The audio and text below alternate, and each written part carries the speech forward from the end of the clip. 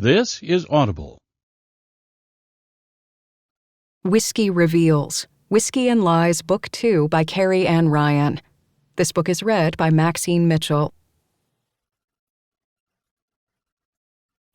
1.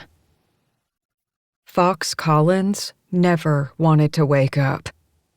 At least not while he was having the best damn dream of his life. He wasn't necessarily fully asleep at the moment, but rather half dreamlike snoozing, where he could wield his subconscious to finish the delicious dream he'd been having. Meaning, any sound could wake him up, and thinking about it too hard could also rip him from sleep. That meant he quickly shoved those too complicated thoughts out of his head to avoid waking, and went back to the delectable blonde currently sucking his cock. Sadly, she was only his dream woman. Not real, but he'd take what he could get, since this was one damn sexy figment of his imagination. The fact that she was sort of based on a real person was, again, one of those thoughts he wasn't going to think about, since he wanted this part of his morning to continue.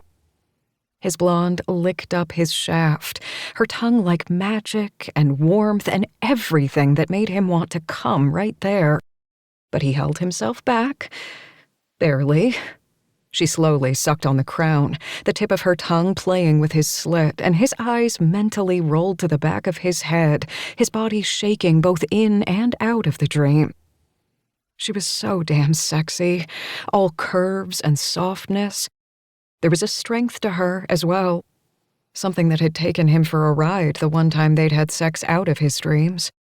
But he wasn't going to focus on that either. Instead, he would only think about her on her knees on the bed in front of him as he lay back to let her suck him down. She bobbed her head, her eyes meeting his as she took him whole. He didn't reach out to touch her, didn't let his hands follow the curves of her soft skin. As soon as he did that, he knew he'd wake up. He always did. Because he'd never be able to reach her. It was as if his brain wouldn't allow him to remember exactly how perfect she felt in his arms, even if those memories were wrapped in a whiskey-laced fog. His blonde squeezed his dick, and his eyes crossed, his hips bucking off the bed. He shouted her name, but only her first, since she'd refused to give him her last, and found himself awake in his bed, his stomach sticky and his own hand wrapped around the base of his cock. He was alone, somewhat sated, and as he looked over at the clock on his nightstand, running late. "Well, Melody, it seems I just can't quit you." His voice sounded loud in the emptiness of his room, and he let out a sigh. Apparently, Fox wasn't the best at one-night stands, even if he'd tried to be. And now, the blonde from his single night playing with whiskey and fate haunted his dreams and his dick. He quirked a smile at that. A haunted dick? That could be a fun story to write. He might be the owner and editor of the Whiskey Chronicles, but he could take an afternoon and write a short story just for fun. It would keep his skills sharp, and frankly, he could use a laugh. It had been a long few months with deadline after deadline, and his dream woman continued to seep into his subconscious to the point where he wasn't sleeping nearly enough. His second alarm went off on his phone, and he sighed. He'd jacked off in his sleep through the first one, and that meant he had no more time to stay wrapped in his sweaty sheets and brood. Plus, he wasn't the broody brother. He let that title go to Locke, and maybe even Dare before he'd met Kenzie. And now he was thinking about his brothers and his future sister-in-law while naked in bed because he didn't want to get up and go to work. He'd officially hit rock bottom. Fox rolled out of bed, careful to keep his dick close to his stomach so he didn't make more of a mess, and went to clean himself up at least slightly. Before he even took a shower, he went back into his bedroom and stripped off his sheets. This was the second time this week he'd woken to a dream like that, and he was already getting tired of doing laundry. Knowing he needed coffee before he did anything else, he strode naked to his kitchen and made himself a cup while checking his email and looking over the news on his phone. He'd read the physical publications as well, since he was in the paper business and tried to keep up with both formats. But for now, he just wanted to check on any headlines. And with the world as it was, it seemed there was almost hourly breaking news these days. That was one reason he liked living and working in Whiskey.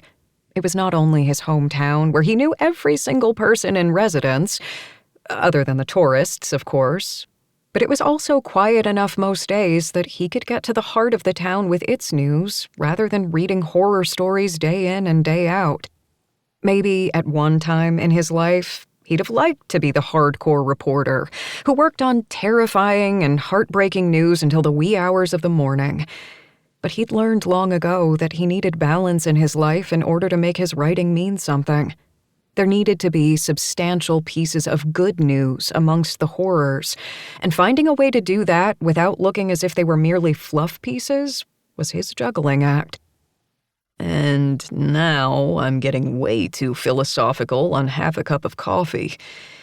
Not to mention talking to myself. He drained the rest of his mug and set it under the spout for when he got out of the shower and wanted his second cup. He was on a 3-cup-a-day rule and would switch to water after his third, but he tended to drink all 3 at once. Probably not exactly what his doctor wanted, but it wasn't as if he were going to change his habits anytime soon. Fox rolled his shoulders and, still naked, made his way back to the bathroom so he could shower and finish getting ready for the day. For a man already late, he sure was taking his time. Of course, since he owned the paper, he could come and go as he pleased. But he didn't like showing up after the rest of his staff. He needed to at least show some responsibility. Thoughts of his dream blonde filtered into his mind again, and his cock stiffened once more. Defeated, he looked down at his stiffening dick and frowned. Traitor. He didn't live by his dick, and actually needed to get to work. So it looked as though he'd be finishing up his shower as a cold one. Again. Damn it. 2. I have 11 inches of copy, but I need to cut it down to 10, Nancy, his sports writer, said as she frowned down at her work. They're a damn good 11. Fox resisted rolling his eyes, since this wasn't the first time Nancy had come into his office wanting more space for her work. He kept his gaze on the balls in front of him, juggling so he could keep his mind on task rather than floating to the 1,000,001 things he needed to get done before they got the paper out in the morning, as well as the countless stories that needed to be done during the week for the online editions. I'm sure they're good, but you have room for 10 inches, so cut. He set one ball down on his desk and caught the other 2 in one hand. It had taken him years to get that trick down, but he couldn't smile in victory while being the boss. He didn't usually juggle while his reporters were talking to him, but Nancy had come into his office unannounced, and he hadn't bothered to stop what he was doing. When he needed to think about his work and couldn't get in the right mindset, he juggled, and Nancy had interrupted that. Again.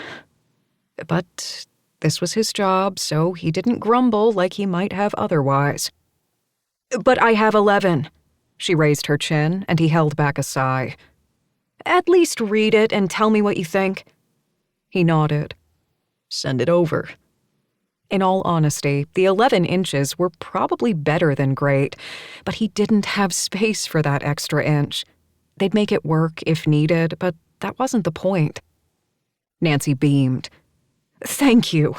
She pressed something on her tablet, and his computer beeped, signaling an email. I'll be out there working on my next story. She gave him a nod before leaving him alone in his office. Thankfully, she shut the door behind her so he could get his thoughts in order.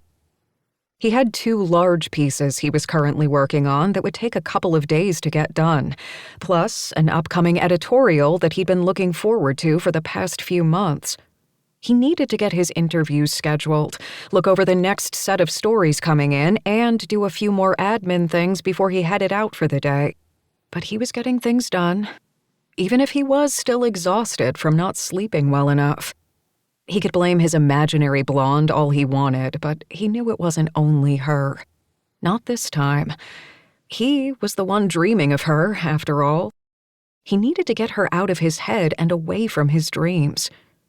He'd met her once at his brother's bar, had far too much whiskey, and had taken her home where he'd proceeded to have the best sex of his life. She'd been gone the next morning with just a note saying, "Thank you." That was it. No number, no promises, just the memory of her taste and her torn panties on his floor. Of course, now he was thinking of the fact that she'd left his house in a dress wearing no panties, and he had to force himself to think of hockey stats so he could keep his erection under control. He was at work, for hell's sake. He looked down at the time on his computer and shook his head. He wasn't getting work done in his office today, so he'd just take his work to his brother's place and get the buzz of tourists and the town into his system. If anyone from the office needed him, they knew how to get a hold of him and where to find him. Most of them worked outside the office a couple of times a week, since sitting in one place for too long wasn't always conducive to writing. He let the others know where he was going, packed up his laptop, tablet, and the other things he needed to get his work done, and headed down the street to the Old Whiskey Bar and Restaurant with the Old Whiskey Inn attached to the top levels. He didn't know how his brother handled all of that on his own. Well, he did, since Kenzie managed the inn, and Dare had a whole staff for the restaurant side, but in the end, Dare did most of the work, especially after their parents retired. More often than not, Fox came in and helped out behind the bar on the weekends, since that's what family did, but Dare could have done it without him. His former cop brother was that capable and more. And now that he had Kenzie in his life, Fox had a feeling Dare would get even better at managing all aspects of his life. Hell, he already handled being a father and working the hours he did. And their other brother, Locke, did the same with his daughter, Misty. And Locke didn't even have the girl's mother in the picture like Dare did with Nate's mom. Their sister, Tabby, was a newlywed out in Denver and managed a whole company as well as her husband Alex's photography career, since she was just that damn good at scheduling. Somehow Fox felt like the slacker of the bunch, without kids and with only one job, but he worked really long hours. Maybe Fox needed a new hobby or something to make sure he kept up with his siblings. Then he remembered he was already taking night classes for such a thing and owned the Whiskey Chronicles. He was doing just fine, damn it, and he needed to stop forgetting that. Fox ran a hand over his face, thinking it might not be too early for a drink. Of course, the thought of the last time he'd had a glass of whiskey entered his mind, and he quickly shut it away. No use getting hard and annoyed in front of his family. Fox passed the hostess station at the bar and nodded at Claire, Dare's front-of-house manager, as he walked into the building. She smiled, and Fox couldn't help but smile back. Her crisp white shirt just set off the glow of her dark skin, and every time he came by for dinner, she always took care of him herself. There was no attraction between them, but they were friends who cared about his brother. In the corner of his eye, he saw Kenzie moving fast on her sky-high heels as she went up the stairs.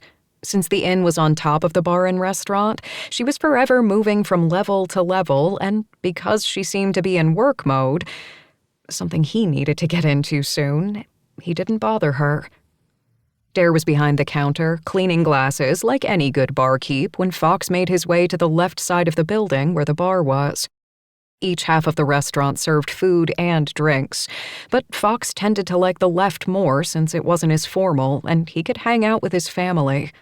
Plus, the other side wasn't open yet, since he was here during that weird time between lunch and dinner when the restaurant was setting up for the latter. Hey, I thought you were supposed to be working. Dare moved to the soda nozzle and looked up at him. Though you're probably working here, right? Fox nodded. So, no booze.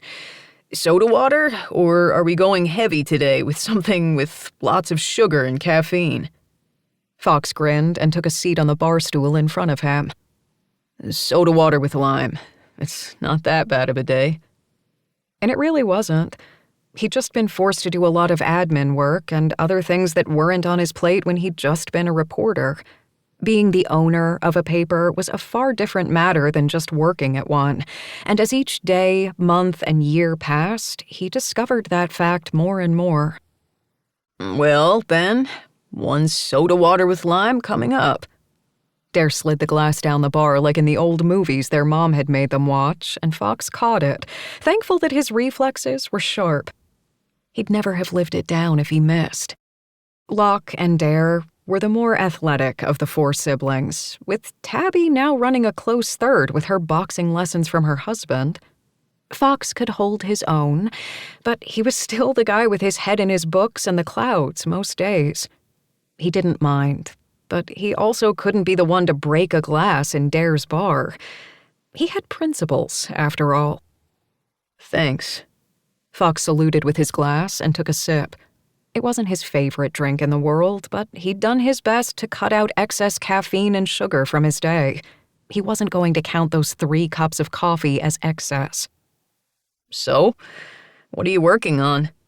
Dare went back to cleaning and going through front inventory since it was the slow time of the day, and Fox and another couple were the only ones in the bar. A few admin things to get out of the way, but the copy's ready to go for tomorrow. After that, I finally get to get a few notes down for my next project. He couldn't help but grin at that. He'd been waiting to get this interview and piece down since he'd first thought about it for his small town.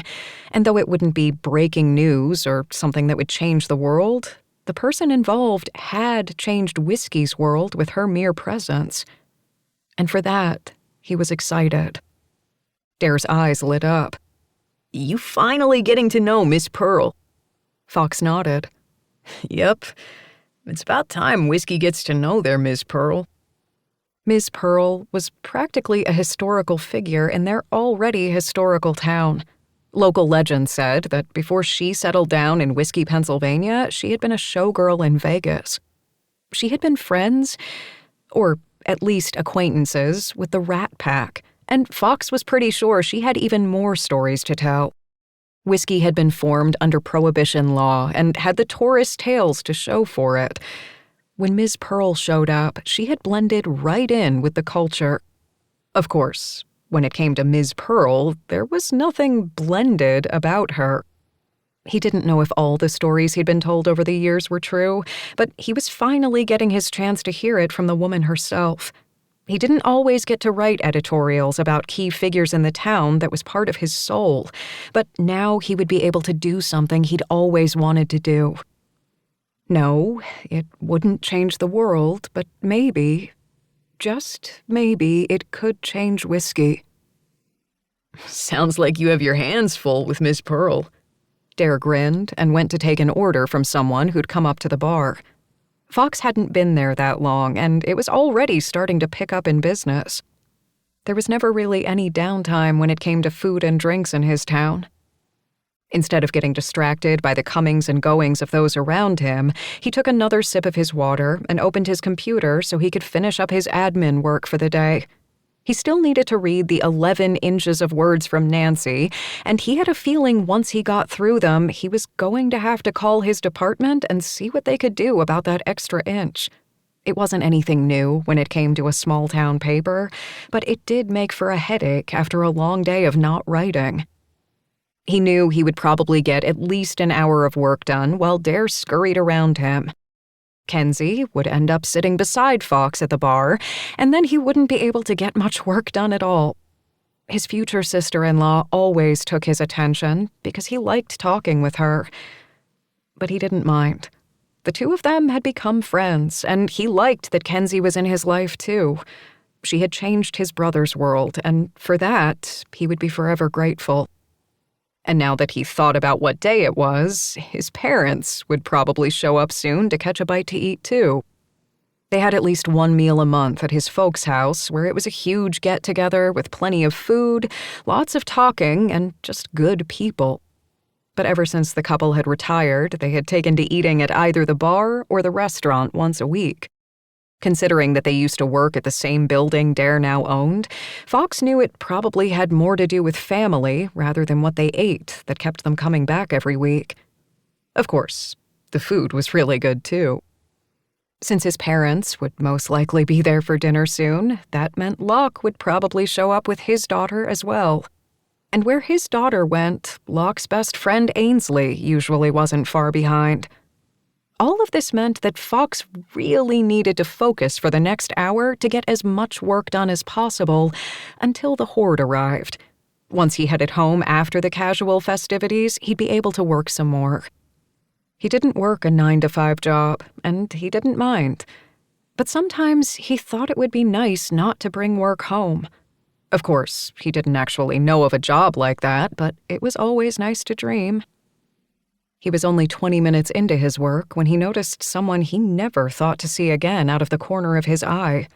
He turned, his gaze caught and his attention enthralled with the woman picking up a to-go order. Her long blonde hair fell in waves, and she wore tight-fitting jeans that showcased her luscious curves. She had on an elbow-length t-shirt that was tight around her chest and made him remember exactly what she looked like beneath those clothes. He tasted every inch of her, touched every curve. It had been in a whiskey-filled haze, but he hadn't minded one bit. He could still remember every single instant, including the fact that she had left him alone in bed the next morning. Melody. The word was out of his mouth and echoing in the loud room before he even knew he'd said it.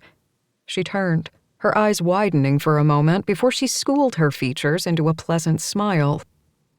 "Fox, I should have known I'd see you at this bar again." She held her to-go bag in one hand, and Fox pointedly ignored his brother giving him a look. "I come here often. My brother is the owner, remember?" She gave him another of those sweet smiles that looked nothing like the sultry ones she had given him that night. "Sure I do. Well, it was nice to see you, Fox. As you can see, I came to get dinner. I shouldn't let my food get cold. Have a good night." She turned on her heel and walked out of the bar as if she hadn't just shown up out of nowhere after 3 months. He hadn't even known she was back in town, let alone expected to see her in Dare's bar. They hadn't made any promises to each other. There had been no last names, no judgments, no backstories. But he knew almost every single person in his town who wasn't a tourist, and Melody hadn't been one of them. And yet, she was back and ordering food as if she had been here all along. Once again, he ignored his brother's look and packed up his things. He wasn't going to follow her, but he would go home and have some time to himself. He wasn't in the mood for questions, didn't feel like dealing with knowing looks and smiles. Because the best night of his life had just walked out the door. Again. And he still only knew her first name. And from what he'd just seen, their night together hadn't left the same impression on her. Who knew an evening without whiskey could be so revealing? 3. Melody Waters rested her head on her closed door and forced herself to take a deep breath. She hadn't meant to start off her new life quite as drastically as it had happened, but apparently the blood in her veins would allow nothing less. She couldn't just be normal and stay under the radar. She was officially her parents' daughter and her grandmother's granddaughter. If she really thought about it, she'd been that long before coming to whiskey. She had only been in town for a week. Or rather, back in town, and she was already running away from situations that were far too awkward for her to deal with. Honestly, she couldn't believe she'd actually lasted a whole week without seeing Fox. She thought she'd done a good job of hiding her reaction to seeing him again, but for all she knew, he had seen right through the mask she'd forced onto her face. Well, he had seen every other part of her. Why not see through her facade? But Fox wasn't the reason she'd moved. He was just a bad mistake for one night that happened to be the most delicious mistake in a long line of mistakes. And if she thought the word mistake one more time tonight, she'd end up going for another glass of whiskey herself.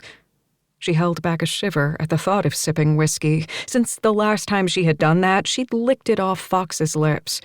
The liquor had been smooth and smoky, and tasted even better off him. Not that she would ever tell him that, or even think about it again, because she was moving on from that phase of her life. There would no longer be another one-night stand for her to try and forget, or any more strings of relationships she ran away from because she was so afraid of the person she once was.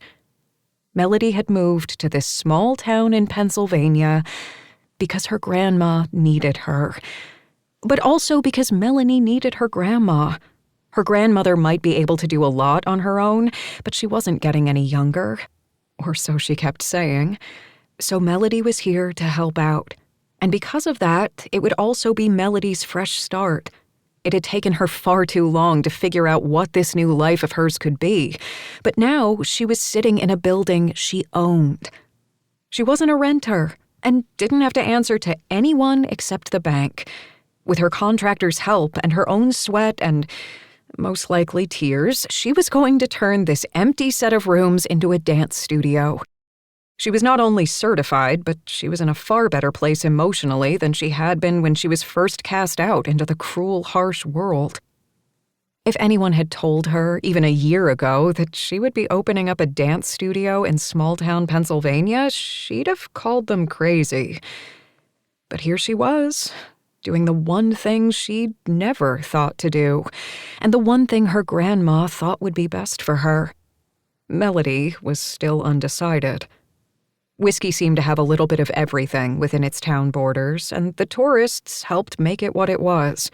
She didn't know the entire history of it, but she knew her grandma would probably explain it to her. Apparently, the town had been in the bootleg business with whiskey back in the days of Prohibition. Or so they said. She didn't know if that was the actual truth, but the stories sounded just right for the tourists who came and wanted to get a little bit of history with a touch of flair. Plus, the town was adorable and made you feel as if you were at home, even if you were only passing through. Melody never truly had a home before this, and though her grandma had always invited her to visit, she had done her best to stay away. In retrospect, she didn't really know why she had done that, other than the fact that she hadn't been a very good person. She made horrible decisions and mistakes, and through one careless act after another, she had been forced to pay for them. But so had others. Melody swallowed that hurt and pushed those thoughts from her mind. There was no room for that line of logic or those memories in her new life and this new place. She had picked up her dinner, caught an old friend who wasn't really a friend, but more of a sweet temptation, and was now going to eat alone in her empty room while she imagined exactly what it could be.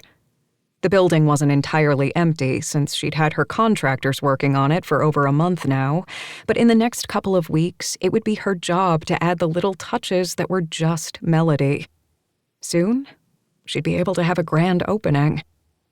And she was so freaking nervous. She thought she might throw up if she didn't take a breath. She hadn't spent the past 3 weeks in whiskey sitting on her hands. She had been finalizing her move so she could move in with her grandma and help around the house, and had done a lot of the legwork for opening up the studio. It wasn't as if she could just hang up a sign and people would suddenly flock in for classes and send their children in for instruction. She'd had to set up a social media presence and print flyers and even go into the community center to make sure everyone knew that she was opening up the studio for locals and tourists alike. And even though she had countless business classes and years of study under her belt, she still felt as if she were barely treading water, ready to drown at any moment. And it didn't help that she was an outsider moving into this small town with its close community, opening up a business they didn't have before. She was also the long-lost granddaughter of the crazy lady of Whiskey, Pennsylvania. Okay, that wasn't fair. Grandma Pearl wasn't crazy, but she had an aura of mystery and a sense of grandiosity around her. Apparently, a lot of people in town didn't really know much about her, unless Ms. Pearl wanted them to know. Her grandmother had never been that person to Melody, though. She'd always been Grandma Pearl with the yummy candies, pretty feathers, and funny stories that used to make her laugh and dream of dancing. Melody put her hand on her stomach and tried to calm her breathing. For someone who was about to teach others the art of dance and the seriousness and stoicism that came with that, she wasn't doing a very good job of it with herself. Okay, you can do this. Just eat dinner and soak in the atmosphere so you're ready to become the best instructor Whiskey has ever seen. It doesn't matter that you're the only instructor in dance that Whiskey has seen in over a decade. And now I'm sitting here alone in a barely lit room full of mirrors, talking to myself. We just need a clown to finish the nightmare, and me standing in front of my class naked. Because, of course, that's what would happen. I wouldn't be wearing a tutu and ballet slippers. Instead, I'd be screaming and running in fear. And now I just need to shut up. She dipped into a plie, only slightly hindered by her skinny jeans, before sinking down to the floor completely with her food. After her mental ramble, she had thoughts of chainsaw-wielding clowns in her mind, so she forced herself not to look into the mirror. She would spend her first full evening in her new town in a place she owned, eating food that was totally bad for her. Since she had spent 20 years of her life not being able to eat what she wanted, she planned to enjoy her onion rings in peace. Clowns in mirrors or not. And since her grandma was out with her bridge club, Melody knew she wouldn't be missing anything at home. It was still awkward that as an adult she was moving into her elderly grandmother's house, but that was what her grandma had wanted, and frankly, Melody needed the interaction. Eventually, she would find her own place when she knew her grandma was steady enough. Melody had a feeling that Pearl didn't need her at all, and had, in fact, only invited her to stay for Melody's benefit. But she wasn't going to fight it. Not anymore. She had fought long enough. Now she was home. Wherever this new home of hers was. Now that she was sitting and enjoying her very greasy yet amazing onion rings, she couldn't get a particular face out of her mind. And it had nothing to do with her grandma or dancing. When she came to visit her grandma and the place Pearl had picked out for her, she had been a little overwhelmed by all the decisions ahead of her. Her grandma had sent her out to have a little fun, but not too much. Melody had done enough of that before everything changed. Of course, she hadn't realized how quickly whiskey could hit her system when she wasn't used to it, or how Fox could do the same to her. He had smiled at her, and she had been lost. It wasn't as if an attractive man hadn't ever smiled at her before. Fox was far from the first, but there was something in his eyes that had sent warmth straight through her. He had taken shot for shot with her, and soon they were talking close, leaning closer, drinking a little too much, and finally stumbling their way to his place. Thankfully, whiskey wasn't all that big, and Fox had lived near enough to walk. They'd had the hottest night of her life, ripping buttons from shirts, biting and licking and scoring nails on skin. She held back a moan just thinking about it, even though she knew she had to push him and his taste from her mind. She hadn't meant to sleep with anybody when she came to visit, but apparently her body, and her mind, if she were honest with herself, hadn't been able to hold back with Fox. Before he told her that his brother owned the bar, she'd sort of hoped that he was just a tourist, and she would never have to see him again when she moved to town. But all of that was thrown out the window when he mentioned who owned the bar. He had even pointed out his entire family and group of friends to her, even though she was a little too far gone to remember everybody's face or name. He hadn't taken advantage of her, though. He'd been just as far gone, and if anything, they had taken advantage of each other. And they had been safe, using a condom each time to make sure there wouldn't be any surprises. It had helped that she was also on birth control, not that she'd told him that, since she hadn't wanted to fight him on the whole condom issue. She didn't actually know if Fox would have, but other guys had in the past, and she knew how to protect herself. Either way, they'd loved on each other, lusted after each other, and had fallen asleep sweaty and in each other's arms. And when she woke the next morning, she had quietly stolen one of his shirts, stuffed herself into her jeans, and tiptoed out of his house after leaving a note. She had done her best to clean herself up, but she knew that others knew a walk of shame when they saw one. She just hoped no one recognized her now. She'd needed a fresh start, and she was afraid she might have screwed that up with a single intense night with one of the sweetest men she had ever met. She had done a decent job of the brush off, she thought, but if she were going to stay in this new town, she needed to grow a pair and talk to Fox like a human being. She just hoped it wouldn't be as awkward as it already felt. 4. The next morning, Melody stood in her grandma's kitchen, coffee in hand, and tried to pry her eyes fully open. When she had dance practice and strength workouts before dawn back in the day, she'd been able to wake up easily. Or at least far easier than she was now, since it took over an hour of coffee, a shower, and far too many yawns for her liking to actually feel like a human being. She'd stayed late at her studio the night before after she finished her dinner.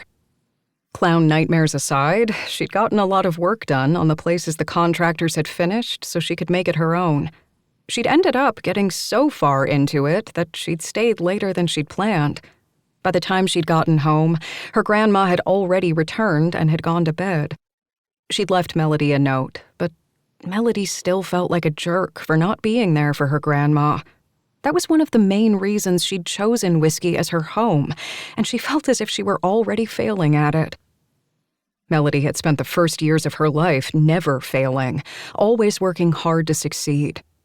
Nowadays, she never seemed to be able to work hard enough not to fail.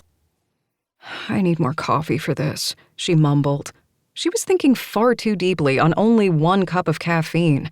Her grandma would be down any minute to get breakfast for herself, so Melody went into the fridge and at least prepared what she could for her.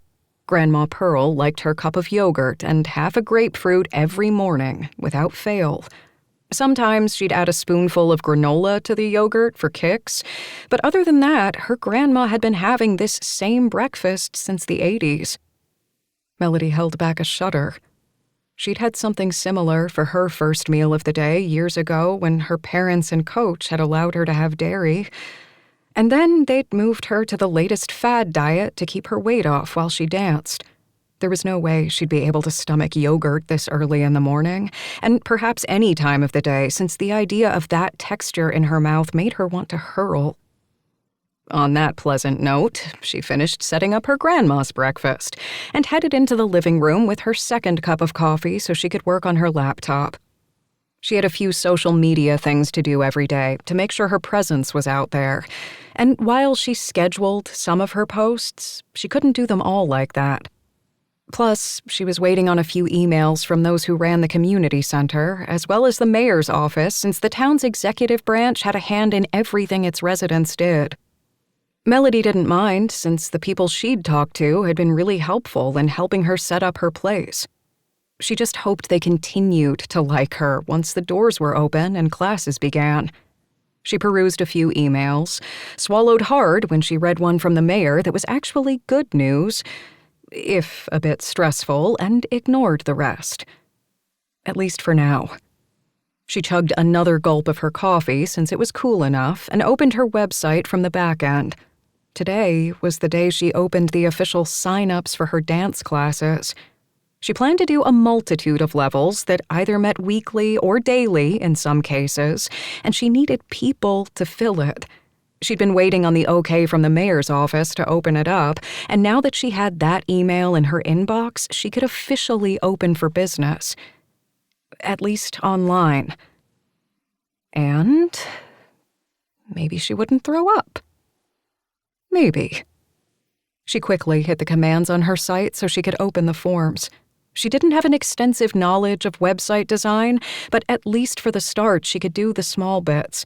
If and when her business actually took off, she would be able to hire someone to make it look a little more professional.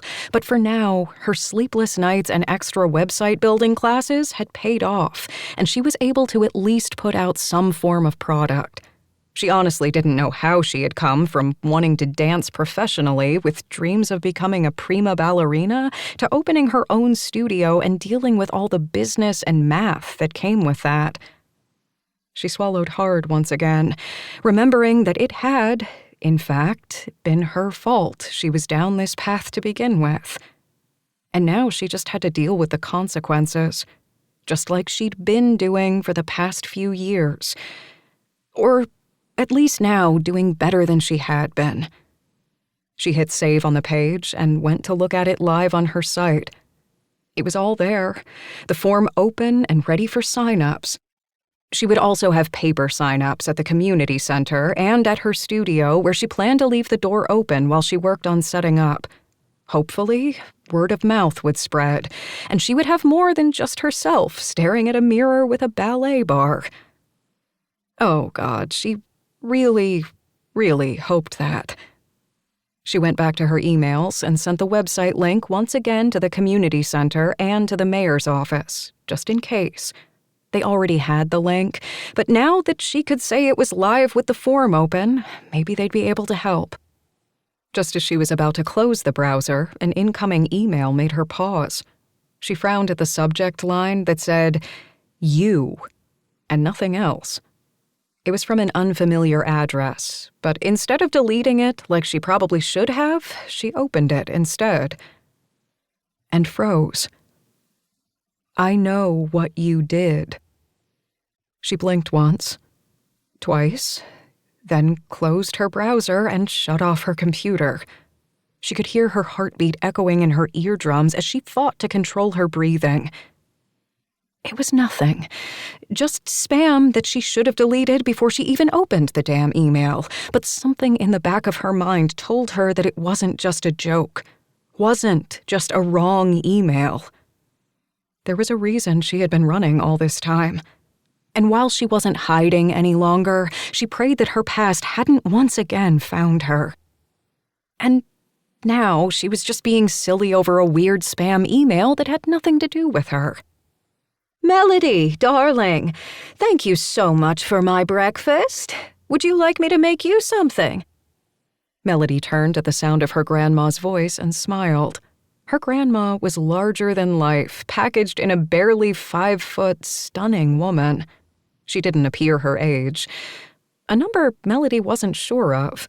She knew her grandmother had given birth to her mother later in life, and she had to be old enough to at least know the Rat Pack. At least, according to local and family legend. But other than that, she honestly did not know how old the other woman was. Not that it mattered in the end, because no matter what, her grandmother was the only family she had left, and that meant she would cherish whatever time they had together. Because even though Grandma Pearl looked as though she could take on armies with her curves and grin, there was a reason Melody had come to whiskey. And it wasn't just for her own problems and business. "I'm okay with coffee for now, Grandma. Thank you." Melody set her mug and her computer down on the coffee table and stood up so she could wrap her arms around her grandmother. They were about the same height, but Pearl seemed so much frailer than she had just 3 months ago. Maybe, though, that was all just in Melody's head because she was worried and needed to feel needed, selfish as it was. "You need something more than coffee," Pearl said with a raised brow. A brow that had already been perfectly drawn in with precision. Melody knew that it had taken years of practice to get it just right. "Oh, I know, and I'm going to get a piece of fruit and maybe some oatmeal or something. Or maybe an egg white, since I don't know if I can stomach oatmeal right now." Maybe it was just nerves, but her stomach had been out of sorts for the past month or so. She really hoped that once her studio was open and she had people coming in and out the doors, her nerves would finally settle down. But knowing the blood that ran in her veins, that probably wouldn't ever happen. Pearl patted her cheek and smiled. "Okay, honey. As long as you are taking care of yourself as well as you are taking care of me. I am so happy that you're here. It's been a long time since I had someone else walking through these halls who wasn't just here to help me clean them.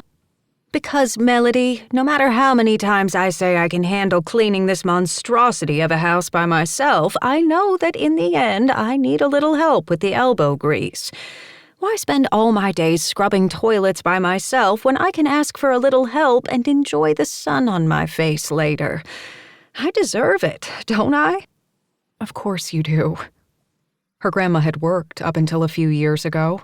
Yes, she had retired from her life as a showgirl many moons ago, but her grandma had always held down a job and still volunteered to help others. The family had money, and that was how Pearl had been able to afford this house to begin with. But Melody had learned from her grandmother that even if you had all the money in the world, you still had to learn what that money meant. Her parents, while loving in their own ways, hadn't taught her that. Instead, they'd put all of their energy into her dancing. And when that career choice hadn't panned out the way any of them wanted, things had never been the same. And then there wasn't time to fix that. She quickly pushed those thoughts from her mind, knowing that this wasn't the time to go down that path. She had known when she opened her studio, or at least started the process of it, that those memories would come back in full force. But she wasn't ready to deal with them, and that meant repressing everything. Her psychiatrist would have a field day when she finally made another appointment, but for now, she would focus on her grandmother, her new business, and this new town. She helped her grandma around the house for a little bit and made sure Pearl was set up with her book and a nice cup of tea outside so she could spend the rest of her morning in nature like she had wanted. And then Melody quickly got ready for her day. Since she would be working inside a very dusty studio as the rest of her contract team got everything set up for opening day, she didn't bother putting on anything too nice. Just old, form-fitting jeans and a floral top that wasn't her favorite but would get the job done. By the time she made it to her studio, her nerves had settled down. But she was really ready to get elbow-deep in work so she could focus on that instead of her memories. And the email from earlier that wouldn't quite leave her mind.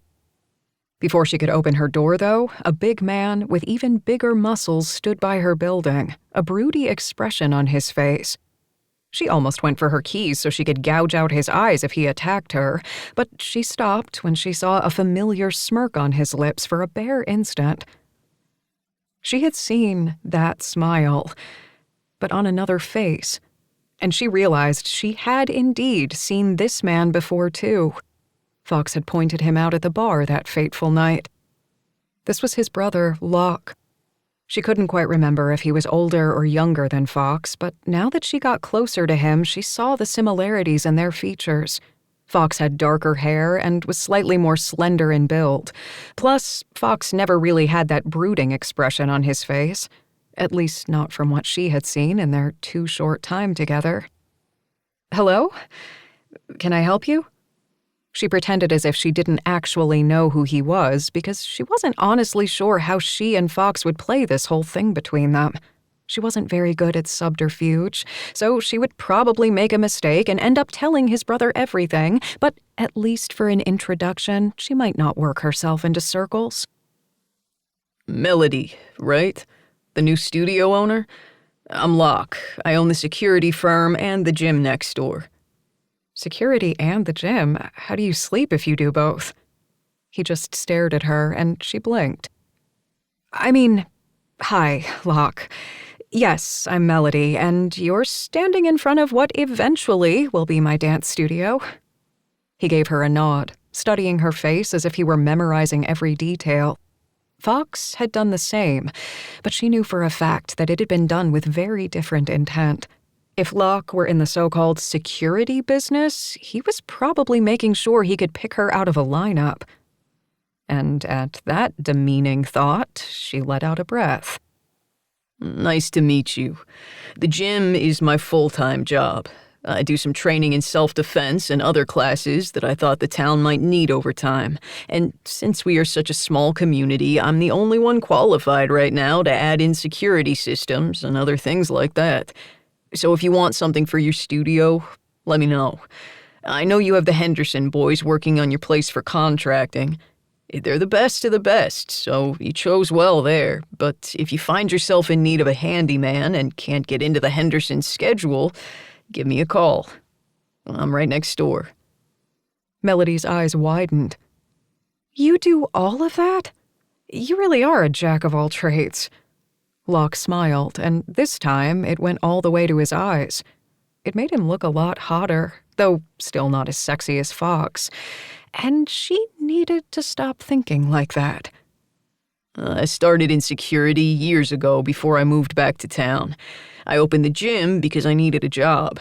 The handyman thing came because my brothers and sister and I constantly broke shit when we were kids. Someone needed to figure out how to fix it all so my mother wouldn't wring our necks. I actually didn't come over here to sell you my business like I just did, though. I just can't help myself, apparently. So, why did you come over? It seemed to her that Locke had a lot of layers, and if she were in a place to deal with that, and hadn't already slept with his brother and was trying to ignore that connection, she might have wanted to figure out how to peel those layers back. But as it was, he was so not for her. Mostly to welcome you to whiskey. And to say, I don't know how you're planning to get clients to your studio, though I figure since you're opening the business, you probably already have a detailed plan. But if you want more business, I have people constantly coming in and out of my gym. I figured we're both in the same sphere, so we might as well figure out how to work together. I don't offer dance as a form of exercise, or even an art at the gym, since I'm not qualified and have 2 left feet. But if you want, we can work together to try and help out the citizens of whiskey and each other.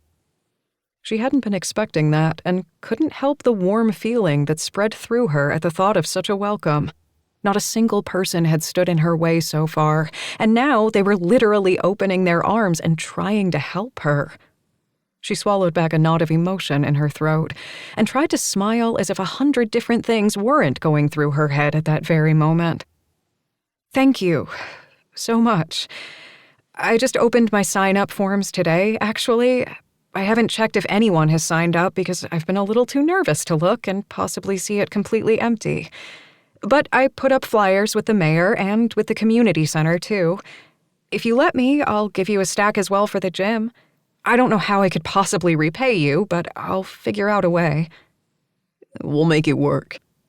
The place that will now be your studio has been reincarnated into a few different things over the years.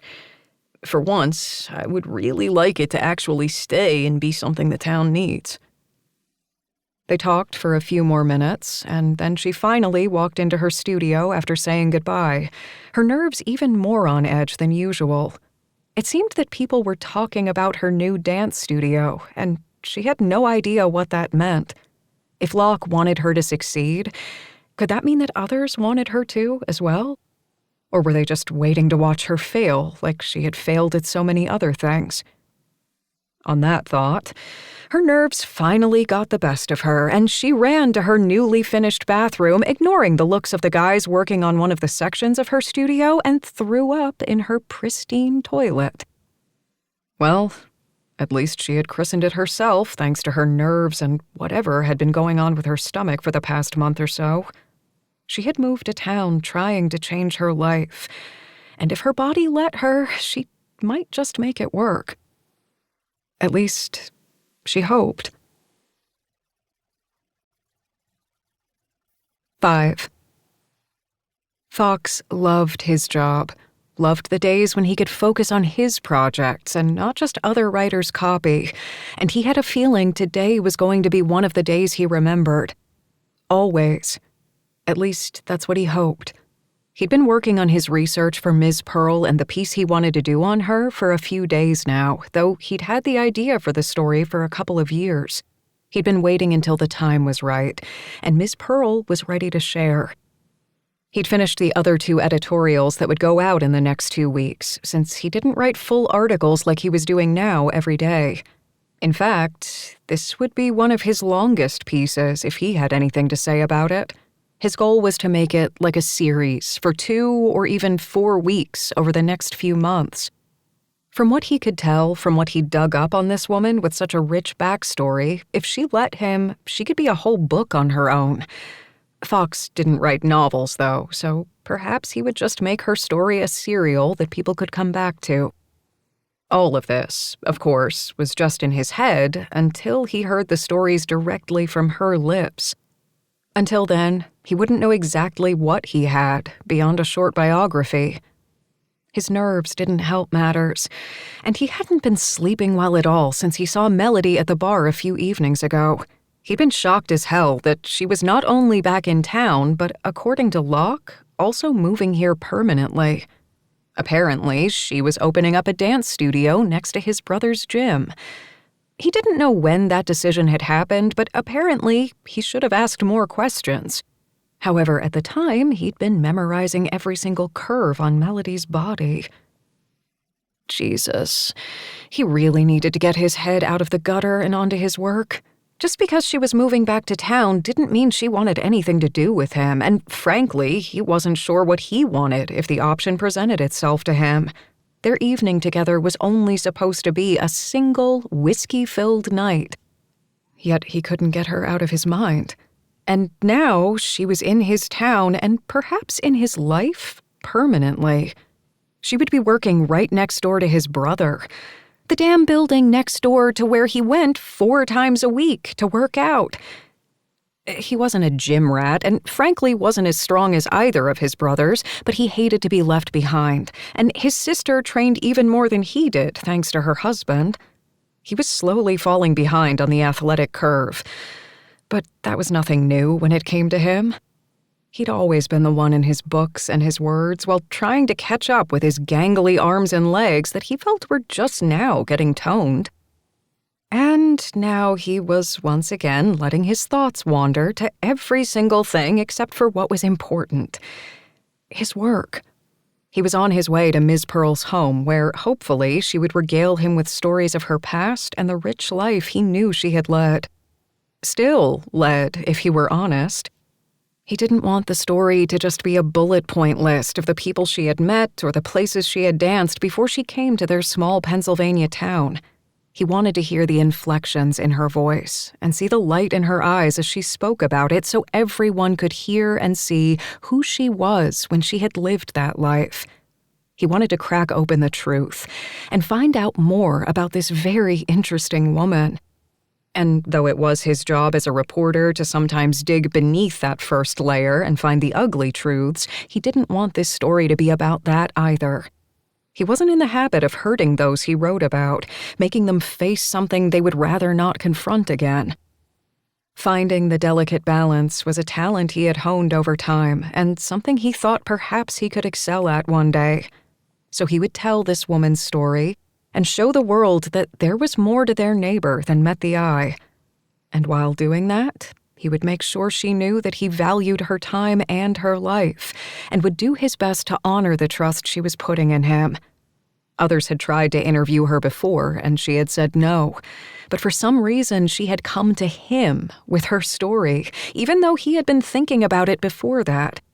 He was going to do his best to show her how grateful he was. That was how he found himself sitting in his car in her driveway, taking notes as he looked at her sprawling house that was set off one of the connecting streets off Main Street. Whiskey had one main thoroughfare, where most of the shops and restaurants were located. It made it easy for tourists to walk from place to place, shopping and grabbing food and drinks as they filled the town's coffers. The town survived on tourism, and he'd never take that for granted. His brother's bar was right off Main Street, while Locke's and Melody's businesses, as well as his own, were off side roads that could all easily be seen from multiple directions off Main. The founding fathers of whiskey had set each street at a diagonal, so it was easy to see the buildings that were in the direct line of Main Street. But that meant giving directions that had anything to do with north or south, or even east or west was a little trickier than it should have been. Fox lived in a small house a couple of streets off Main Street. That meant he could walk to most of the establishments, as well as his job. He could have walked today, too, but he'd chosen to drive because rain was in the forecast, and he really didn't want to get any of his notes or his computer wet. Ms. Pearl's home was one of the original houses from back before Prohibition. The architecture in itself was art that took his breath away. Locke would probably know more about the exact era and everything that had to do with every single brick and turret, but Fox could still appreciate the beauty and history that came with the building. Ms. Pearl's family wasn't the original owner since she had bought the place from the great-great-great-grandchild of the original owner, or something like that. But now, she was her own history within the very historical town. And that was just one more thing he was going to try to portray to the best of his abilities in his piece. He didn't take any photos, since he knew he wanted to speak to her first and make sure they had laid out the ground rules before he started his article. But he had a feeling that past and present photos of the extraordinary woman wouldn't be the only highlights of what he was about to write, because her home was as eccentric and graceful as she was. He walked up to the door and rang the doorbell that made a loud gong sound, and he couldn't help but smile. Of course, a house like this would have a very unique doorbell. Ms. Pearl opened the door herself, surprising him. For all her mystery and aura, he had figured she would have a staff to do that for her. Instead, the woman herself, the subject of his piece, stood in front of him, all 5 feet of her looking as if she could take on the world even at her undisclosed age. One thing Fox did not plan to do was ask her age. Not only had he learned never to do that, his mother would also beat the hell out of him for even thinking about it, and he wanted to make sure that Pearl kept some air of mystery even if she told him a lot of her secrets so he could tell the world. He liked the idea that no one knew her exact age and that she could have lived in any century, any era, and been the star of any of them. It could have just been his writer's mind at work, but he didn't care. He was going to thread that into the story and make sure the world knew that you could make a difference at any age. Mr. Collins, I'm so glad you're here. And on time. I really do love that in a man, and boy, do I have stories to tell you about men who knew what to do with their time. She winked, and he couldn't help the deep belly laugh that came at her words. She joined him in laughter and took a step back, gesturing for him to enter the house. Call me Fox. He did his best to call her Ms. Pearl in his head, even though sometimes he couldn't help but call her Pearl. He didn't even know her surname because she had spent so long going by Ms. Pearl to the world that everyone had just assumed it was her last name. But he knew that Pearl was her first name and that she kept her last name under wraps for only her family and her lawyer. Not that he knew too much about her family. That was one thing she had kept secret, and it was something he wasn't sure if he wanted to unravel for her. There were some confidences that should be kept, and even as a reporter, he'd learned that lesson long ago. Well, Fox, welcome to my home. At her words, he couldn't help but look around and be entranced by the building he walked into. Someone, perhaps the woman herself, had taken great pains to restore every inch of the house. Large, arched wooden columns stood by the doorway, creating an even grander entrance from those who walked beneath them. There were heavy drapes on the tall windows that practically took up the entire back wall across from where he stood, but the curtains didn't look too ornate or fussy for the house. They had been drawn back so light filled the room and made the house look even larger, yet homier at the same time. He wasn't sure if he would ever be able to describe the beauty and warmth of the house he now stood in. And while there were modern conveniences that he could spot throughout the home, there were still historical edges on every piece he could see. His mother would probably weep at the beauty of it and want to sit down and hear about every single inch of history and architecture. Her favorite shows were always the house building and selling shows where they went back and restored some of the older homes, rather than just carrying out what might not work now for modern convenience. He had a feeling the woman at his side and his mother would probably agree on a lot. And because he knew that his mom was a force to be reckoned with, he was a little afraid to ever introduce them, beyond how they might know each other already. It was a small town, after all. Your home is beautiful. She beamed at him and looked even younger than she already did. Seriously, he had no idea how she could look so radiant for someone who had to be in her late 70s, if not older. Either a plastic surgeon with the skills of a god had gotten to her face, or she had won the lottery with care and genetics. He could still see laugh lines around her eyes and mouth, however, and for that, he knew he'd fallen just a bit more in love with Miss Pearl. Not that he'd ever tell her that. "Thank you," she said, her smile reaching her eyes even more. "I find it beautiful as well. Would you like a tour before we get started? I'm sure I can tell you a few things about the place, though my lawyer has every single inch detailed down to the bones if you would like that information. I find that a little too dry for my taste.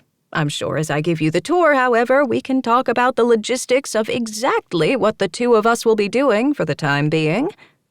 She took his outstretched arm and patted his bicep. She didn't make her words sound sexual at all, but he could hear an almost seductive quality to her tone. It isn't sexual, he thought again. It was more that the woman was all warmth and smoothness, like whiskey, wrapped around someone who knew exactly who she was, what she wanted, and how to get it. And he admired the hell out of her for it. "I think that can be arranged. I would love a tour. You know, the town has legends written and spread about this house and the woman who inhabits it. The fact that you keep the mystery well and true has only aided that myth." She tossed her head back and laughed. "You know, I do spend my mornings with my cup of tea figuring out exactly how to weave my web of mystery and lies so the town has something to talk about. I'm a regular femme fatale." "So I hear." He said it so deadpan that Miss Pearl stopped right in her tracks and gave him a look. "You know, I'm interested in hearing what kinds of stories you've already heard about me, Fox. I'm sure I have even juicier tales for you. Alas, I am merely an old woman locked in a dusty mansion, wandering about in my nightgown, scaring the small children of this quaint Pennsylvania town." Fox couldn't help the snort that escaped. "Unless you play that role on Halloween, I'm pretty sure nobody except the weirdest members of our town would actually believe that if I wrote it." She shrugged, as if she hadn't a care in the world. "Quite true. And I only played the woman in the attic once. Perhaps I will again this year, just to see who screams at my mere presence. Now, let me see. What stories have you heard? Is it the time I danced for the king?" "What king?" "That will have to wait until we get to know each other a little bit more. Or was it the time I ran naked down the strip, the mob on my tail, so to speak, as I held 2 bags of money with large dollar signs printed on the front? At the time, I did not have the Clyde to my Bonnie, unless you're hearing the wrong stories." Fox shook his head, knowing she was playing with him, trying to figure out exactly how this interview would go. He didn't mind that, and was well prepared. It wasn't as if he hadn't had tough interviews before. "I'm guessing only part of that is true, even though I have heard both of those stories. When our town isn't drinking whiskey and discussing the days of Prohibition and everything that came with that, they're pretty much discussing exactly what happens with you. Or rather, what happened with you. That, and what happens to the Collins family. I hear congratulations are in order, not only for your little sister, but for Dare as well. I heard that right, didn't I? Little Tabby is all married and having a baby with someone out in Denver, and our Dare has fallen for his innkeeper." She gave him a somber look as she turned to face him. "I will say, as much as I joke about being the center of attention in this town, I truly wish the town hadn't been forced to focus on what happened to them in the bar. Dare and Kenzie are okay, though, right? I know Kenzie's ex-husband is behind bars, but he deserves so much more than that for hurting that little girl." That she'd called Kenzie a little girl just reiterated the fact that Miss Pearl was ageless.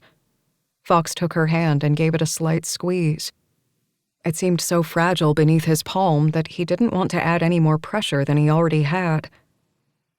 "Kenzie and Dare are fine. They're in love and talking about marriage and possibly more babies to add to the horde. The bar is fine after that slight incident as well, and the asshole, pardon my French, who dared to think he could hurt my family is no longer a problem."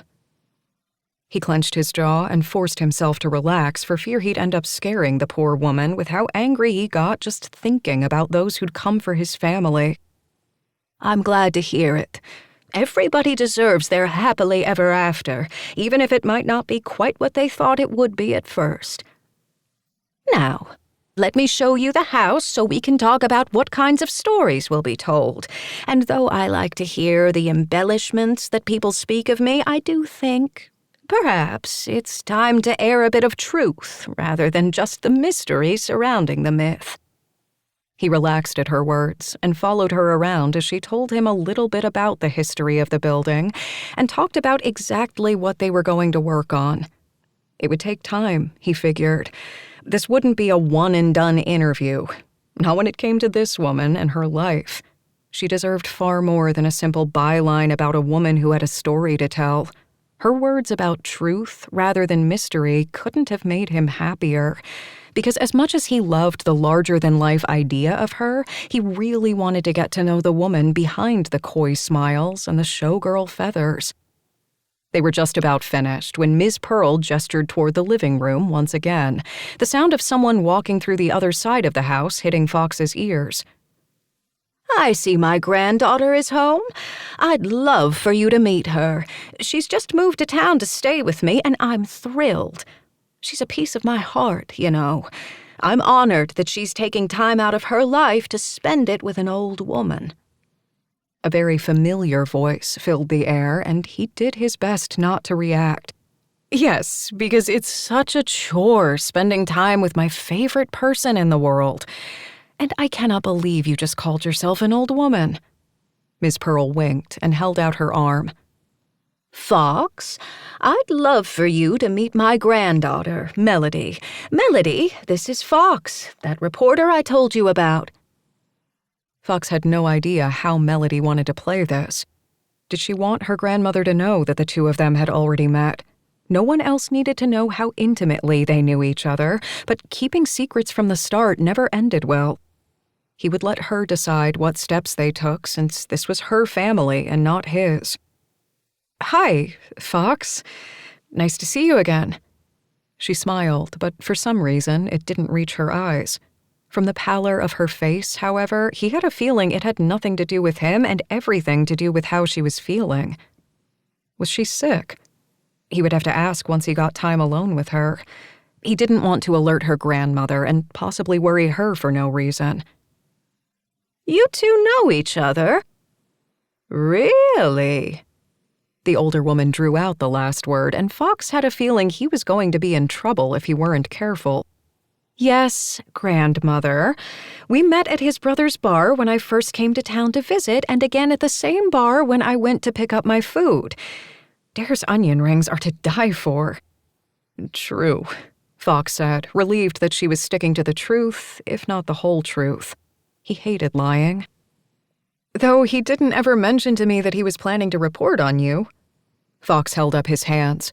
"I didn't know the two of you were related, or I probably would have mentioned it." "Oh, I know you would have. I was more worried about the fact that my grandmother never actually explained to me what kind of report you're doing on her. I will not have her hurt, Fox." "Melody," Ms. Pearl chided. Fox shook his head. "No, it's okay. I understand where she's coming from. I'm not here to bamboozle your grandmother, try to steal her money, or tell lies about her. Ms. Pearl approached me about telling some of her life story. I say some, even though she didn't, because I have a feeling she wants to keep some secrets to herself. I'm fine with that, because unlike some reporters, I know there's a line. I'm not going to hurt your grandmother, Melody. I can promise you that. She has lived a rich life and wants to share just a little bit of it. She's an important icon to this town, and I'm honored that I get to show exactly what she means to this community, and possibly what this town means to her. Melody's eyes filled with an emotion he couldn't read, but it was Miss Pearl who dabbed at her eyes with a handkerchief. I knew I chose the right person for the job. She patted his shoulder and moved to kiss her granddaughter's cheek. Now, I must go take my nap because, sadly, I'm at that age where I need naps during the day. I take solace in the fact that children do the same when they're of an age as well. I look forward to seeing you at our next meeting, Fox. I'll have my people call yours to set it up. Then she walked away, leaving Melody and him alone in the living room.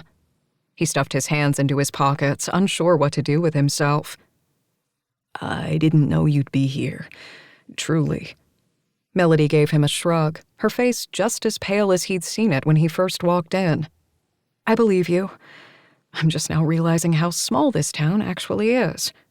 He studied her face and frowned. Are you okay? You look pale. She rolled her eyes, her back stiffening. Just what every girl wants to hear. I'm fine, Fox. I'm sure my grandmother will have her people, since she actually has people, which I find fascinating, call you. Now you know where I live, and I guess since Locke knows where I work, you do too. No need to hide from each other. I want to make whiskey my home, and I don't want to screw it up, okay? He nodded in understanding. She didn't want to screw it up by screwing with him. He understood that, honestly, because they were only supposed to be together for one night, and now it seemed as if they would have to fight whatever attraction the two of them clearly had for each other to keep it just that one night.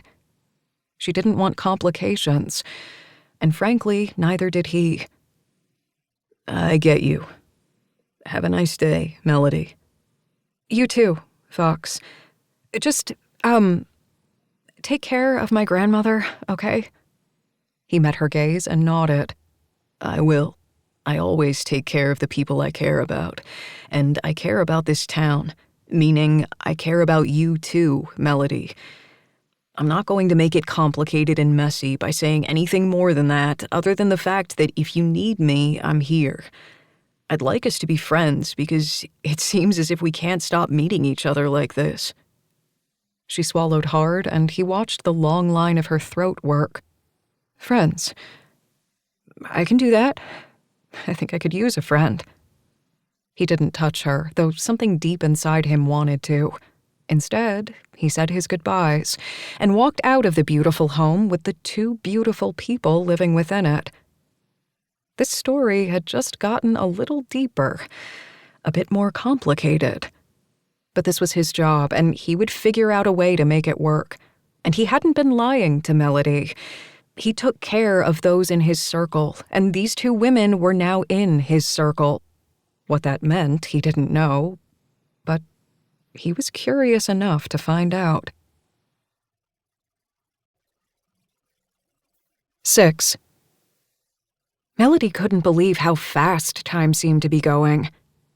Okay, it had only been a day since she'd last seen Fox at her house, and 2 days since she had met Locke outside of her studio, but she still felt as if the days were passing far too quickly. Soon, her studio would open, and she would be teaching full-time at a place that she not only owned, but had literally put her blood, sweat, and tears into. Okay, it had been a paper cut inside her building that counted as the blood, but it counted nonetheless. And if she took into account every single blood blister and cut from dancing hours and hours a day to hopefully one day become a prima ballerina, then that was a lot of blood, sweat, and tears indeed. Her dreams of dancing for the New York City Ballet, and not only becoming a soloist but also a principal dancer, might be long gone, but she still hoped she could have dancing in her life. She wasn't the same person she was before everything had changed, but she still had the craft in her veins. Her grandmother had been a famous showgirl, using her hips, feathers, and legs to tell a story, even if others hadn't known exactly what she was saying. Her mother had been a dancer as well, but had given up everything early when she thought she wasn't good enough. Melody didn't know if that was true, and her grandmother wouldn't tell her, but she had a feeling the drive her mother had with regards to Melody's career and talent had come from the fact that she had never lived out her own dreams. Melody had spent her younger years in dance classes, strength classes, and more, not having a childhood outside of the path she had been set on in that early stage of her life. And though others had chosen the path for her, she had gone willingly when she found the passion in dance. She had danced for some of the best teachers that were out there because of her talent and who her grandmother was, and she would never take those lessons and honors for granted. When she was accepted at Juilliard, she had thought her dreams were finally coming true, even at the tender age of 18. Then everything had shattered around her, and she had been forced to figure out who she was without dance being her sole reason for living. At one point, she'd never thought she would dance again, and had thrown away all of her old training leotards and point shoes in anger and misguided guilt. No, she couldn't quite seem misguided, could she? But that was another train of thought that she didn't want to think about today, not when she had so much on her plate. Speaking of work, she opened up her laptop and bit her lip. She had been a coward for not checking her sign-up form the past 2 days since she'd opened it. She also hadn't checked her emails beyond the important ones from the community center. The messages having to do with the dance studio that were attached to the form went to a separate email account she hadn't opened in 2 days. That strange note that had to be spam had been moved into a special folder just in case, but she figured it was nothing important. She wasn't special enough for an email like that anyway. Not anymore. If you want to be a businesswoman and be successful, you have to get your head out of your ass and check your freaking email.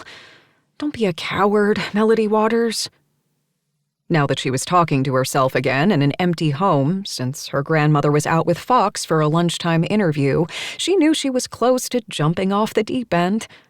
The fact that she also couldn't stop thinking about Fox and how nice it had been to see him was neither here nor there. If she realized that nobody was signing up for classes, she would have to try and figure out what she was going to do with the mortgage payments on an empty building that no one would ever walk into again. And, of course, if she kept rambling in her head about her own worries, she wouldn't think about the fact that she hadn't been able to see Fox this morning because her grandmother had left to walk towards the restaurant area of town on her own. Melody had been more than ready to walk her grandmother, but apparently Ms. Pearl was clearly able to do things herself. Melody still worried, but Fox had texted her when her grandmother showed up. She hadn't given Fox her number, had been very careful not to do so that night and in the time she had seen him since. But grandmother must have given it to him. She didn't mind, though she probably should have, but when she put him in her contacts under his name and not something too sexy or mean, she figured they were well on their way to being the friends they had talked about rather than anything more heated like her subconscious and her lady parts might want. She took a deep breath and opened the spreadsheet that her form fed into. Then she stopped what she was doing and blinked a few times. It wasn't empty. It wasn't even close to empty. There were over 20 sign-ups in just 2 days. How the hell had that happened? Well, it wasn't as if she didn't know exactly how that had happened, since she had put in tons of work and so had the other people around her, but she hadn't thought this was possible. Not only were those 20-plus people signed up for her classes, but they were also signed up for a variety of her classes. There were a set of children who wanted the beginners' classes, boys and girls that would be in a mixed class. There were also a few intermediate students who wanted extra classes on top of the ones they were already taking out of town with another instructor. Though she would have to consider carefully and talk to their teachers to make sure they not only didn't overwork themselves, but that they were all on the same page. As a child, Melody always had more than one instructor at a time, and it had helped to strengthen her dancing abilities, but she wanted to make sure that anyone she worked with was on the right path. And even more amazing, there were a couple of adults who wanted to take a chance on the adult beginners ballet class. It wouldn't be for pure style or anything along the lines of what her intermediate or even the children would be doing, but there were some who wanted a class where they could learn the basic steps for flexibility, and others who wanted the class as more of a workout type of event. She had put both up as offerings and had them in her schedule, and it looked as if she would have at least a few in each class. She had a couple of additional classes that at least had 2 people in each, and she was beyond thrilled. The way she had scheduled her class load meant she would have about 2 or 3 classes per day, but nothing too strenuous on her physically. She didn't have the flexibility or strength she once had, especially since the incident, so she knew she couldn't put as much pressure on her body as she'd once been able to. But this way, she would have people coming in, and her body would still get the exercise it needed, and her soul would still be attached to dance. The latter was something she hadn't known she needed until it had been ripped away from her so suddenly.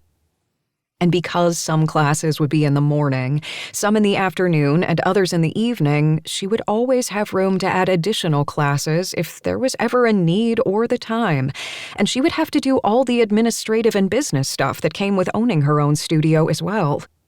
And her grandmother would be happy to hear that she'd also scheduled in time to just be.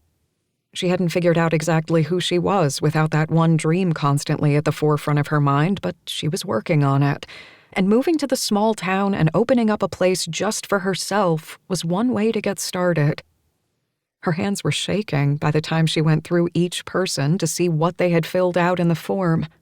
She also had a few emails from concerned parents, and even some of the adult dancers themselves who wanted to either return to dance or start again from scratch. She was of the firm belief that one was never too old to find their love for dance, even if that love of dancing might never lead to a career in it. She went through and contacted each person, asking questions of her own and learning as much as she could from them without speaking or talking to them. She would learn what she would need as a teacher once she saw them move, and learn any limitations or strengths they had.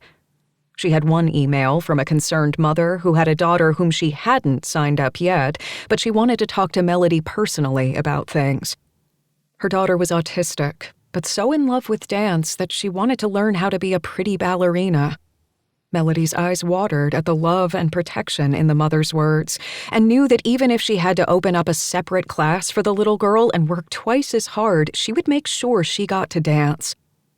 Melody had actually taken a class on how to teach children with special needs, but knew she was nowhere near where she needed to be in order to give the girl everything she needed. That meant Melody would have to do a lot more studying and talk to the mother and anyone else in the child's life to make sure that they found the right routine and met the little girl's needs. She knew some children were fine working with others in the same room for a dance class, while some needed individual attention. Melody would just have to work out a way to make that happen. She didn't have the money to hire on another instructor right now, but that was in the business plan for later. When the time came, she would figure out what to do. Melody immediately emailed back and told the woman exactly what she'd just thought, making sure that she knew that Melody was excited and honored about the opportunity to teach her daughter. Once again, she brushed tears from her eyes after she had finished the email. She'd been lucky growing up, being able to do things on her own without the help of others. But she had watched instructors berate those who couldn't get it in one try, and she refused to be that person. Everyone deserved a chance to be everything they could be, and it had taken her losing everything to realize exactly how much that meant. Off-kilter, she finished answering her new emails, put up some new social media posts to get the word out, and set aside her computer. She needed to get back into the studio to finish decorating, but her contractor had said they needed time to finish putting up the last bits of paint and other touches that she would just be in the way for. And with all this new energy, thanks to the wonderful news and daunting tasks ahead of her, she figured she might as well stay in shape because there was a lot of dancing to come. Thanks to meeting her new neighbor, she knew exactly where she could go to work out. Hopefully, they would let her sign up for a gym membership, because there was no way she would be able to stay in dancing shape by just doing yoga at her house and running outside every once in a while. At her age, with everything her body had been through with dance, and then later, after she was hurt, she needed to do strengthening exercises that she couldn't do at home. She knew her grandma would probably set up a whole gym in one of the various rooms that they had in the house if she had any idea that Melody needed it, but there was no way she was going to lean on her grandmother for that. Making a decision, she cleaned up what she had left out, since she still felt like a guest in her grandma's home, and went upstairs to change into her workout gear. When she got to Locke's place, she couldn't help but grin at the sign. It literally said, Locke's Security and Gym. The man really did just about everything. She was half expecting a little add-on sign that said something about being a handyman, but apparently that was just word of mouth. When she walked in, Locke was behind the counter, scowling at something on his computer. He looked up as she made her way to him and let out a grunt. Not the most welcoming thing in the world, but it could have been worse. He could have literally shoved her out the door or something. "Am I here at a bad time? I was wondering if I could sign up for a gym membership. Is that okay?" Locke studied her before reaching under the desk in front of him and grabbing a stack of papers. Sorry. Having computer issues and I'm getting annoyed. Not your problem, though. And yeah, you can sign up for a gym membership. I don't do yearly or locked-in fees. We go month to month because I know not everybody's going to want to keep up with a gym membership for the whole year. We're not one of those big chains. That sounds perfect to me. But I'll probably be in here all year since I need to keep up with my strength if I'm going to be teaching next door. And while I can get most of it from dancing, I'll be more well-rounded if I do a full workout. Just fill out the paperwork and you can get started today if you want. His gaze traveled over her clothes, and he gave her another nod. It didn't feel sexual in the least. Whereas she knew if his brother had done that to her, she'd heat from the inside out under the scrutiny. You look like you're already in your gear, so I assume you want to work out today? If I can. The guys next door are busy doing things I'll just get in the way of, so it's either this or twiddle my thumbs as I'm doing paperwork and wanting to bang my head against the table. Don't get me started on paperwork. He grumbled again and left her to fill out what she needed to.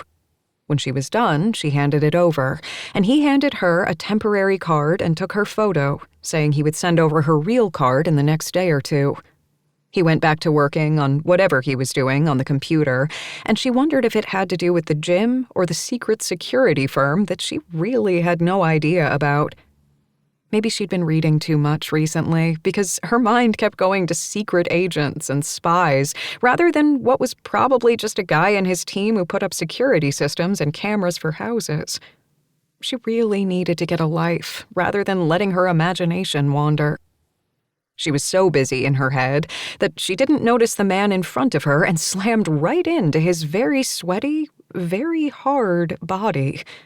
She gripped his arms, his thigh going right between her legs as she pressed into him and looked up. "Fox," she practically breathed the word, her pulse racing. Of course she would run into Fox at his brother's gym. Of course she would be clinging to him like a heroine in one of her favorite romance novels, her fingers digging into his biceps. Of course, his thigh would be pressed firmly against her crotch, enough so he could probably feel the heat of her as she pulsated just from touching him. The day after they'd both promised each other they would just remain friends. Because this was Melody, and this was her life. What else could happen in a town named Whiskey from a man she'd had far too much whiskey with? Melody. His voice came out more like a growl than an actual word, and he cleared his throat. Melody, shit, I didn't see you. Did I hurt you? She hadn't let go of his arms, but he hadn't moved away from her either. She was aware that there were other people in the gym, but she knew they weren't looking at them. They were focused on their workouts, and not the two of them clinging to each other as if they couldn't get enough. And because she thought that particular thought, she let go of him and backed away. Her inner thighs missed Fox's touch immediately, but she ignored her traitorous lady parts and their needs and desires. Damn them anyway. They always got her into trouble. I'm fine. And I'm the one who ran into you anyway. She swallowed hard, doing her best not to think about how exactly he'd felt pressed up against her. He fit far too perfectly, and she hoped the fact that she couldn't stop thinking about it was because she was hyped up for the gym. And in terms of rationalizations, she'd just reached a new level. He frowned. If you're sure. He reached out as if to touch her before lowering his hand. For two people who had vowed to try and be friends, they were acting far too awkward for their promises to be of any consequence. I am. So, I guess you come here often. If there were a sinkhole for her to fall into, she'd look for it because, dear God, what was wrong with her? Fox's mouth quirked into a smile, and Melody couldn't help the internal sigh at the sight of it. She must not have been getting enough sleep if just that grin put her slightly on edge.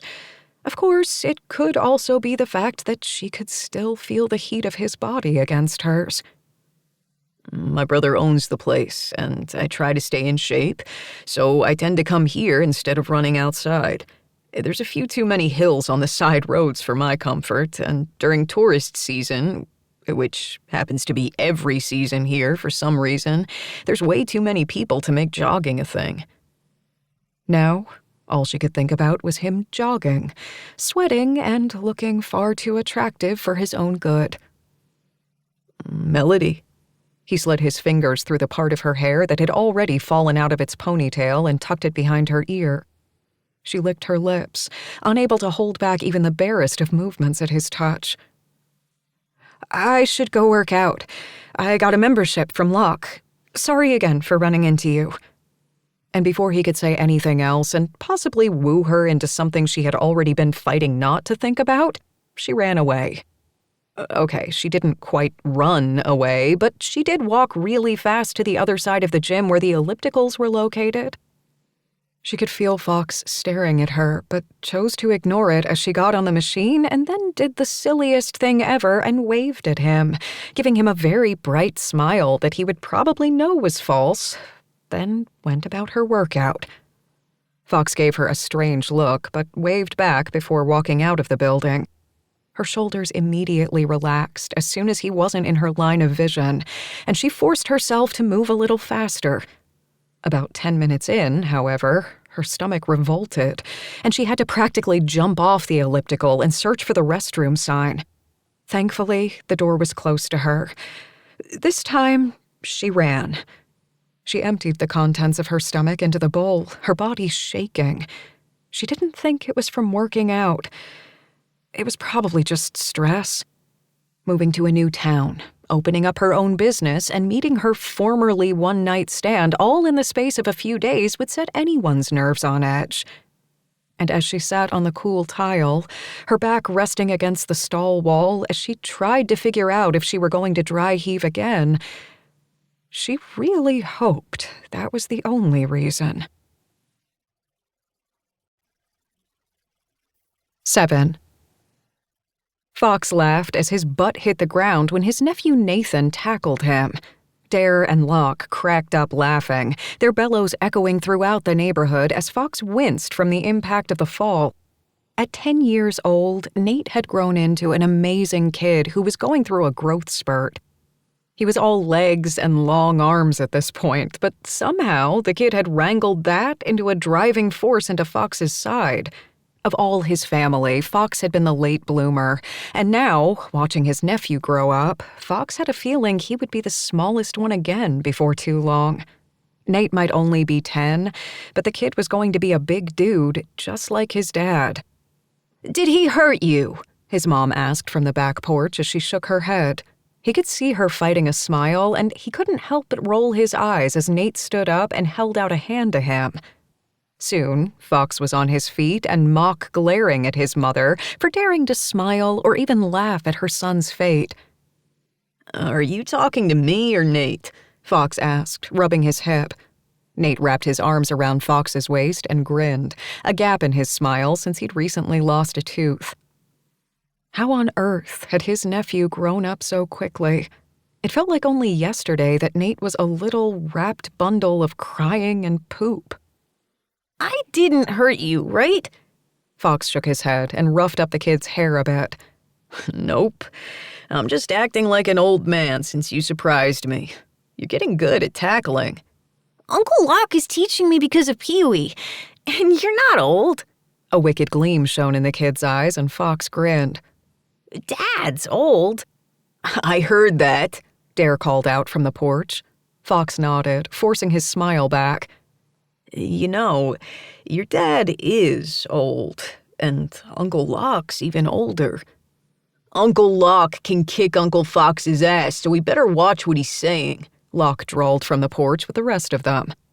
Language, their mother and Kenzie said at the same time, and Fox laughed out loud right along with Nate.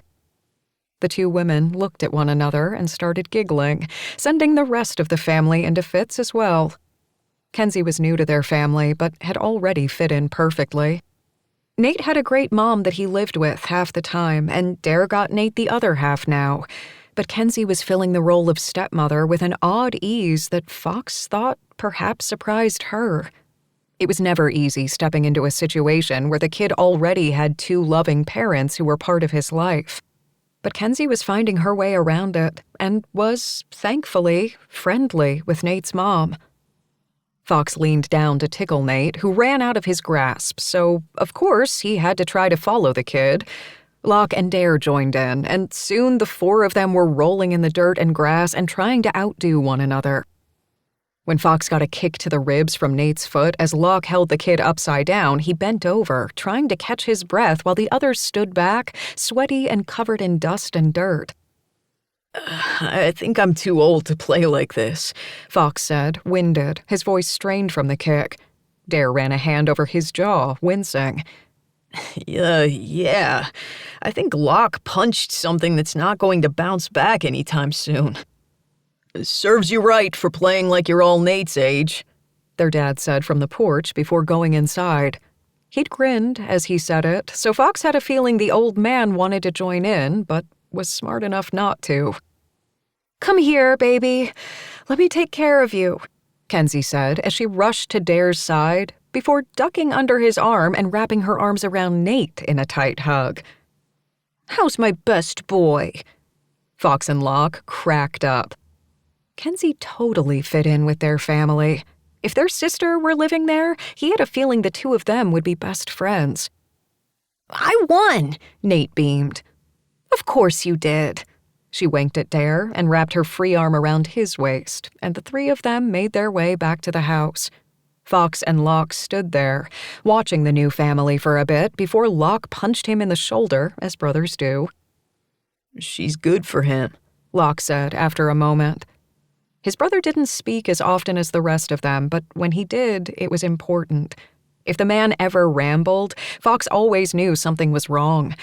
Or Locke's best friend Ainsley was annoying him to no end, as the two of them tended to do. Fox agreed with his brother on how Kenzie fit in, though. She was absolutely perfect for Dare, and the two of them worked as if they had always been in each other's lives.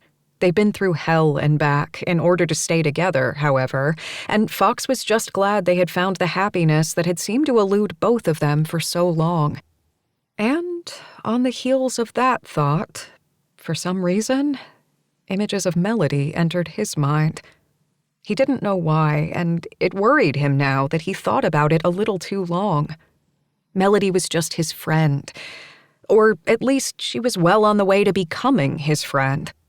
He hadn't texted her or called her in the past couple of days, even though he had her number now thanks to her grandmother. But after the awkward encounter at the gym, she'd been on his mind more than he cared to admit.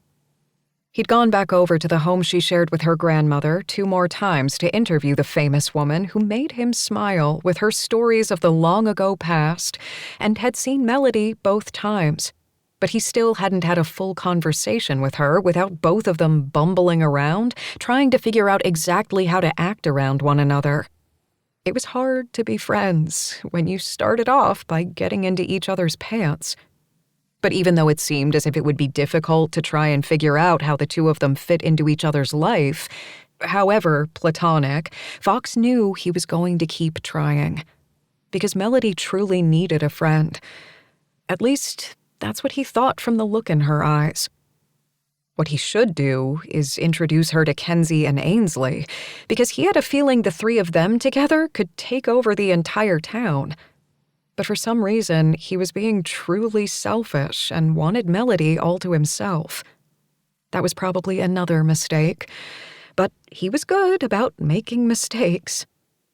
He and Locke walked into the home his parents had raised them in, and he couldn't help but smile at how familiar everything felt.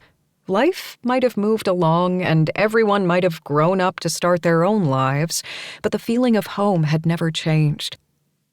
His mother might have removed the wallpaper to paint, and his father might have built a new table for them to fit around over the years, but the sense of who they were as a family could never be redecorated out of this home. Over the years, he had shared a room with both Dare and Locke since he was the youngest boy, and his parents hadn't been sure who should get their own room since their younger sister Tabby always had her own space. So was the right of any little sister who had been forced to live with three older brothers who treated her as if she were one of their own. A girl with cooties, and a baby sister to be protected all the same. It was no wonder she had gone to college out of state and never came back. Each of them might talk to her more than once a week on the phone, but it wasn't the same. He had a feeling he would be making another trip out to Denver soon to see her and her husband Alex before the baby came. Since they were the closest in age, he'd always felt a deep connection to his little sister. Fox let out a sigh and shook his head as everyone started to talk around him, taking their seats at the big table where his parents had set out their family dinner. Every single time he walked into the house he had grown up in, he let his mind wander to what connections and family meant in general. Maybe it was the writer in him, but he couldn't quite get the idea of who they were as a family out of his head. According to his mother, he might be late in starting a family of his own, but it was hard to want to start one at all when he had such a solid one to lean back on with his parents and siblings. But now, Dare and Kenzie were a unit with Nate, and Tabby and Alex were forming a family of their own all the way across the country. Somehow he and Locke had been left behind, and he wasn't quite sure how he felt about that. And he really wasn't sure how he felt about the fact that Melody's face once again entered his mind along with that train of thought. He had slept with her once. Well, 3 times, actually, in the span of a night before she had walked out of his life for what he had thought was forever. They were just friends. Or on their way to becoming friends, nothing more, nothing less. He needed to get the thought of her sweet curves and the way she had molded to him when they were pressed into one another at the gym out of his mind. Clearing his throat, Fox strategically placed his napkin over his growing erection because every time he thought of Melody, his dick did what it wanted to. He really needed to get that reaction under control. "Fox, did you hear me?" He looked up at the sound of his mother's voice and blinked. No, apparently I didn't. Sorry, I was wool gathering. What was it you wanted? His mother gave him a weird look, then smiled. "Well, Dare asked you to pass the potatoes, but Locke took care of that for you.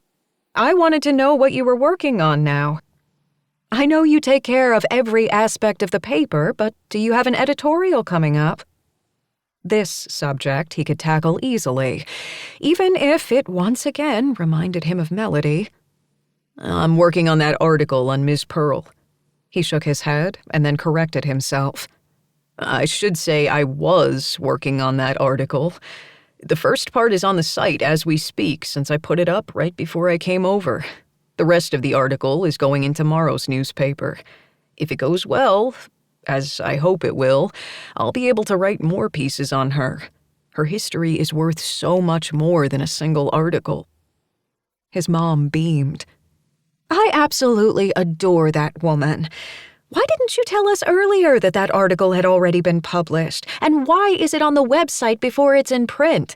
I know I'm not a doting great-grandmother or from the Stone Age, but I still don't understand how media can work the way it does on the internet." "Nobody really does," Fox said dryly. "And we only put up a little teaser to get people to actually read the rest tomorrow in print or on the site. They say print is dying, but in small towns like this, that's not always the case. And the paper still makes money even from the website. So don't worry that you're going to have to deal with me moving back into your basement and eating all your food." "No, that would be Misty and me," Locke said, causing the rest of the table to laugh. Fox joined in, but he couldn't help but watch his brother's face as he did so. Misty was noticeably absent at dinner, even though Locke was a single dad who never had time off from his daughter. Things had been harder when Misty was a baby, and Locke had been forced to carry the infant around at all points of his job, but between school and a very understanding best friend in Ainsley, who was practically helping his brother raise the little girl, and another subject they didn't talk about, Locke was actually able to catch up on some sleep these days. But Misty wasn't with Ainsley or any of her friends today. Instead, she was with her maternal grandparents for one of the meals that Locke had agreed to. It was awkward as hell, and Fox truly didn't know how his niece or his brother felt about the get-togethers once they were done, but it wasn't his place to question it unless someone asked for help. He knew his brother didn't like Misty not being with the Collins family, and he knew calling the relationship with Misty's maternal grandparents strained was an understatement, but there was nothing Fox could do except be there for his family if they needed him. And because he had a feeling he wasn't the only one with his mind running along those thoughts, he went back to talking about the famous Ms. Pearl. "I don't want to tell you everything that will be in the article, but did you know the stories about how Ms. Pearl actually danced for the Rat Pack are true?" The rest of them caught on to the conversation and asked more questions that he was deliberately coy about. He wanted his family to read his work, even if he was a little self-conscious about it. He was a writer. He had levels. "What about her granddaughter? I know she's opening up that dance studio in town, so dancing must run in the blood." At his mother's words, he did his best not to react. The last thing he needed was questions from his mother, or any of his family members for that matter, about why he reacted the way he did at just the mere mention of Melody.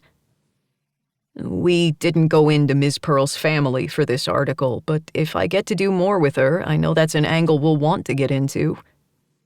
That was as detailed as he could get, without mentioning the fact that he had the hots for her granddaughter.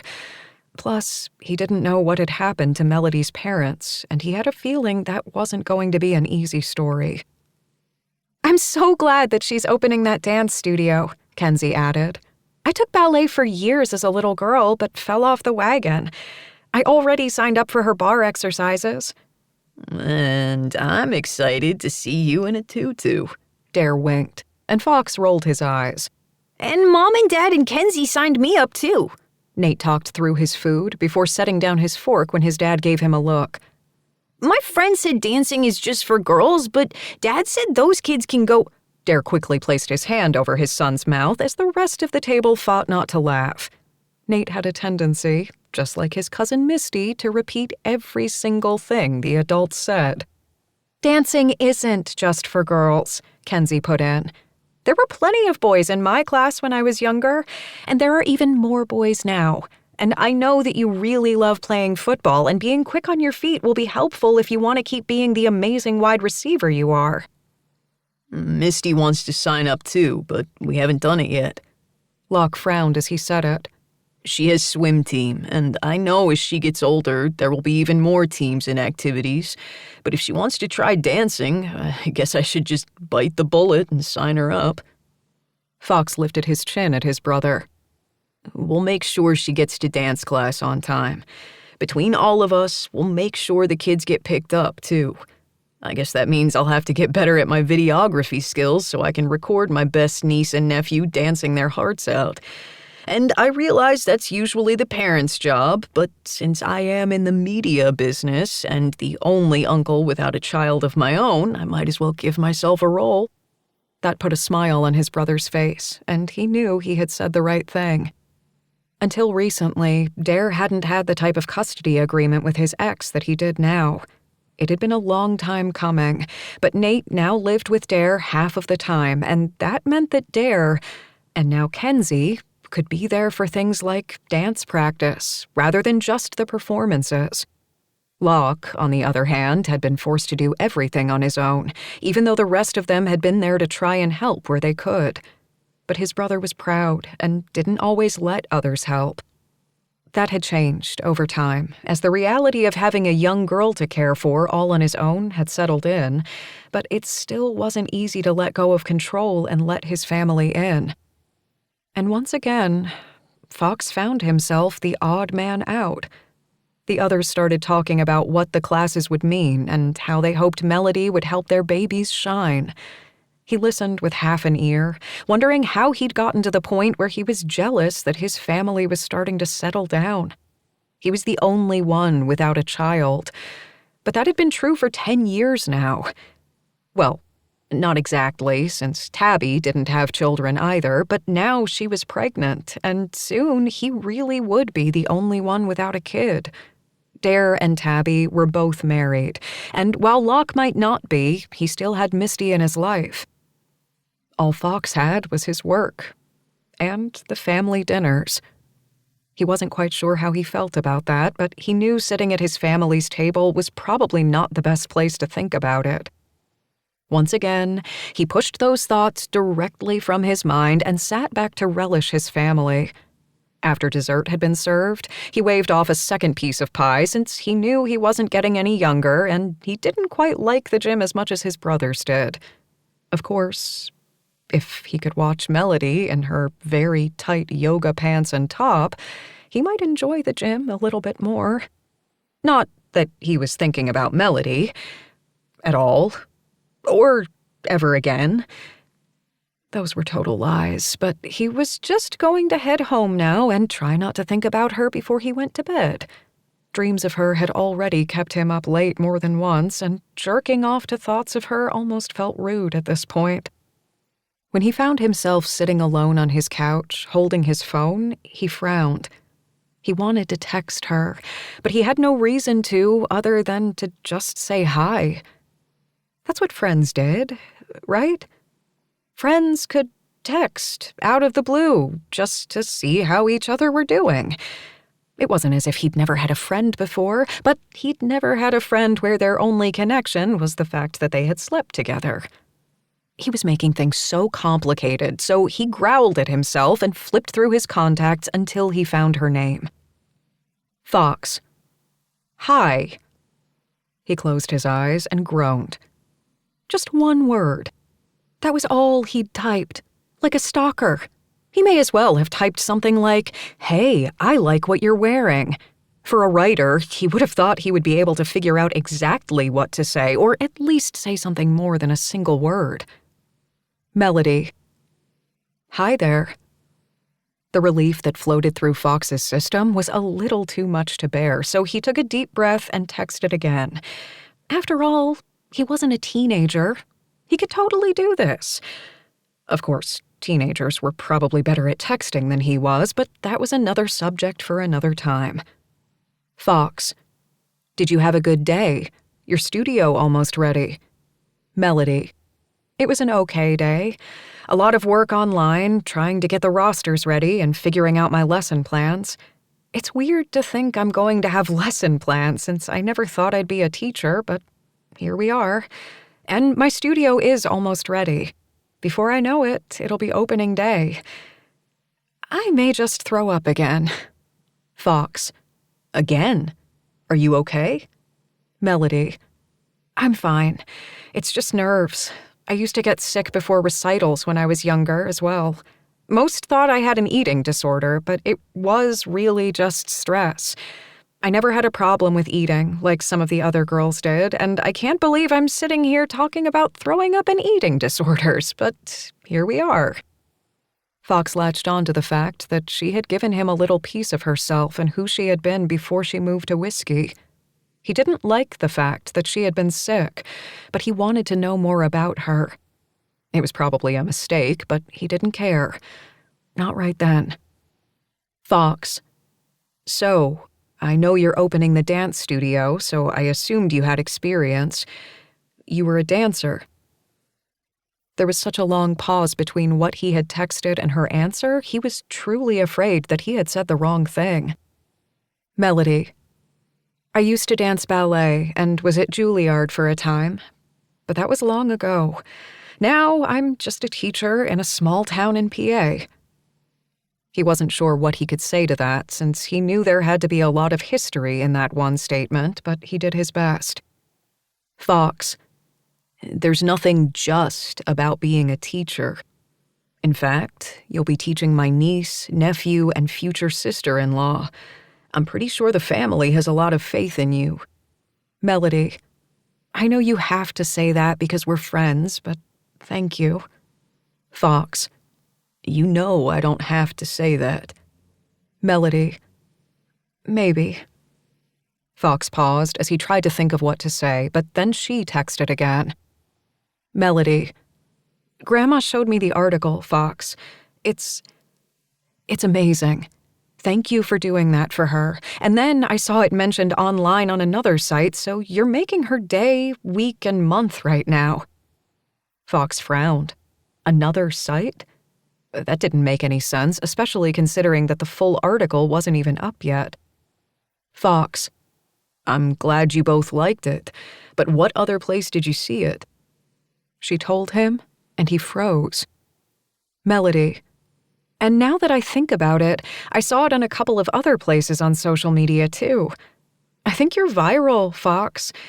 Pretty cool. Fox blinked, staring at his phone. Well, that was unexpected. He'd have to go and see what she was talking about because it was just an article about a fascinating woman and it wasn't even a full story yet. Fox. Thanks for letting me know. Weird. Melody. Well, I guess you are pretty weird, Fox.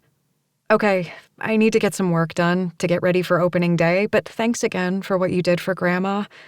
She loves it. Fox. Night-night, Melody. Melody. Night, Fox. He stared at his phone for a second before pulling out his tablet to check the article.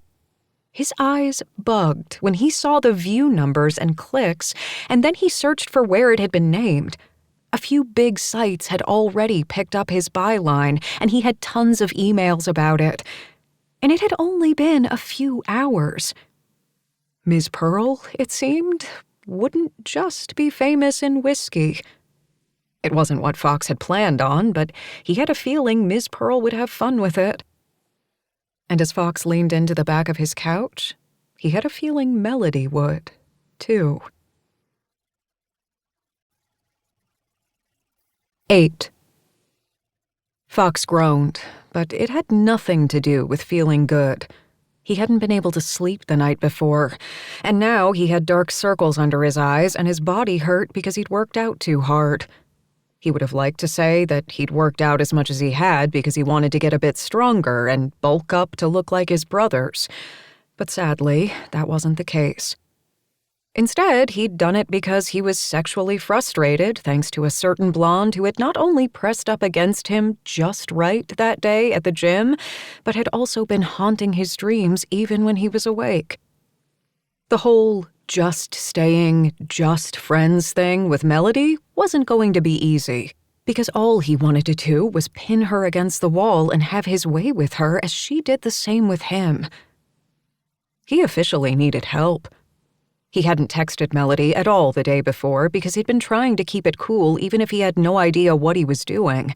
And because of that, after work, he'd done double the workout like an idiot and had ignored Locke's curious stares as sweat dripped into his eyes and his body shook with exertion.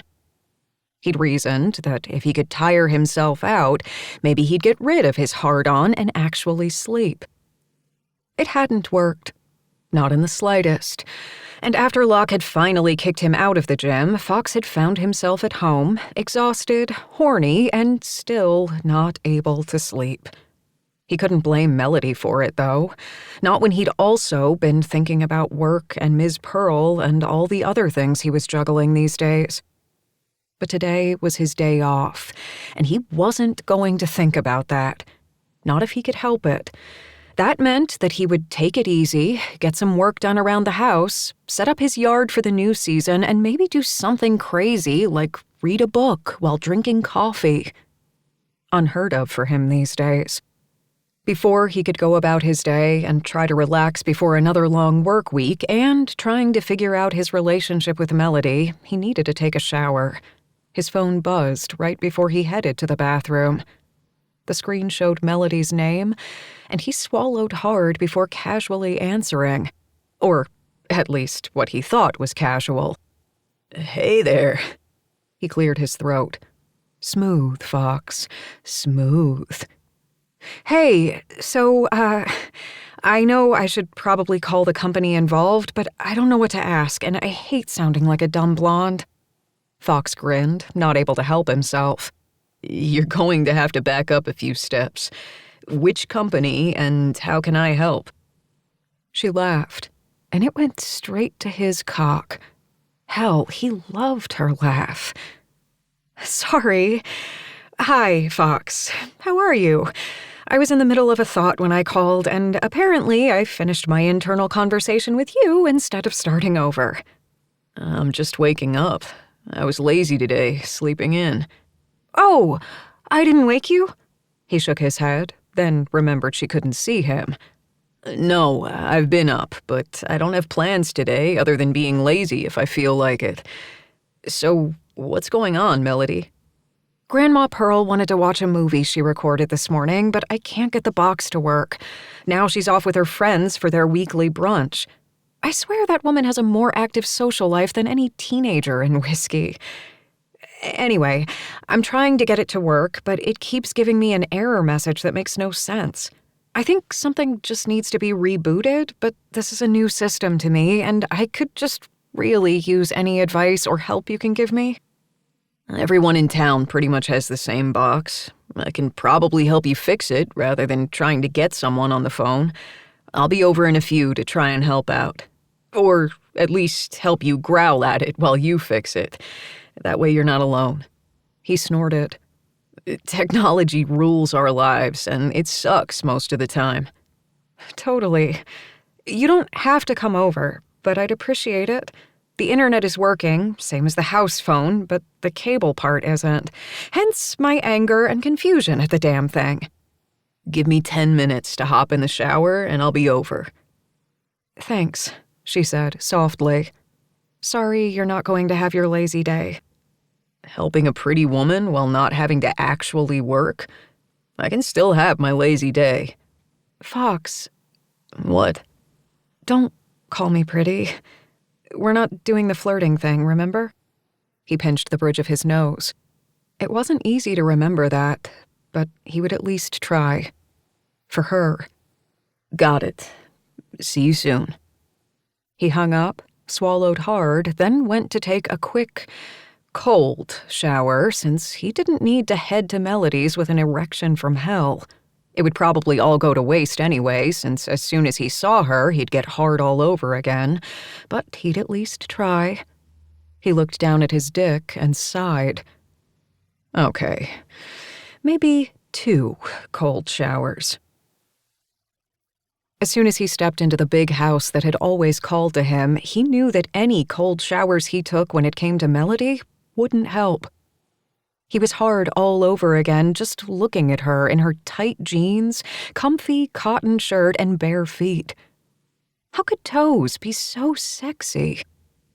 Thank you so much for coming.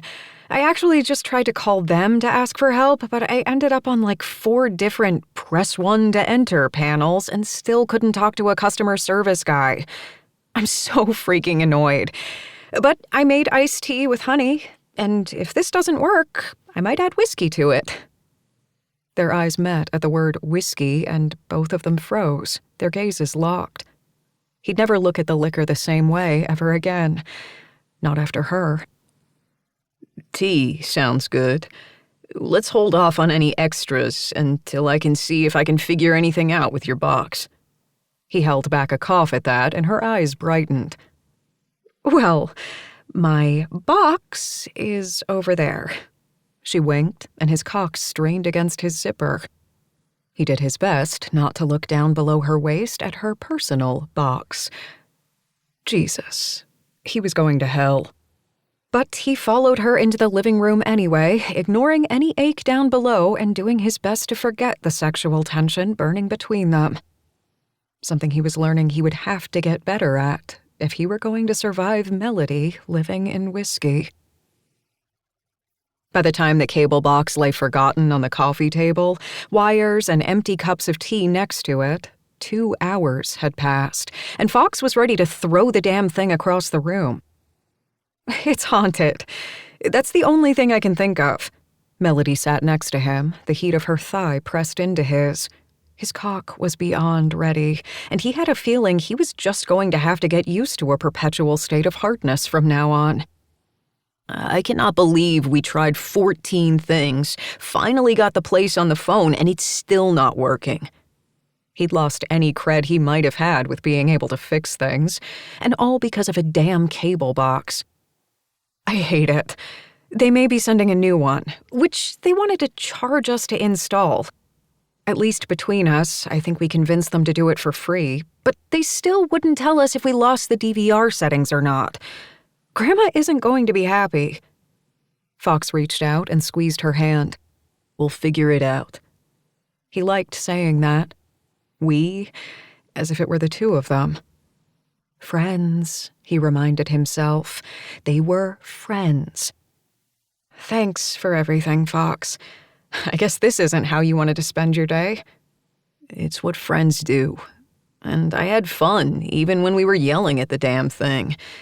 I should go, though, since I bet you have work to do, and I promised myself I'd get my yard looking somewhat decent.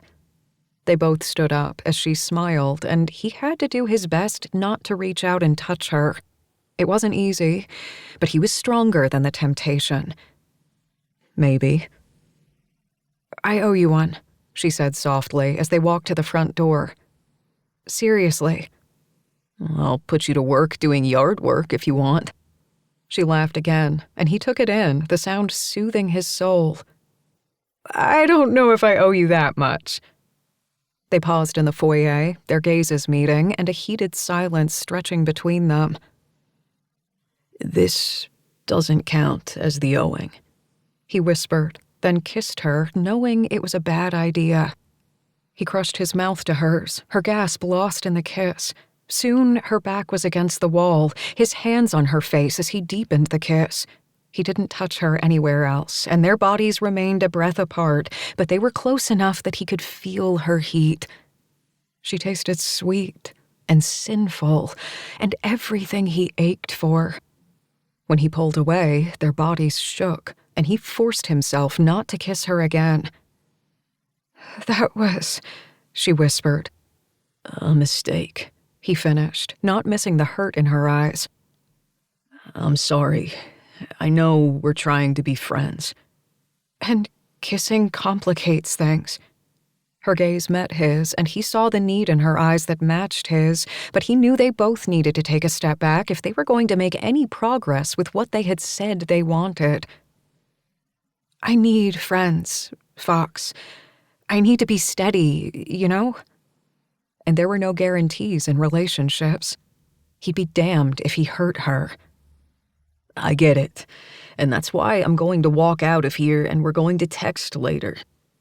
Because I'm your friend, Melody. That I can promise you. She smiled softly. Good, because I'm your friend too. He respected her, and that meant he'd respect her choice. The thing was, in the end, it was his choice too. So, no more kissing. No more thinking of her when he slept. Something he wasn't sure he could control. But he'd do his best, because he liked Melody, wanted her in his life, and that meant he'd take a step back and remember what they'd promised themselves and each other. And he'd just end up sleeping with a hard dick. Again. 9. The next morning, Melody scrolled through the news, shaking her head. There were hundreds of articles about how the world was going to end with all the pain and horrors that encroached on the lives of so many. And while Melody knew there was nothing but truth in most of those stories, she couldn't help but check out one that had nothing to do with any of that. She knew her grandmother was an amazing woman. Even if she hadn't known some of the history behind that, she'd have figured it out. Just by being in the woman's mere presence. There was nothing usual about Grandma Pearl, and everything about the woman who shared her blood was fascinating. And Melody knew that Fox's initial story wasn't even a fraction of what had happened in her grandmother's life. Her grandma had lived a full and captivating life, and if you asked the woman, she probably would have said that she hadn't even begun living yet. And that was just one more reason why Melody wanted to be exactly like her grandmother one day. It had been 2 days since the story hit the Whiskey Chronicles website, and she couldn't believe how many shares it already had. People were calling and sending letters already, trying to get to know the fascinating Ms. Pearl better. Melody had been busy working, trying to get everything set up for her dance studio, and she hadn't been able to figure out exactly how her grandmother felt about the new attention. If Melody hadn't been feeling so run down from working as hard as she was, she might have been able to find the energy to prod her grandmother and figure out exactly what was going on in that head of hers. And because Melody was working so hard, she hadn't really been able to ask Fox how he felt about it either, because they kept missing each other beyond texts. They'd tried to schedule lunch, but it hadn't happened. Other than when he'd come over to help her with her cable box, she blushed, thinking about it. She hadn't seen him. He must have been working long hours with his job, though she really didn't know what an editor and owner of a newspaper did. But adding in the extra attention his single article had been getting, she assumed he was working hours just as long as hers. She didn't know why she felt as if she were missing him, even though they'd talked over text and seen each other in person less than 2 days ago. Shaking her head and trying to put thoughts of Fox's voice and the feel of him out of her mind like usual, she went to check the mail that had already come earlier that morning. Most were letters to her grandmother, bills and junk mail. But there was one envelope addressed to her with no return address. She frowned, wondering who on earth would be sending her a letter. Between both of her email addresses, her personal one and the one for work, she got constant electronic notes and even texts and phone calls about the upcoming classes and from her contractor. And Fox. But she didn't know anyone besides her grandmother who would write a letter. She set the rest of the mail on the counter in organized piles so her grandmother wouldn't have to leaf through everything. She still didn't know what they were going to do with all the letters since it had only been 2 days. The people who'd written must have rushed or lived close in order to send Grandma so many, but she figured her grandmother and she would end up going through each one and making even more piles. Grandma Pearl did love her stationery and receiving letters. When everything was organized, she set the single letter addressed to her in front of her and ran her finger over her name. She didn't know why she hesitated, but it felt weird getting something addressed to her.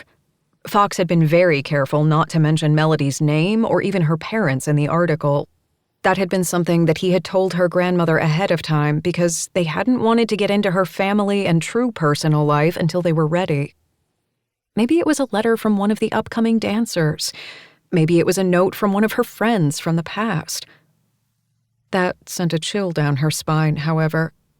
She wasn't friends with anyone from back then anymore. She had been the one to cut ties, but she knew they'd have cut them if they had the chance. She didn't deserve their friendship or their letters. Melody closed her eyes and took a deep breath. She was once again nauseous, but this time she had a feeling it had nothing to do with the nerves of opening a new dance studio on her own. Swallowing hard, she flipped the envelope over and quickly opened it using one of her grandmother's fancy letter openers. Inside, There was a single sheet of paper with a handwritten note. She opened it and blinked. "Found you." The paper fell from her fingertips, and she tried to catch her breath. Who would have sent that? Who would be looking for her? Nobody knew where she had moved to because no one was looking, and why would they say something about finding her? It didn't make any sense. It had to be a joke from some of the teenagers in town or something, being weird and welcoming her. Or maybe it was someone who had figured out that she was related to Ms. Pearl and wanted to creep her out. She had no idea what it could mean, but because she had watched way too many detective shows in the past, she put the letter and envelope into a plastic bag and hurriedly hid it in the desk in her room. The letter was just a mistake, or a joke. It meant nothing, just like that email had meant nothing. Her hands shook and her stomach rolled, but she tried to push the weird feelings out of her mind. There was no cause for worry. No one was looking for her. There was no reason for anyone to look for her. Because the people she had hurt were dead. And the dead didn't stalk you. 10. By the time Melody made it to her studio after hiding the letter in her desk, she was running late. It had taken her longer than she had planned to finish getting ready and get out of the house. She still couldn't quite believe that someone had sent that note, but she hoped it was just a prank. It had to be. There was no reason for her to get anything like that in the mail, and because she'd watched so many crime shows, her imagination was just running amok. Her contractors weren't working that day, because they had another project they alternated with hers.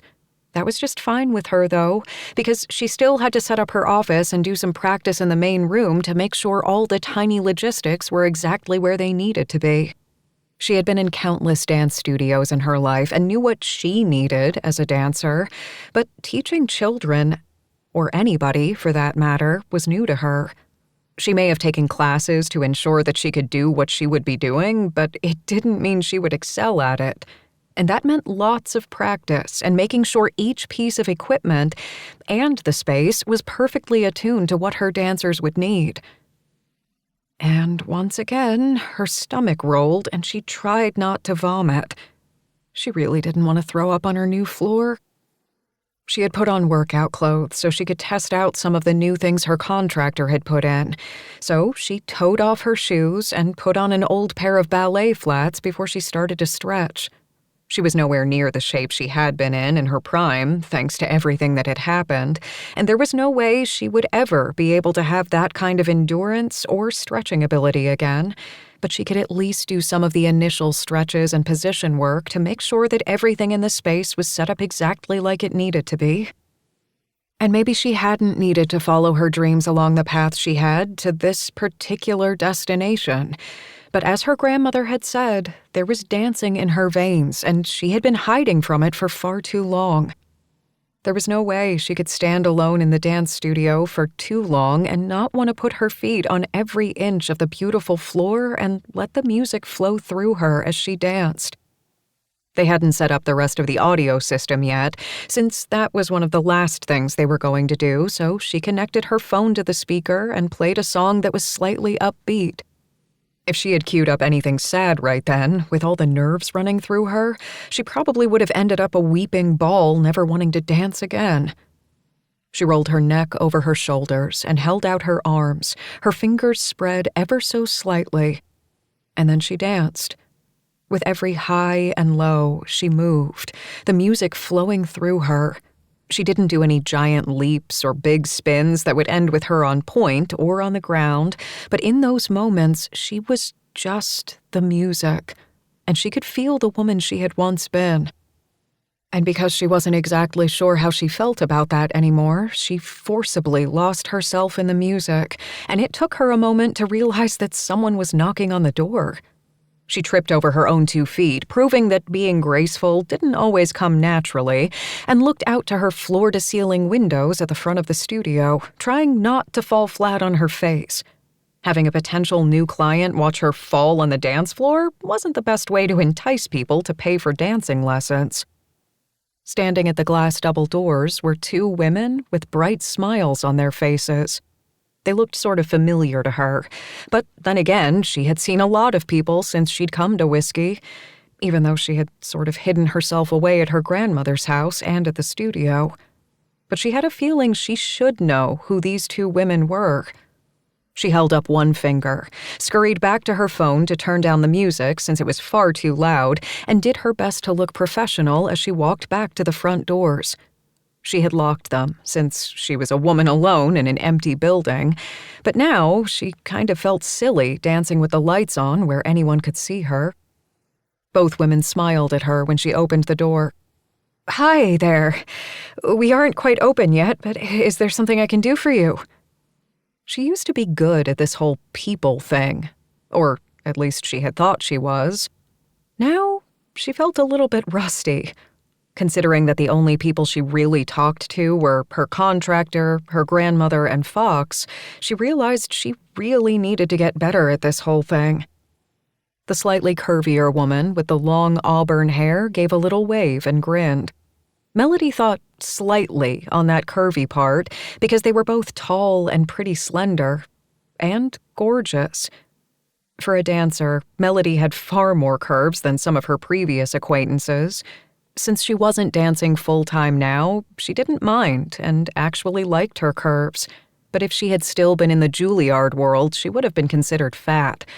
And she probably would have told those people to go fuck themselves and then danced her heart out. But that was neither here nor there. The brunette waved as well. "Hi, I'm Ainsley, and this is Kenzie. We know you've already met Kenzie's man, Dare, since he owns the bar across the street, and you met his brother Locke at the gym he owns, and you met Fox. We've been patiently waiting for you to come back into the bar so we could meet you, but we're not that patient." Kenzie let out a laugh as Melody tried to catch up to exactly what Ainsley was trying to say. "I'm new to this whole small town thing too, so don't worry. Yes, the whole town knows about you and knows that you're opening a small dance studio and that a lot of us have already signed up to work with you. And the whole town is waiting for you to come out of the house and meet them so they can talk about you. But in a fun way, not a weird way, and I'm just rambling about the fact that small towns are really weird. I'm still trying to get used to the fact that everybody seems to know my name and that the only people I really know right off the bat are the others I work with and my new family. And Ainsley, of course." "I'm practically family," Ainsley said with a laugh. Melody was still trying to catch up when she realized that she was standing in the doorway, forcing the two women to remain on the sidewalk. Now she felt awkward, but she took a step back and let them walk in anyway. She knew she had seen these two women before. Fox had pointed them out the night she wasn't ever going to mention again. Plus, he had talked about them again when they were texting each other. It was just weird to have the women in front of her and not know exactly what she was supposed to say. "Come on in. Sorry for making you wait out there. I was just stretching, getting to know the dance floor, and I think my mind is still on the music rather than how to actually have a conversation. Sorry." "It's no worries," Kenzie said as she and Ainsley walked in, their gazes searching the place. Melody felt a little self-conscious, but she did her best not to look it. At least, she hoped she did. "This place looks great," Kenzie continued. "I can't wait to get started. I used to dance when I was younger. I wasn't amazing or anything, but it'll be nice to have a workout that doesn't include the elliptical day in and day out. Not that I don't love Locke in his gym, but sometimes it would be nice to do something a little different." Melody finally caught on. "You're going to be dancing with me? That's wonderful. I wasn't actually looking at names as much as I probably should have when I was making up the rosters. I think everything is blending together at this point, and it's going to take me a few tries in order to get it. I run the inn and barely remember guests' names as they leave sometimes, so I totally understand. I'm just really excited that you're here." "We are excited," Ainsley corrected. "I haven't signed up for a class yet because I don't have the experience that Kenzie does. I know you have non-experienced classes, but I don't know if I'm there yet. You'll still see me around because Locke signed up his daughter Misty and Dare signed up his son Nate, so I will probably be here often to watch over practices and pick them up. Melody didn't think that Ainsley was dating Locke, at least from what Fox had said, but she seemed really close to the family. There had to be a story there. Not that she was going to touch on anything close to that, since it wasn't her place, and she was still trying to figure out exactly how she would fit into this new town and with these new people. Digging for gossip and trying to figure out relationships was no way to go about that. Can I just say how excited I am that people are actually signing up? I mean, it's not like I went into opening the studio thinking I was going to be all by myself, but I totally went into it thinking I might be by myself, going into complete debt because I had no dancing students and dancing alone on this floor, sobbing into my ballet shoes. The others laughed, but Melody had been totally serious, and she had a feeling the others knew that. Anyway, we came to say hello, Kenzie continued. I know what it's like to be the new person in town, and this one over here completely took me under her wing so I wasn't alone. You totally don't have to become best friends with us or even hang out with us if you don't want, but I wanted to let you know that we're here if you need a set of girlfriends. Melody couldn't help but smile. She'd never met women like these two before, and she knew she'd been sorely missing out. Her past friends had been just as cutthroat as she was, and she regretted what had become of everything. And I'm going to be blunt and say that I want to know exactly what you were doing that night with our dear Fox. Ainsley looked like she was a cat in cream, and Melody just stood there blinking. What? What Ainsley is trying to say is that we remember you doing shots of whiskey with Fox one night a little over 3 months ago. However, we are not going to talk about that right now because it's totally none of our business. Right, Ainsley? Did we not just have this discussion and say we weren't going to mention the fact that we know the two of them left one night completely wasted? The guys didn't notice, but we did. But don't worry, Melody, we're not going to talk about this ever again. Right, Ainsley? Oh, dear God. I didn't think anyone had noticed. Oh my God, this whole move just got really complicated really fast. Melody had no idea what she was going to do with this information. She had been doing her best not to think about the fact that she had slept with Fox and had the best sex of her life with him. And then she tried not to think about the fact that she really wanted to have sex with him again and that they had both decided they wouldn't because they were trying to be friends. She'd moved to this small town to find friends and a new life, and now things had gotten really complicated, and she was just so freaking embarrassed.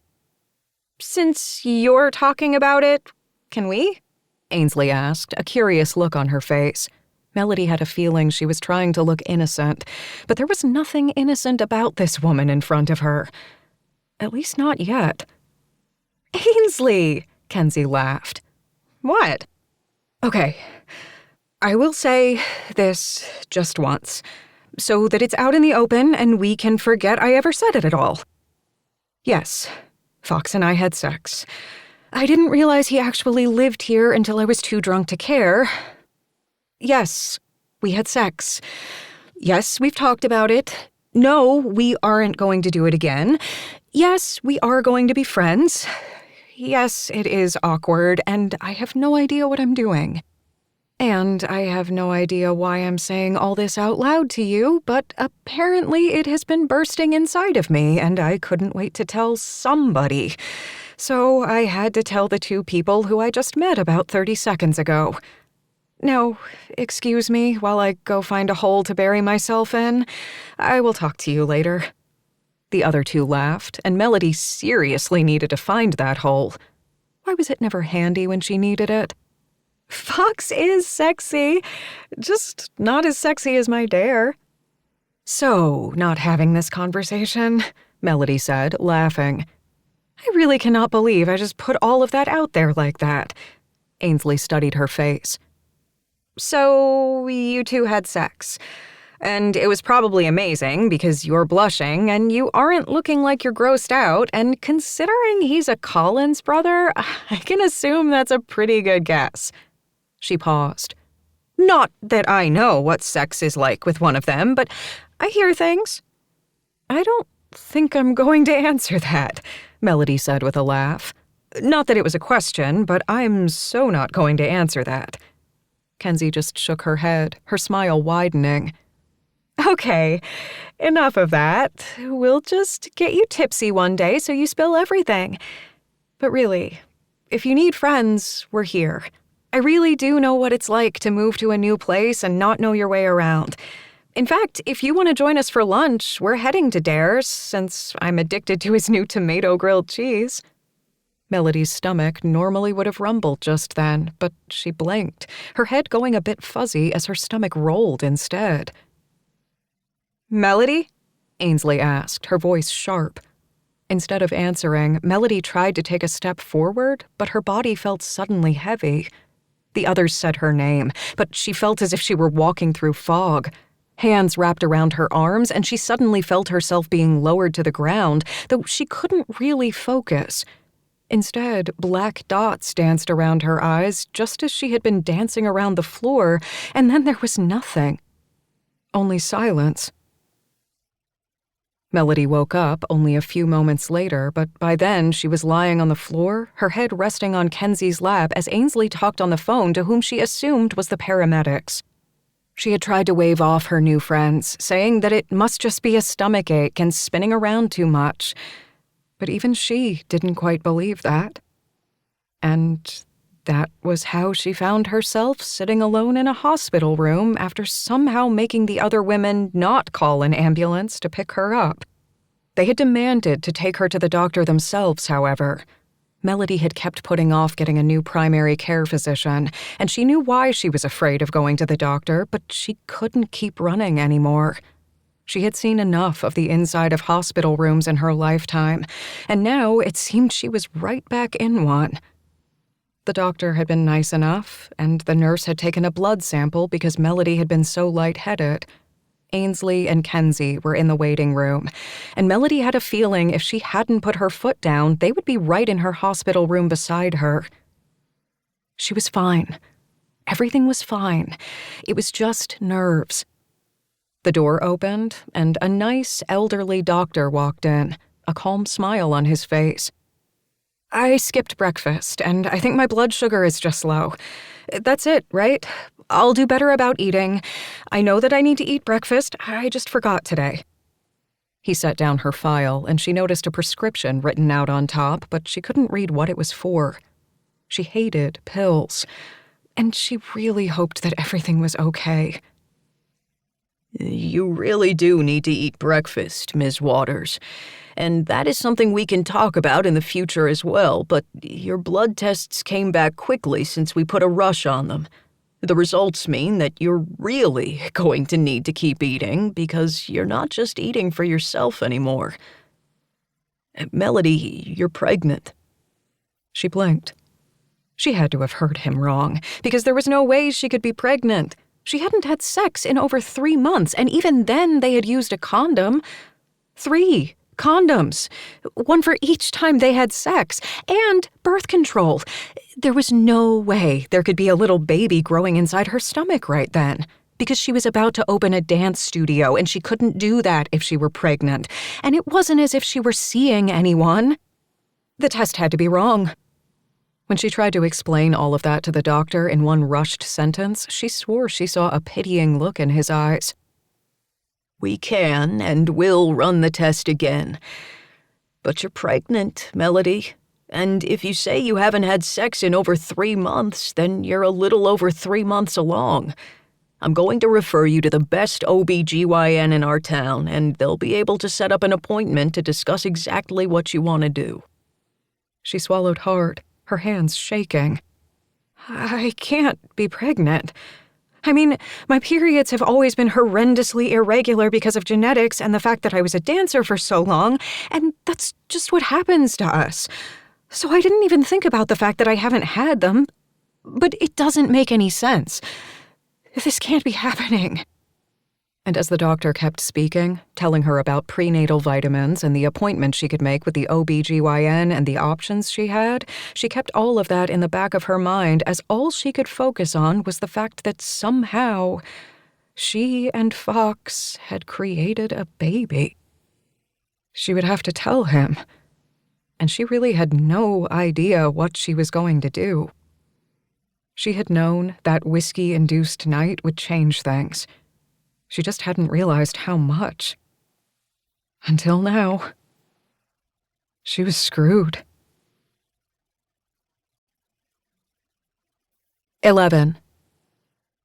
Fox leaned against the office wall in the back of Dare's bar, juggling 3 lemons. Dare hated when he did this, but Fox needed to think. He had another story brewing in the back of his mind, even as he worked on 100 other things having to do with the paper. Plus, by the success of his first article with Ms. Pearl, he knew he needed to do at least one more. It was all up to what she wanted to do, rather than what he needed to do. Unlike some reporters, he knew that Ms. Pearl was the most important part of the story, and that meant if she didn't want to do a follow-up, he wouldn't. And though she had wanted him to come over tonight to talk more and see where the story would go, nothing was set in stone. She never wanted to be part of the big papers and the heartbreaking news so often found in them, and that had never been part of his life. He liked what he did, and he didn't know if he liked the fact that so many people were contacting him now that they'd gotten to know the woman who knew the famous people back in the day. He knew his town would keep Ms. Pearl safe, and he wasn't really worried about that, but it still felt weird to have so many more eyes on his work than usual. He really was weird, even for a writer. And because his phone wouldn't stop ringing at work, he had tasked his assistant with dealing with all of that, and the rest of his employees were either off working on their own stories or doing research. So, he was sitting in his brother's office, avoiding work rather than even helping out at the bar. It wasn't yet dinner time, so it wasn't as if Fox's help was needed, but he really was just avoiding everything. I really wish you would stop stealing the produce, Dare said as he walked back into his office, yet another folder of paperwork in his hand. Fox thought he had to deal with enough paperwork with his own job, but both of his brothers had even more than he did most days. How all 3 ended up owning their own businesses, he had no idea. It wasn't what his brothers had grown up thinking they would do. But here they were. And if he were honest with himself, their sister had even more paperwork than the rest of them combined. She practically ran a huge business out in Colorado with her husband and his family. I'd make a joke about life giving me lemons or something, but I really don't know where I would go with that. Please don't make a joke. I have a headache since both of my waitresses are working their asses off, and yet we're getting too busy for just the 2 of them. We're probably going to have to hire a 3rd waitress or pull someone over from the restaurant side and make everybody stressed out. I think I can get Kenzie to work tonight along with me, but she's already been working all day at the inn, and now I'm just going to have a bigger headache and my girl is going to be exhausted. I have a meeting with Ms. Pearl later, but after that, I can probably come in and help. I would cancel on her, but no one really cancels on Ms. Pearl. Duly noted, and I thank you in advance. And yeah, do not cancel on Ms. Pearl. And I didn't tell you this before, but great job on that article. Really good stuff. Dare's head was down as he searched through paperwork, but Fox knew that his brother was sincere. It had been a really good story after all. I talked with Tabby earlier, and she said that she's probably going to call later tonight. You might want to text her and tell her you'll talk to her tomorrow if you'll be in the bar all night working since we're short-staffed. I like that she's been calling more often since the wedding and now news of the baby, but I also hate the fact that it just reminds me that our baby sister is so far away. Now she's going to be a mom herself, and the baby will be a Montgomery, and all those Montgomerys just keep breeding, so she will end up with like 18 children by the time we get to see her again. Dare looked over his shoulder and smiled. I don't really think that's how the whole pregnancy thing works, but it's been a long time since Nate was born, so I could be wrong. Fox laughed and stopped juggling since he could see it was getting on Dare's nerves. He might be the little brother, but he'd long since given up the notion that his sole role in life was to annoy his two older siblings. Most of the time, anyway. You and Kenzie thinking about having babies of your own soon? Or, if that's not a question I should ask right now, you can just look away and go back to your paperwork. Dare turned and leaned against his desk, folding his arms over his chest. We're trying. I don't know if I was supposed to tell you that or not, but our family apparently tells each other everything these days, so yeah, we're trying. Kenzie's afraid that she's getting too old to start thinking about having babies, even though she's not even 30 yet, and it's not like she's in that window.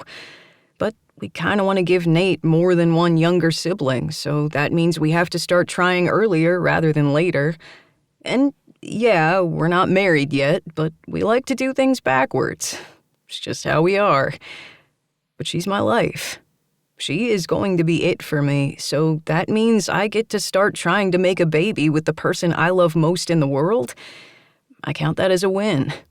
By the way, the whole marriage thing, I'm working on it. We both said we wanted to wait until we at least hit 6 months together, but I don't know if we'll wait that long. Knowing Kenzie, she'll be the one to propose to me. Fox smiled widely, thinking about Kenzie going down on one knee for Dare, and then the two raising even more kids. The idea of you and Kenzie having kids is possibly the best thing I've heard all day. Thank God Kenzie is hot, because Nate is a cute kid, but it all comes from his mom, not your ugly mug. You're lucky we're at work, or I'd kick your ass right now. Dare shook his head, glaring at his papers. And once again, I don't get why you're here instead of in your office. I think better in yours. That makes no sense. My office is tiny and cramped and smells like fried food and beer, even though Kenzie and I have repeatedly tried to change that, and your office has actual windows that air out the place as much as you want. Plus, you never have family members frolicking inside because they like your office better. Fox set the lemons down on Dare's desk and glared. I did not, nor have I ever frolicked. I'm just calling it like I see it. Dare's eyes filled with laughter, but Fox didn't reach out and punch his brother like he wanted to. Somehow, Kenzie, or even their parents, would show up just at that moment and scold them, and he'd be in trouble. He supposed the two of them, no, 3, since Locke was just as bad as they were, needed to grow up at some point. You're cruel. And on that note, I need to head to Ms. Pearl's. I'll be back later, though, to help behind the bar. Dare nodded, his attention on his books again. Thanks. I know you don't have to help, but I appreciate it. Fox squeezed his brother's shoulder on the way out the door. You let me use your office and bar to work when I need space to think and write. And if I were the one who owned this place, you'd help out the moment I needed it. And probably before, since you'd realize I needed the help. We're family. It's what we do. And on that note, Fox headed out before they got too into their feelings, and he ended up making Dare uncomfortable. His brother was getting better since he'd gotten with Kenzie, but there were still some things Dare didn't like to talk about. Locke was even worse, and it made Fox realize why he and Tabby were so close.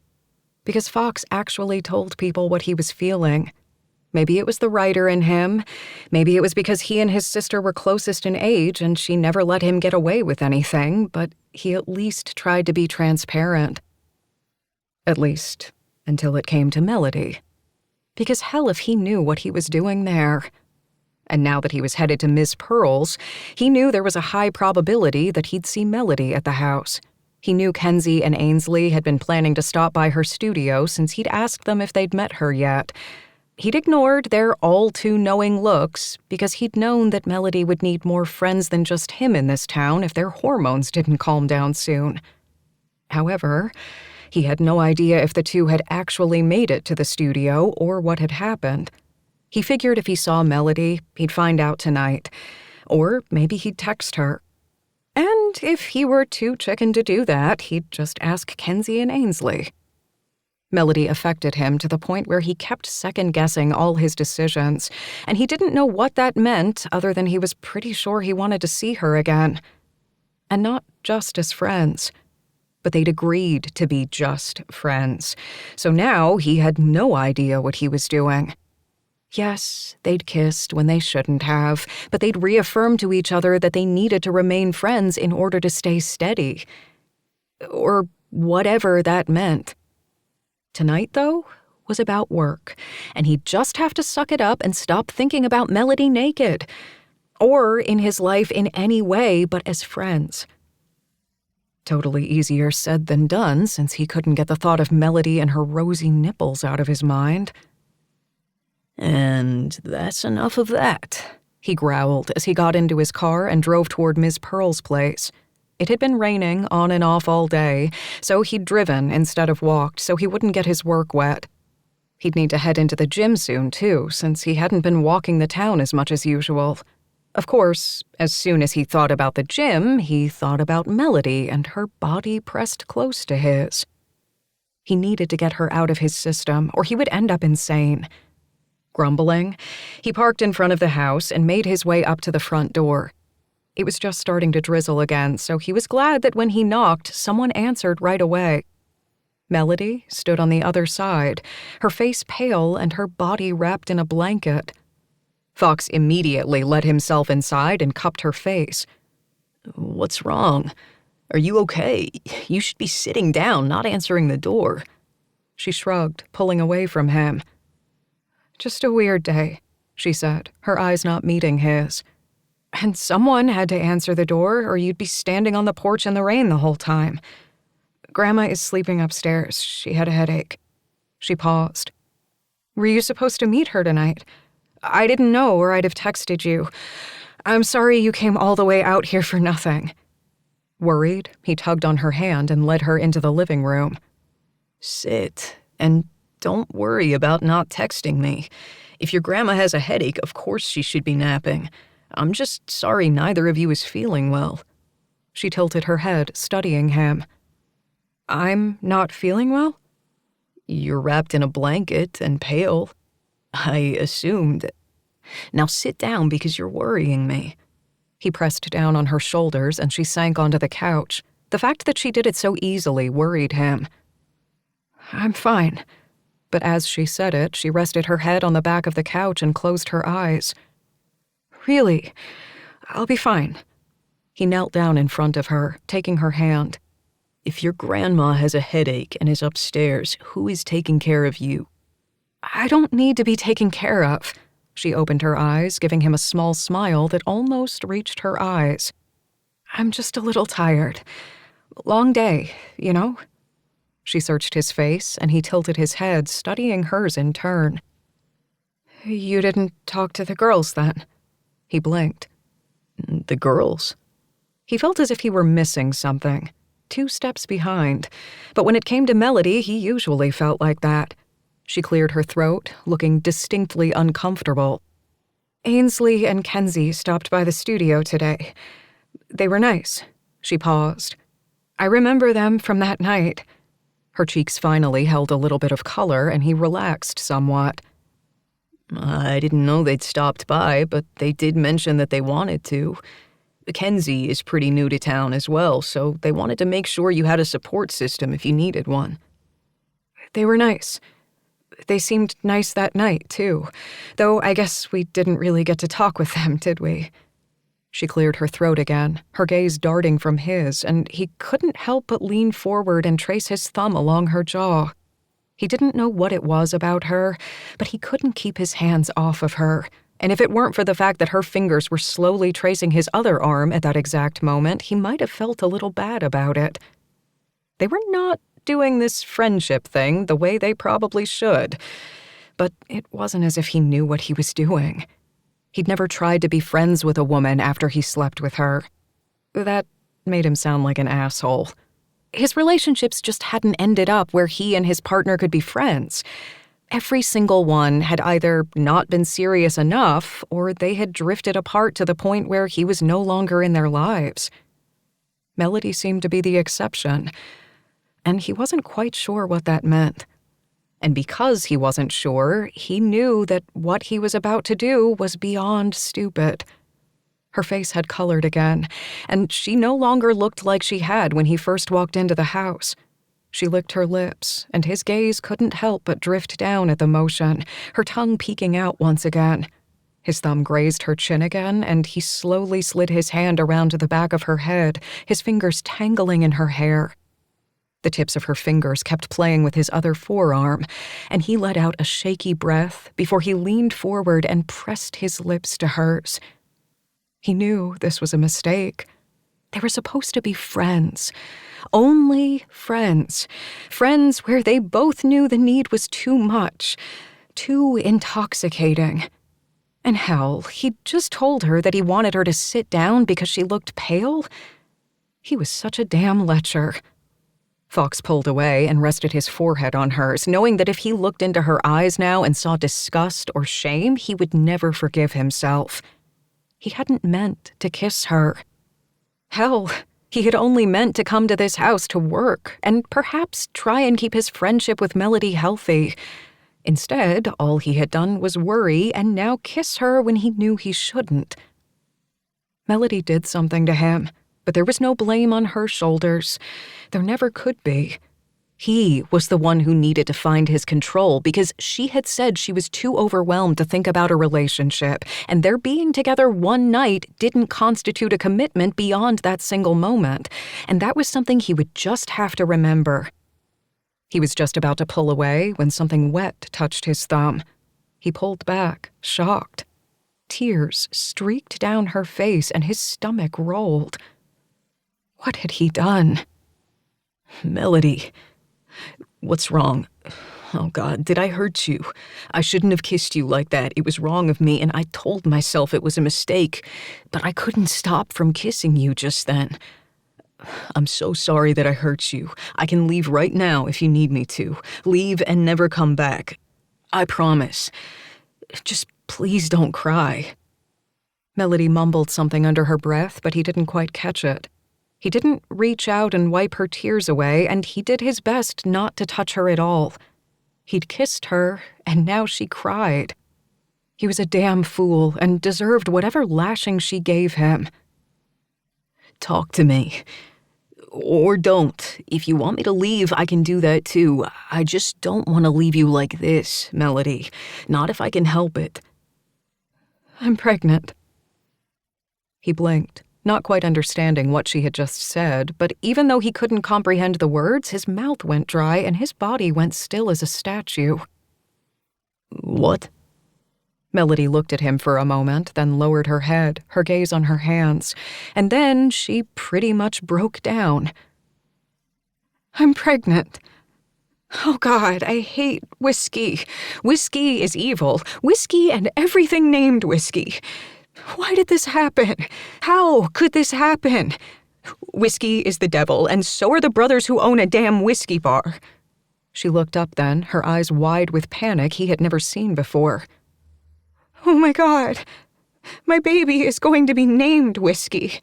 It's all on the damn whiskey, all the blame. He patted her hand as if he thought that might comfort her as he tried to get his thoughts in order. She was pregnant? As in, a baby coming in 9 months, or he guessed less than that since she kept talking about whiskey. He swallowed hard and found that his mouth was too dry for even that to work, and so he just sat there, blinking. That was a lot of whiskey. Okay.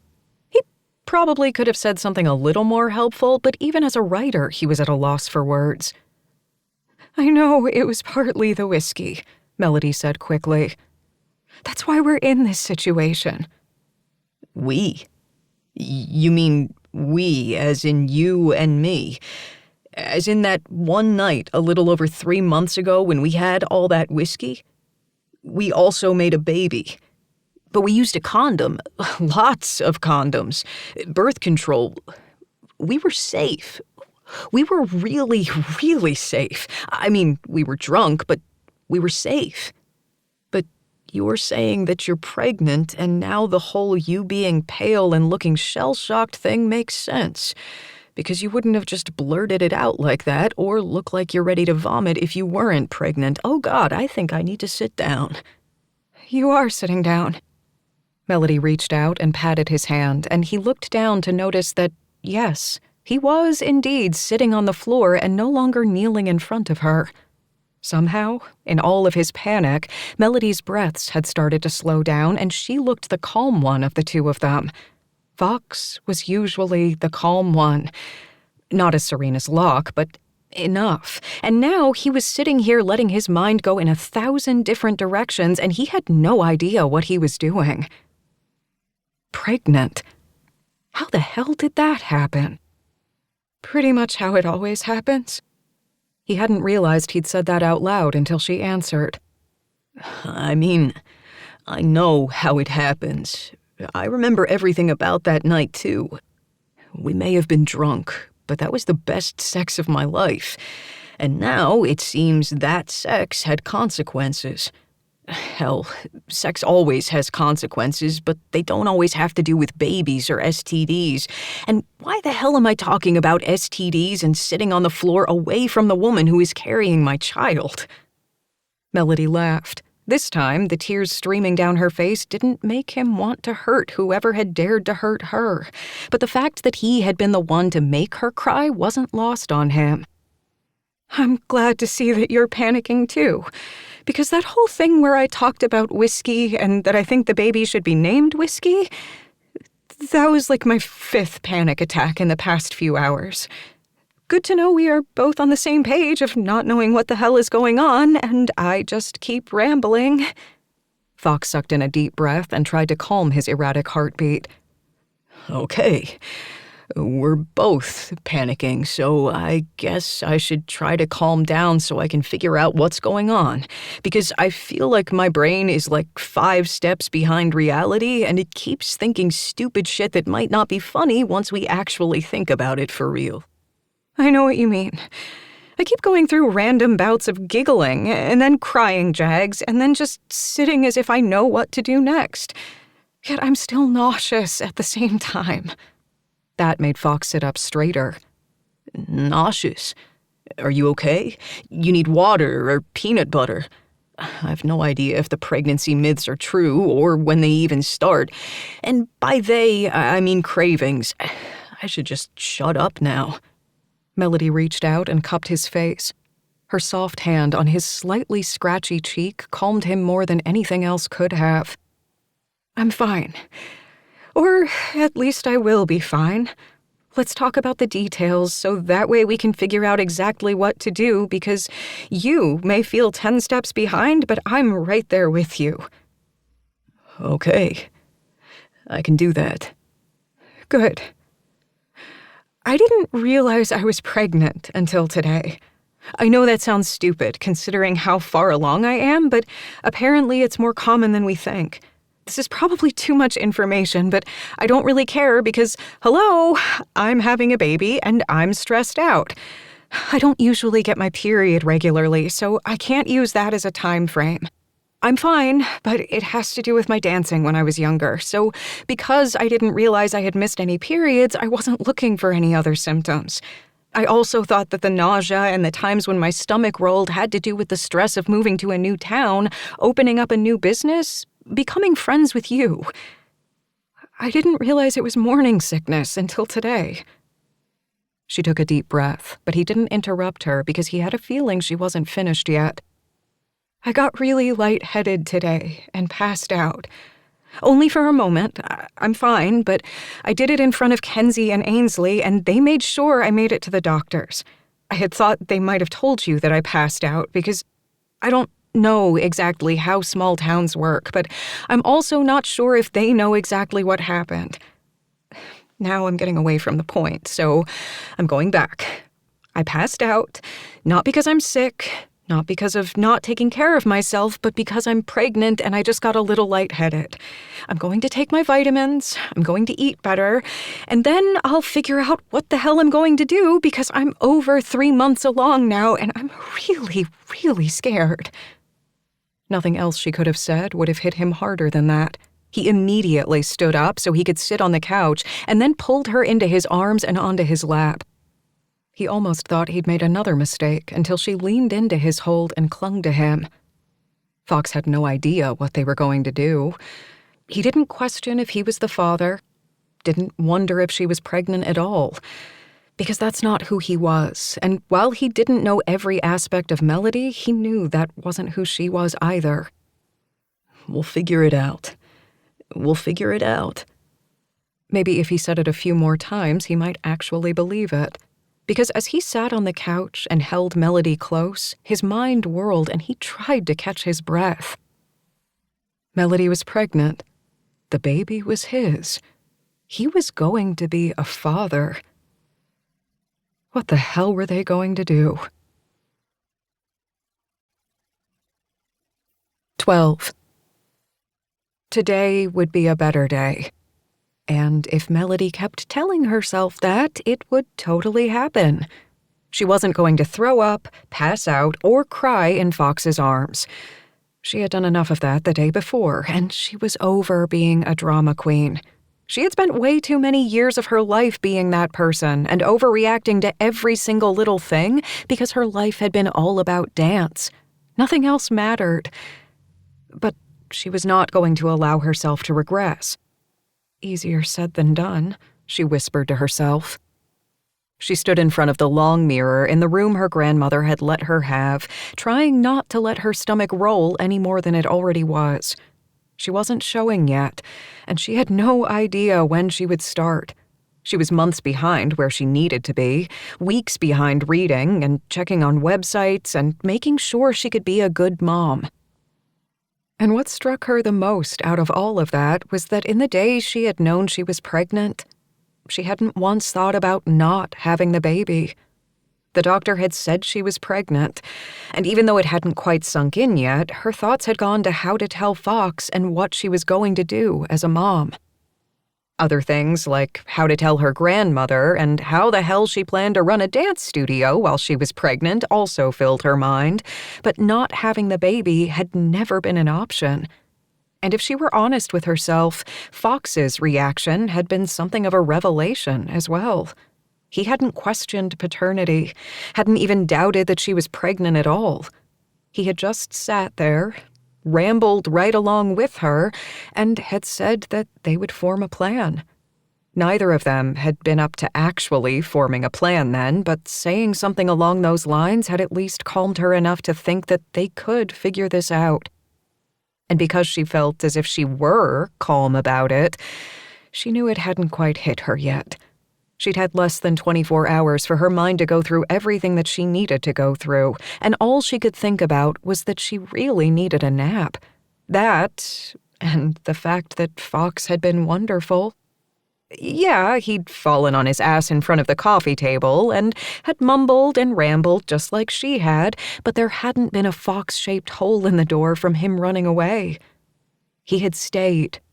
He believed her, and somehow she felt as if he believed in her. Only her grandmother had ever truly believed in her, even those times when she didn't believe in herself. And the fact that Fox had just shakingly held her confused her more than anything. She didn't really want to analyze those thoughts, though. She hadn't been lying when she told Fox before all of this happened that she didn't want to deal with a relationship. She truly didn't want to open herself up to anything like that again and risk getting hurt. But she knew it was more than that. Because if she focused on what she could have been, she would mess up what she'd already worked towards. But it seemed that all of that might have gone out the window with one whiskey-filled night. All of her plans about forming this new life of hers, where it would center on her work and caring for her grandmother, felt as if they were sliding through her fingers. She had no idea how she was going to juggle everything, no idea how she was going to handle being pregnant at all. And just using that word, pregnant, made her hands shake and her stomach roll once again. She honestly didn't know if the nausea came from morning sickness or from the idea that she knew she was pregnant. This was such a new experience for her, and she was truly afraid that though she had tried so hard not to end up alone as she had been for so long, she feared she would end up doing this alone anyway. She wasn't going to put any excess baggage on her grandmother. Grandma Pearl was a force to be reckoned with and had lived her life hard and strong and to its fullest.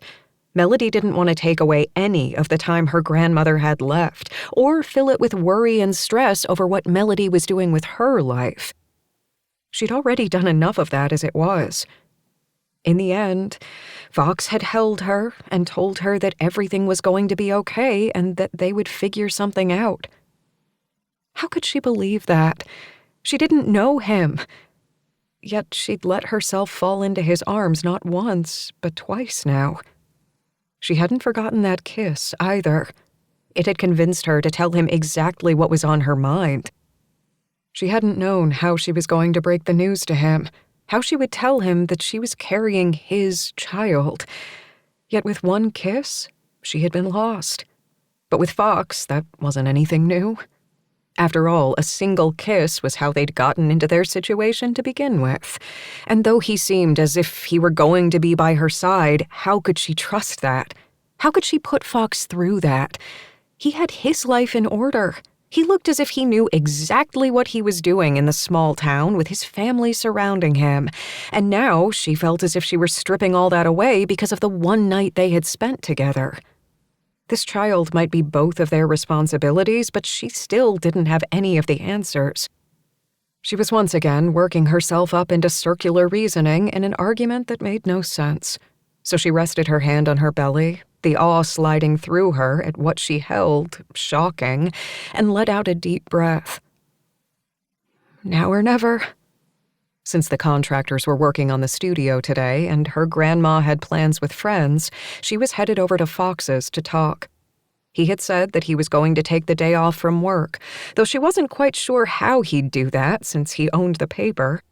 But since that's what he had said, she was just going with it.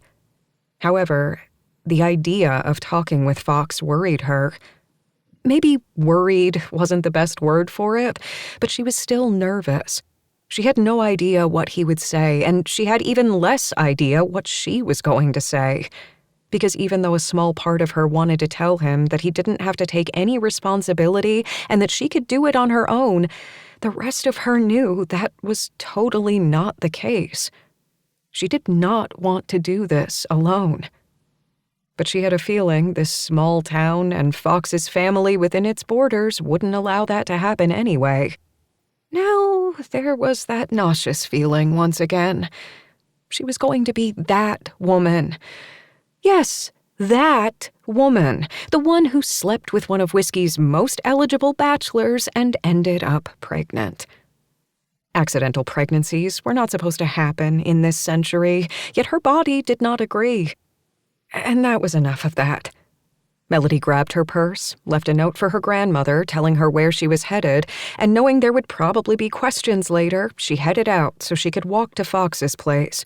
His house wasn't too far away, and she needed the air.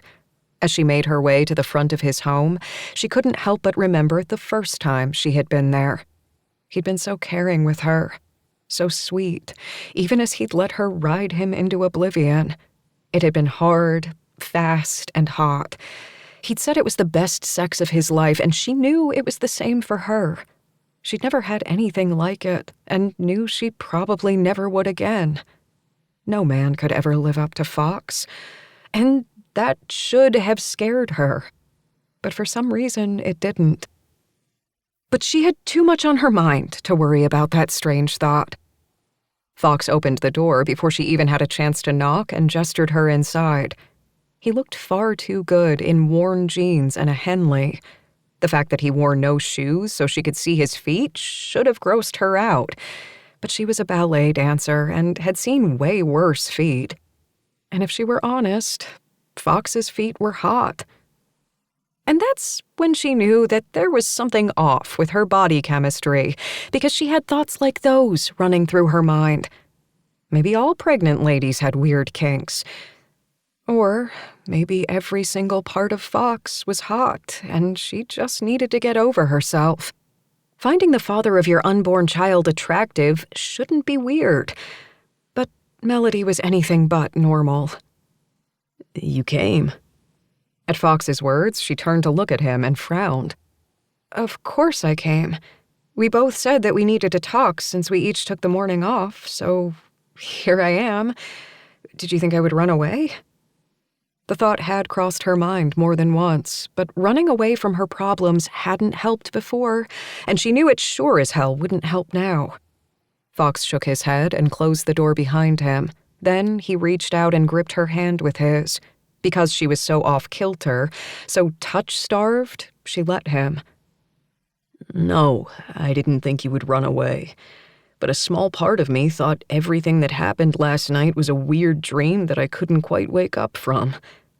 But now that you're here and we're both acting so strange, I have a feeling I didn't dream up anything. Melody barely resisted the urge to rest her hand on her non-existent bump. She never used to do that at all before yesterday, and yet she had done it twice already that morning. Apparently, knowing there was a baby growing inside you turned you protective and gave you the same gestures that every pregnant woman and every TV show she'd ever watched had. Nope, not a dream. I threw up this morning, I think, to remind myself exactly what happened. Fox's face went slightly pale, and he reached out for her before lowering his arm. The two of them truly had no idea what they were doing, and it made their interaction awkward. Is there anything you need? I stayed up most of the night and read a bunch of articles. I even downloaded that What to Expect book, but I got confused and figured that was something maybe we should read together. Or maybe you already read it. But then I realized that you've only known about this a few hours longer than I have, so you probably haven't read the book yet. I don't actually know your reading speed because I don't know anything about you beyond how you taste. And that was awkward as hell, so I am going to shut up now. Wait, I'm not going to shut up. I meant to ask you if you needed anything to drink or to eat or to sit down or if there's anything I can do for you at all. And once again, I'm going to shut up. If Melody weren't already sure she'd been slowly falling for Fox since the night they met, she'd have known it right then. He was just so damn caring, so perfectly imperfect and awkward. She was just the same, and she had a feeling they would both be rambling their way into uncomfortable situations more than once, as they tried to figure out what they were going to do about the whole baby thing. Because, dear God, they were having a baby. A real baby. A baby that was currently inside her like that thing from Alien. Fox's hands gripped her upper arms, and she blinked so his face came into focus. You just got really pale. What's wrong? Was it wrong of her that she wanted to lie and say that she was pale because she thought she might be falling in love with him, rather than mentioning the fact that she couldn't get that horrible scene from Alien out of her head? She'd officially lost her damn mind, but she told him the truth anyway. Just not about the love thing, because that was something she was pretty sure she would have to hide away forever if she wanted to stay sane. I was just thinking about the fact that when my stomach rolls now, I don't know if it's nausea or the thing from Alien trying to escape. And that probably puts me in the record books for being a bad mother, but I've only been at this gig for about 22 hours now, so hopefully you'll let that slide. Fox stared at her for a moment, and she thought he might say something that would make her feel like an idiot. But he threw back his head and laughed.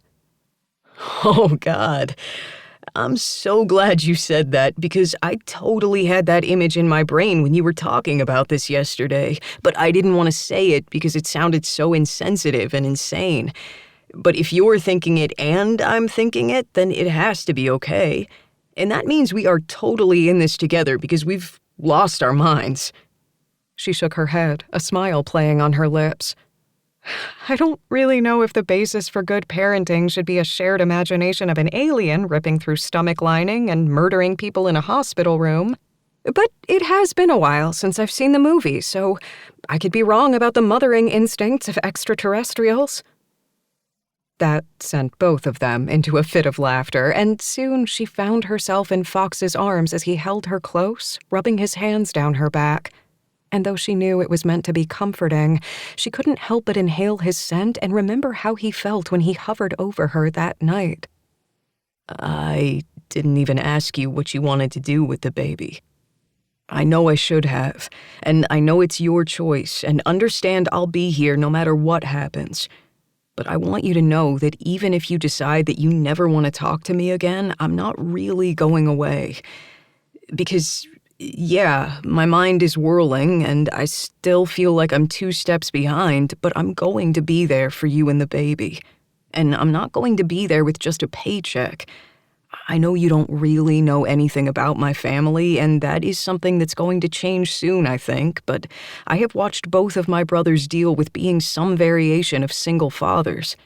I've watched what happens when custody agreements pull children away from their dads, even if it sounded like a reasonable explanation at the time. And I've watched my eldest brother raise his daughter on his own because his ex wanted absolutely nothing to do with being a mom. I don't want that for whatever child we have. I've watched my family struggle, and I've watched those children thrive, and I've tried to be the best uncle that I can be, but I want you to know that I want to be the man you need me to be, in any way you need it. But I don't want to just be a figment of this child's life. So if you choose to continue on with this pregnancy, I hope you let me be by your side. I hope that you let me figure out how to be part of this child's life. He swallowed hard, and Melody tried to figure out the words that she needed to say because she was so overwhelmed with emotion she could barely catch her breath. That was a lot more than I had planned to say while standing here holding you in the front part of my house. I haven't even let us into the living room to talk, yet I'm standing here making declarations and promises that I don't even know if you can quite believe since you don't really know me yet. But you will know me, Melody. I wanted to get to know you before this happened. I feel as if we were on the verge of something more than just friendship and a few text messages before all of this happened, and I know everything's going to change, but I want you to know that you can count on me. And I guess I have a lot more on my mind than I thought. And because Fox had said the exact right thing and she didn't have the words herself, she went up onto her toes and kissed him. It was only supposed to be a brush of lips, a sweet embrace to say thank you for being the man he was, but as soon as her lips pressed against his, she knew she would be lost in him until the end of days. They had so much to talk about, so many plans to make and details to hash out. Her life was a roller coaster of endless decisions and responsibilities, but all she wanted to do was push that all out the window and ignore it. Just for now. All of the decisions and plans would still be there waiting even if she let go. So she parted her lips and deepened the kiss, knowing that this might be a mistake, but realizing it was a mistake worth making. She clung to him, and he did the same with her, his hands roaming down her back to cup her butt and press her closer to his hips. She could feel the long line of his erection pressed into her stomach, and she gasped out a breath, forcing herself to try and slow down. Fox pulled away as well, his breath coming in hard pants also. I think it was better than the first time, and I didn't think that was possible. She licked her lips, and this time pressed her hands to her belly. Fox caught the motion, and his eyes darkened. He didn't pale. He didn't freak out. He looked happy. And yet she had no idea what he was feeling. I know we need to talk, but I think I need to go back home for a minute and just breathe, because I don't want to do something stupid and ruin everything, because it's not just you and me anymore. And that scares me. Fox stuffed his hands into his pockets and nodded. Can I walk you back? I know you walked over here on your own, but it's a nice day out. I promise I won't touch you. I won't even talk if you don't want to. But I just want to be by your side.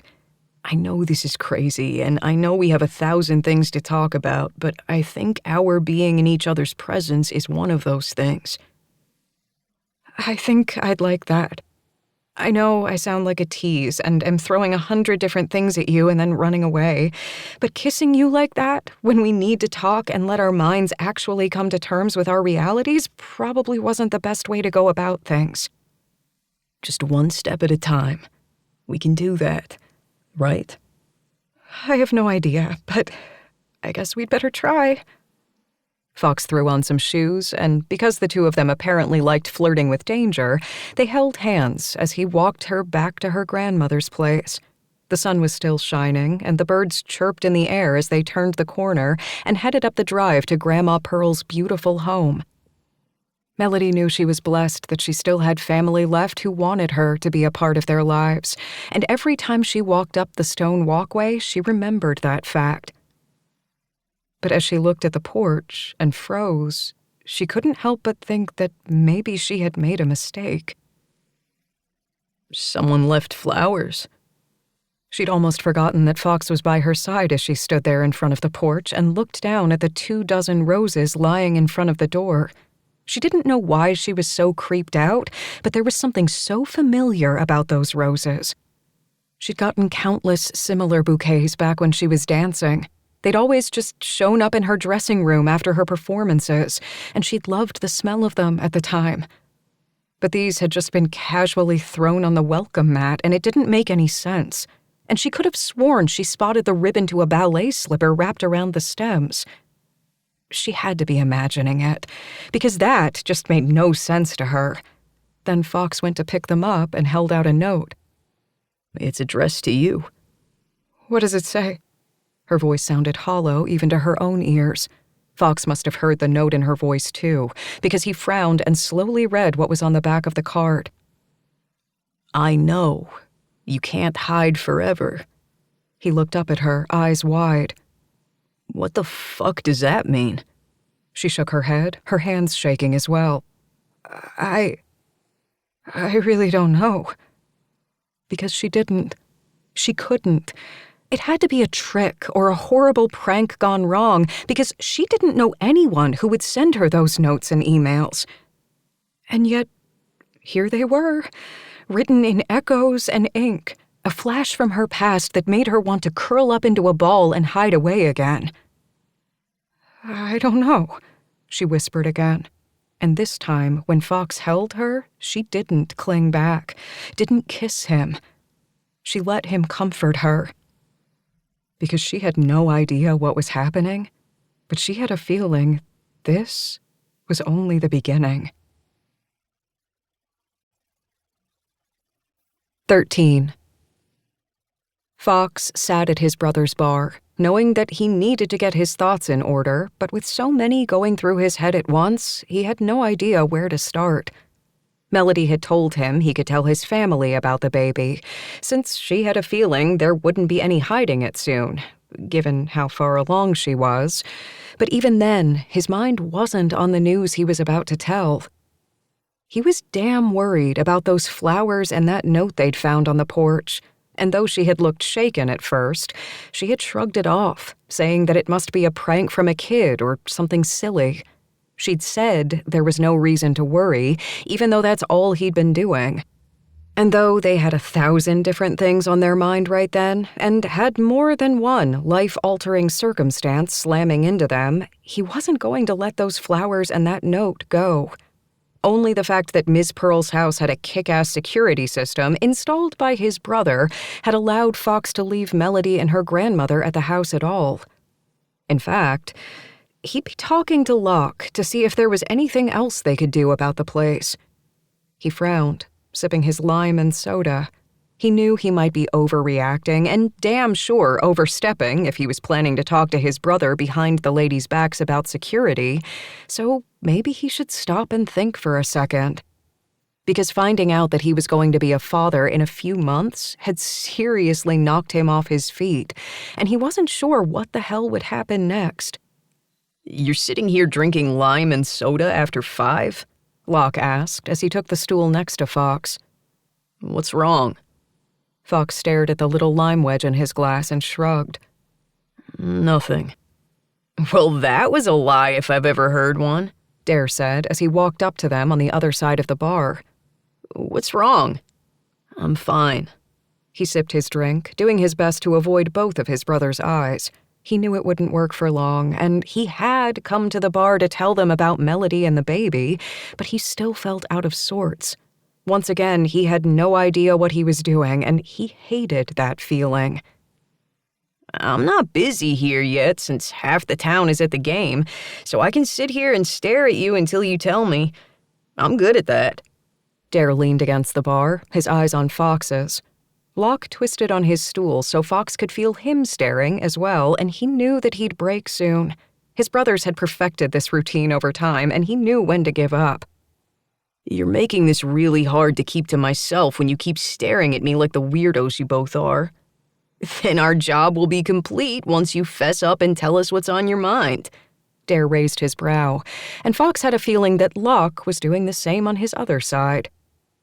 You know Melody? The woman opening up the new dance studio next to my place? Yeah, we know her. What did you do? Fox scowled. Why do you think I did anything? I'm the one sitting here frustrated. Because you are a man, so it has to be your fault. But let's not get off track. Melody. Yes, we know her. I remember her from that first night when you and she were in here pounding down whiskey and thought the rest of us didn't notice. Fox let out a breath. He hadn't actually known that everyone had been looking at them, but then again, his mind had been on whiskey and Melody, and honestly, that hadn't really changed. If you saw us together, then you probably know that we left together that night. His brothers didn't say anything, but they both nodded. He could go into every single detail and try to figure out how he was going to tell the people closest to him that he was going to be a father, but for all the words that he knew and used every day in his life and in his passions, he couldn't think of a damn thing to say. She's pregnant. Say that again. Dare leaned closer, his eyes wide. My girl is pregnant. He hadn't actually meant to call Melody his girl, but then again, it felt right to say it. They hadn't talked about what the baby would mean for them, or what it would do to whatever relationship they had, but with this new life they created between them, everything had changed. They would be forever connected, no matter what happened in the future. And that should have probably scared him beyond all reason, but it didn't. In fact, it gave him... He wanted to say purpose, but he wasn't even sure that was the right word.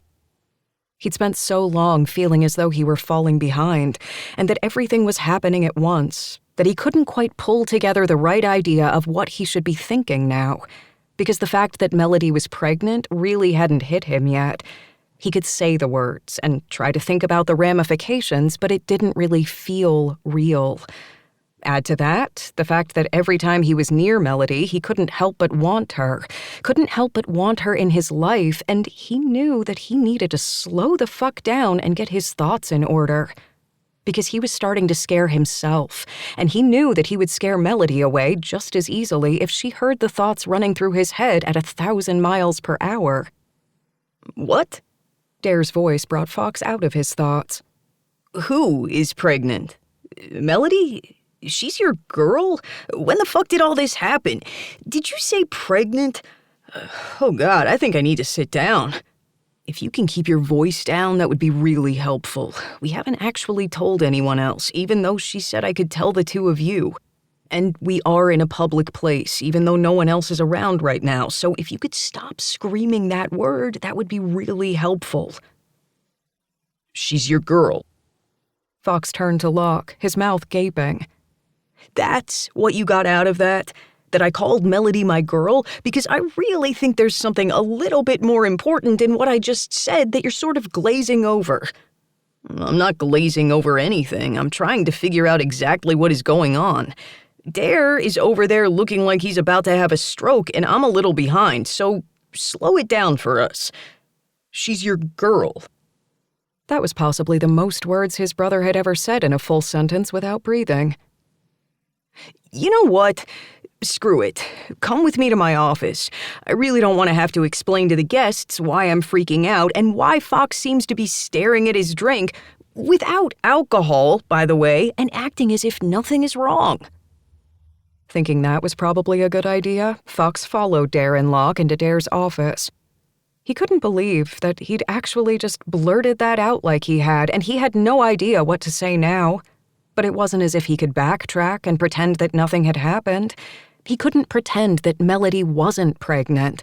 He couldn't pretend that their one-night stand together didn't have consequences beyond an awkward morning after, and he couldn't pretend that he would be fine doing everything alone while he tried to figure out what the next step was. His family was close for a reason, and he really just needed to talk to his brothers. Then he could find the courage to talk to his sister and his parents, and then maybe he could figure out how to talk to Melody. He'd already been trying to think of ways into her life before everything changed, and now he knew it would be just that much harder. So, yes, he needed to talk to his brothers and get his thoughts in order so he didn't make a mistake and act like a fucking asshole. Because when Fox got stressed and confused, that's exactly what he turned into, and he had no desire to be that kind of man. Or that kind of father. Oh, God. Father. He kept thinking the word, and now his stomach hurt. Thankfully, as he sat down in one of the chairs in his brother's office, Dare held out a glass of whiskey, and Fox clung to it as if it would save his life. Bottoms up. Dare met his gaze, and Fox figured the panic there was probably only a fraction of what was in his own eyes, because the more he let the situation sink in, the more he wanted to run around screaming. Both his brothers held their glasses, and the three of them drowned the shot in one. The burn felt damn good down his throat, the smoky flavor perfection. Of course, it was his brother's whiskey, so it would be the best taste for any situation. That was the one thing his family did right, and one thing the town was known for. It's whiskey. He never would have figured that he would need it and tradition to calm down after finding out that he had gotten a woman pregnant after a one-night stand. He was truly a fumbling idiot.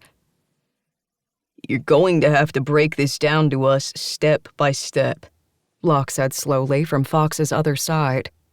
And make it slow, Dare added. I met Melody that night in the bar.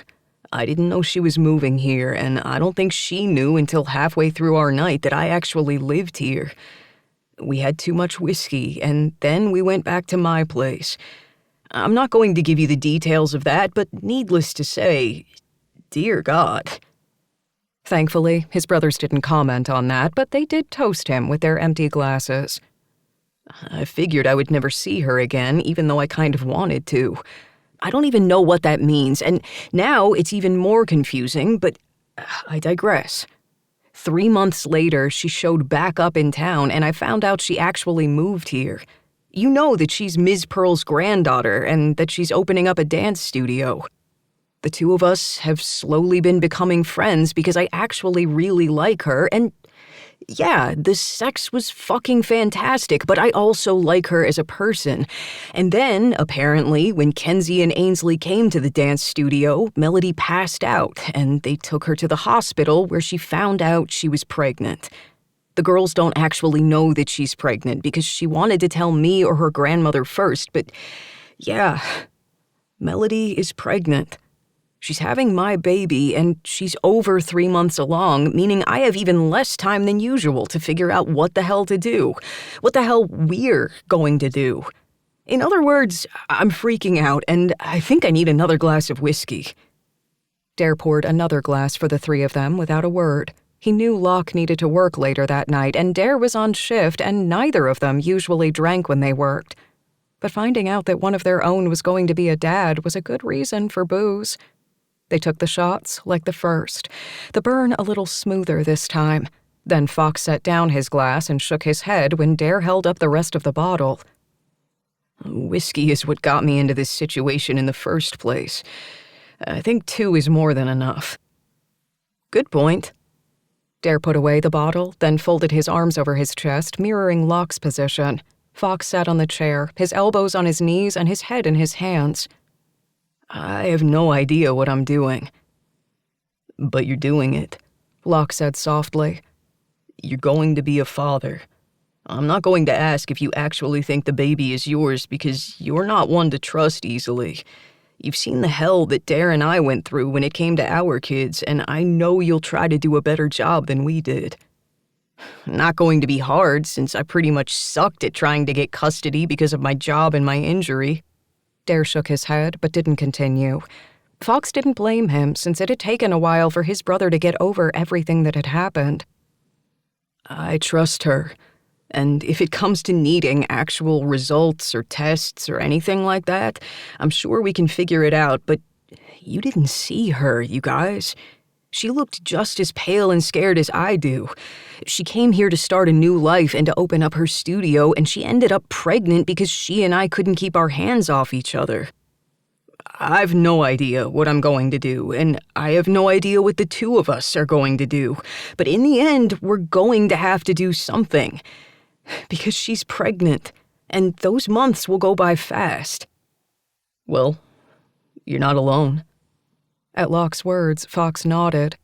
There wasn't really anything else to say because there was such promise behind those words. They meant everything.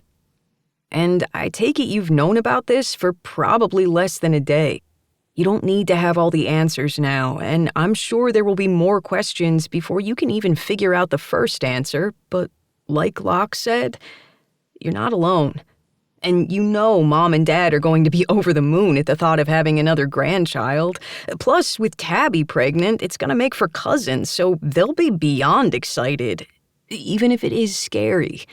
But Fox, you're going to be a dad. That's really fucking awesome." Fox smiled but leaned back and grinned with his brothers. Because yeah, things would get even more complicated soon, but the fact that he was going to be a dad, that was pretty damn amazing. 14. Melody needed to just bite the bullet and get this over with, because the more she hid within herself, the worse it would be when the time came.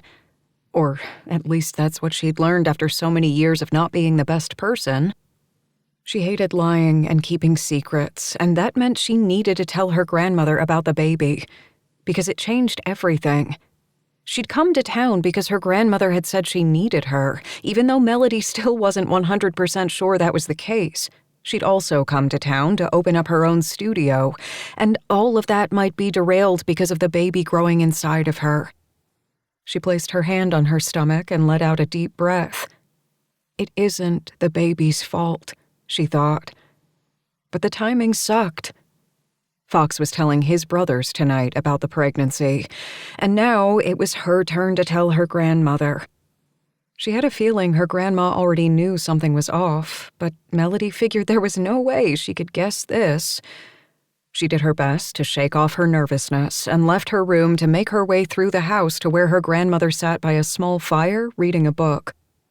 Grandma Pearl had once been a showgirl, but she had been the classiest one in Melody's mind.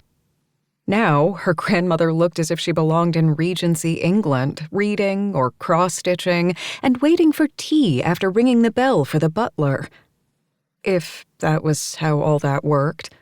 The only real Regency-era information she knew came from romances, and she usually paid more attention to the dukes than the tea. "If you don't come in and tell me what's on your mind, I'm going to have to start making guesses myself, and we both know that could end up terribly. For all I know, you're going to leave me to go join the circus and get tattooed from head to toe.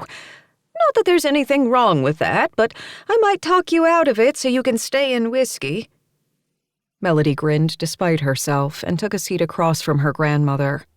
"Have I said thank you recently? Thank you for taking me in. Thank you for offering to take me in many times before this, even though I didn't deserve it. Thank you for always sending flowers and coming to all of my recitals and performances at Juilliard. Thank you for believing in me when I said I was ready to open up a studio in a small town that I wasn't a part of. Thank you for making this place a home for me. Have I said all of that recently?" Her grandmother smiled softly, a single tear tracing down her cheek. Melody hated to see it, so she got up quickly and used a tissue from the side table to wipe her grandmother's face. Don't cry. Please don't cry, because you might start crying again soon when I tell you that I'm pregnant and unwed. Not that her grandmother was very traditional, but one never knew in this type of situation. I'm going to cry if I want to, because, yes, you said thank you recently. You always find ways to say thank you, even if it's not words, but your words just now were beautiful, and I love you so much, Melody. I'm so glad that you're finally here. It's like my home has been waiting for you. You fit right in. Now, why don't you tell me what's on your mind, because I know it wasn't just to say thank you. Something's wrong, baby. You can tell me. I promise I'll be here for you no matter what. This time, it was Melody who let a few tears fall, but she didn't bother wiping them away. She had a feeling there would be more soon. I don't know how to tell you this, so I'm just going to say the words. She took a deep breath. I'm pregnant. Her grandmother blinked for a few moments before nodding. Now your nausea and your little hospital visit that you did not tell me about makes sense. Are you okay? Are you feeling okay? Melody sat there for a second, trying to figure out exactly what had just happened. How on earth did you find out that I went to the hospital? Isn't there some patient confidentiality thing? Her grandmother rolled her eyes as if she were Melody's age or younger. The movement was just so much like her own that Melody couldn't help the small smile that played on her face, even though her nerves were worse than ever. Your doctor didn't tell me, if that's what you're worried about. A friend was there picking up a prescription and happened to see you. Remember, granddaughter of mine, I have ears and eyes everywhere. I see and know all. That is the mysteriousness of Ms. Pearl. She waved her arms around her face as if she were a 50s starlet, and it sent them both into a fit of soft laughter. Then her grandmother stood up and went to sit by Melody on the love seat. You're pregnant. Going to have a baby. I am going to be a great-grandmother. Possibly the most gorgeous great-grandmother out there, but that is neither here nor there. Really, how are you feeling? Like I'm going to throw up, but I don't know if that's because of the morning sickness, since it doesn't actually happen only in the mornings, or the fact that everything is happening all at once. I'm really overwhelmed. Well, that makes sense. It wouldn't be a pregnancy if you didn't feel like you had to throw up every 5 minutes. And since you just found out, I assume that it hasn't really hit yet. And you have more questions than answers, and even more questions that you don't even know you should be asking yet. What does Fox have to say about it? Melody froze. Fox? Yes, Fox. Her grandmother patted her hand. You know, the father of your child. There's only one man in this town that I've seen you go doe-eyed over, and I do not need to know all the details, though you can tell me. I have probably seen and done more than you could ever dream of, but that is for the next editorial. She winked, and Melody laughed again. But yes, Fox. I saw the way you two looked at each other, and that look had nothing to do with first meetings and simple crushes.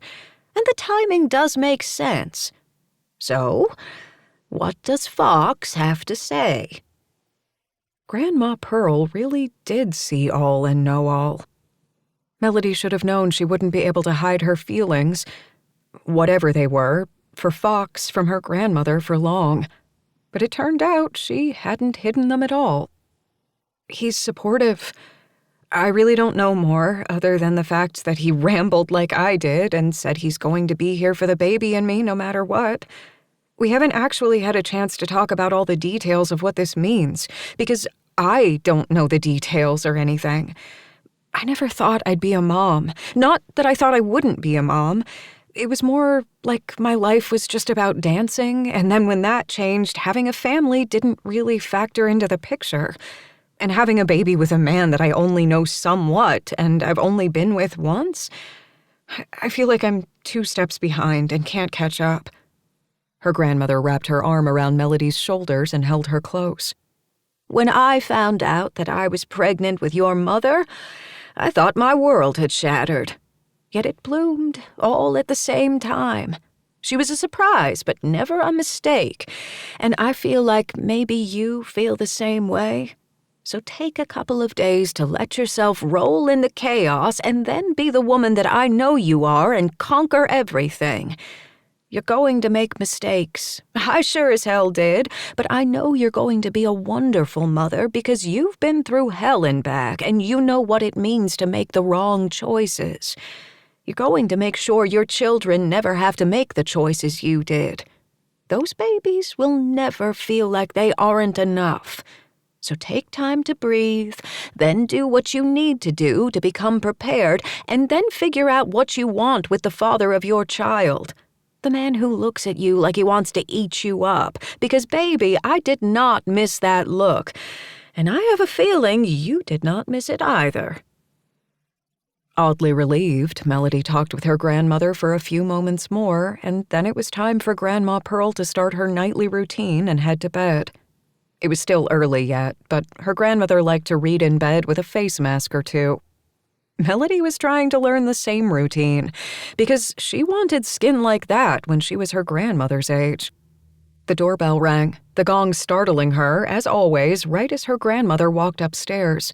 Melody waved her off so she wouldn't have to come back down. She didn't know who would be at the house at that time of night, but it might be Fox. The two of them did need to talk, and if he was as scattered as she was, it would make sense that he would show up without warning. But when she opened the door, it wasn't Fox. "Kenzie. Ainsley, hi." Kenzie winced, and Ainsley waved. "Sorry we're here unannounced. But Fox told us the news. I don't know if he was supposed to, but we sort of walked in on the guys talking and being secretive, and we're really good at ferreting information, so sorry we made him spill the beans, but we're here for you." Ainsley beamed, looking far too gorgeous for her own good. "Oh." Melody's mouth went dry. "You know." Kenzie nodded, then opened her arms. "Yep. And we're here for girl time, so hug me, and then we can talk, eat junk food, or sit and watch movies." And because this town had once again opened its heart for her in the form of these two women, Melody went straight into Kenzie's arms and held the other woman tightly. Ainsley hugged her from behind, and the three of them stood on her porch, not saying a word, yet saying plenty. Melody might not know what she was going to do about being a mother, and she had no idea what to do about her relationship with Fox, but the strong women surrounding her, and the strongest woman she knew being upstairs in the house, meant that she wasn't alone. And that might not mean much to someone else, but for a person who hadn't had a single friend, not really, because she was too focused on dancing competitions, it meant the world to Melody. And when the three broke apart, she let her new friends into the house and listened as they talked about nothing at all. And they didn't actually talk about why they had come in the first place. Somehow, they just knew she needed to breathe. Somehow. Her phone buzzed. "Fox. The girls are on their way over, or already there. Didn't want you to be alone and figured you needed time away from me to think." Not so mysterious after all, Melody thought. The man knew her more than she thought possible, and they'd only been texting and in each other's lives for a short while. She knew that could be dangerous, but she also knew she would risk it anyway. At least for now. "Melody. Thank you. They're taking care of me. Fox. Good. They're great women, two of the best in my life. Glad you aren't alone. See you tomorrow?" The girls were staring at her as she texted, and she knew she'd tell them afterward, but she ignored them for now, her attention on her phone and Fox. Did she want to see him tomorrow? Of course she did, and not just because their lives would be forever intertwined. She'd wanted to know more about him before, even if she wouldn't have had that kind of time with how things were, and now things had changed. And she really wanted to know Fox, wanted to know the man that was the father of her child, wanted to know the man himself. So She texted him that she would see him tomorrow, knowing that they might be taking a step into something that could possibly hurt them both, or at least change everything. She didn't have the answers. As it turned out, she didn't have the answer to many things. Seeing as she had spent most of her life focused on something that had turned out to be wrong for her soul, maybe it was time to figure out who this new person in the mirror was, and see how Fox and their new future could fit together. 15. Fox probably shouldn't have been nervous to show Melody around town, considering they had already slept together and had spent time together, but he was still nervous as hell. After he had told his brothers the news, Kenzie and Ainsley had shown up soon after, demanding to know what had the three Collins brothers so on edge. And because Dare didn't want to hide things from his woman, and Locke had a strange relationship with his best friend, Fox didn't bother keeping secrets. The two of them had looked shocked for a moment, and then had squealed before hugging him. Then they had left the three guys alone because they wanted to talk to Melody. Sure, it had been his idea because he didn't want Melody to be alone while family surrounded him, but the girls had made it sound as if it was their idea as well. He didn't mind, because while Melody had her grandmother, Fox had so many more people in his life, and that meant there were many more shoulders he could lean on. And while he wanted to be a shoulder Melody could lean on, he had a feeling that they'd both needed space the night before. At least, she might have needed space from him. He could be wrong, but by sending the girls over there, at least he'd known she wasn't alone. And now, Melody was on her way over to his office so they could take a late lunch/early dinner together, and so he could show her around town. She'd been living in Whiskey for a little bit now and had visited before, but she had said that she didn't know some of the little histories that came with each block and building. She might know the tourists' version of the bootlegging stories, but there was so much more to Whiskey than its namesake. The grand opening of her dance studio was soon, and he knew she was beyond nervous and frazzled. He had offered to help, and other than putting a notice in his paper that she had paid for, that was all she had allowed him to do until the day of. She planned to have a party to celebrate all of the new students and the building itself, and figured that would be a great time for everyone to get to know her as well as for her to check out who would be entering her classrooms. Fox would be there to be her errand boy, and he didn't mind. Locke had also offered, even though he was also going as the father of one of the students. Fox had a feeling his entire family would show up and make sure Melody wasn't alone for even a moment. She had no idea what she had signed on for when she slept with him, but neither had he. He hadn't known he would find the most interesting, intelligent, sexy woman he could have ever hoped for, and he was glad that they would have this afternoon to get to know each other. And that meant he needed to make sure that she enjoyed herself, because if he made the town sound like a dull place today, she might think that he was dull and never want to see him again. Hell, he sounded as if he were back in high school again, worried about what the girls thought about him and his skinny limbs. He might have filled out in the muscle department, but apparently the nerves department hadn't changed much. Melody had said that she would meet him in front of the office so she wouldn't bother him at work, and since it was time, Fox packed up his things and headed out past his writer's desks. Nancy looked up, narrowed her eyes, then went back to work. He barely resisted rolling his eyes at her. They would have to figure out a way to work together, especially if she continued to act as if she could write anything she wanted and however long she wanted it. Sometimes he really hated the whole being a boss thing. He had a feeling Nancy wouldn't be staying at the paper much longer. He didn't plan to fire her because she did damn good work, but he figured she wouldn't stay because the small town just wasn't enough for her. She'd end up moving to a bigger paper with bigger news eventually, and that was just fine with him. Whiskey wasn't for everyone, the town or the drink. Melody was standing on the sidewalk right outside his building when he walked out.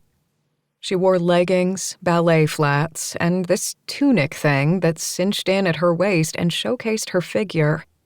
He'd always known she was sexy, had felt her sweet curves beneath his hands, but right then he couldn't help but think she was even sexier.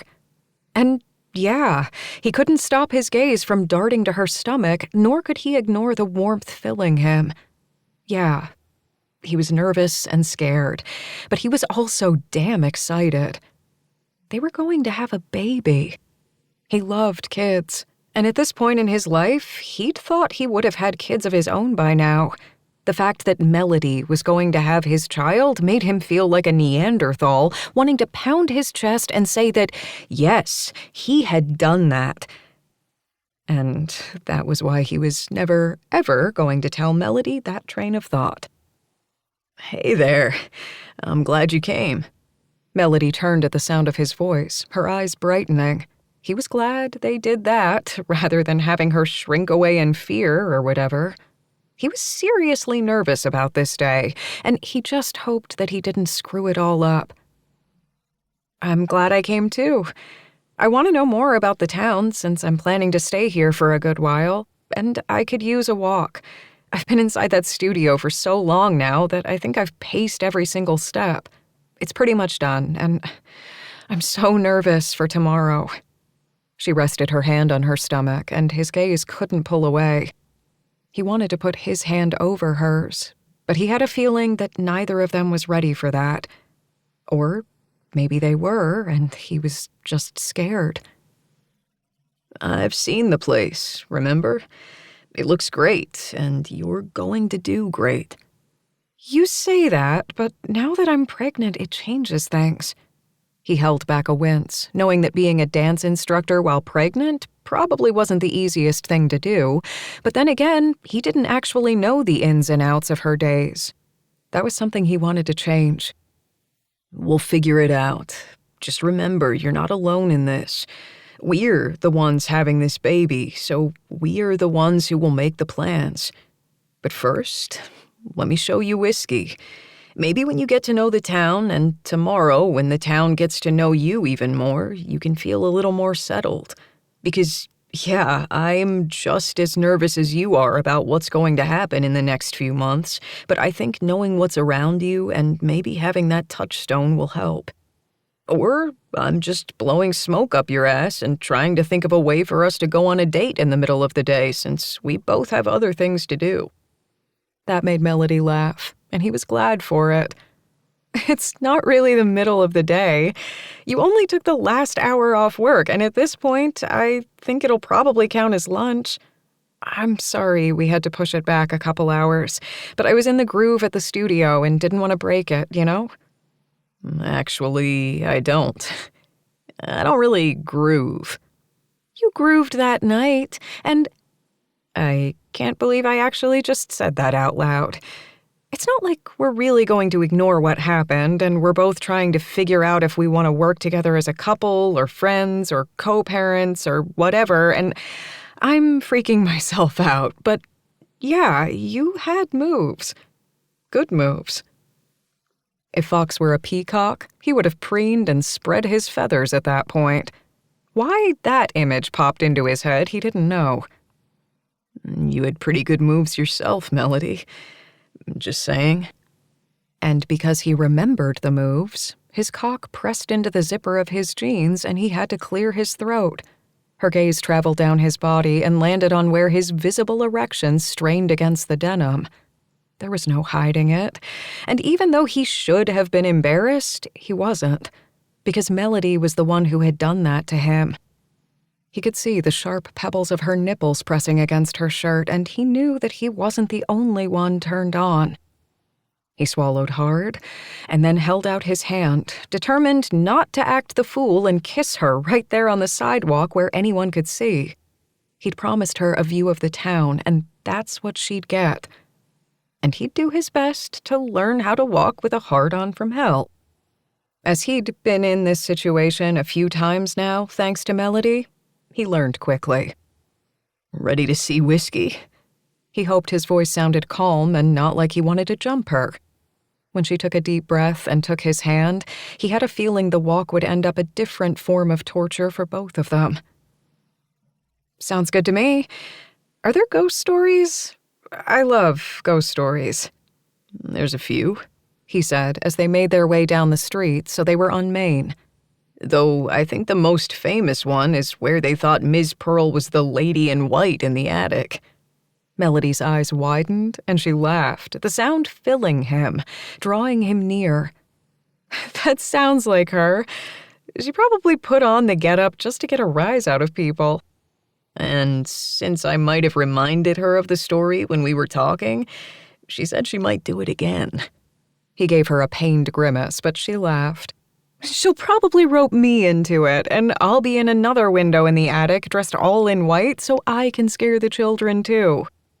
You know, she'd probably put you in the outfit from Swan Lake so you could dance in the window instead. They made a turn so he could show her the bridge where they would easily walk from Pennsylvania to New Jersey, ending up in both places at once at a certain point, something that tourists love to do. Oh God, she totally would. I'd have to be on point, too, because Grandma doesn't do things halfway. Don't put ideas into her head because you know she'll do it. He squeezed her hand and she smiled up at him. Okay. So this is the main bridge that gets us from Whiskey to the New Jersey side of the Delaware.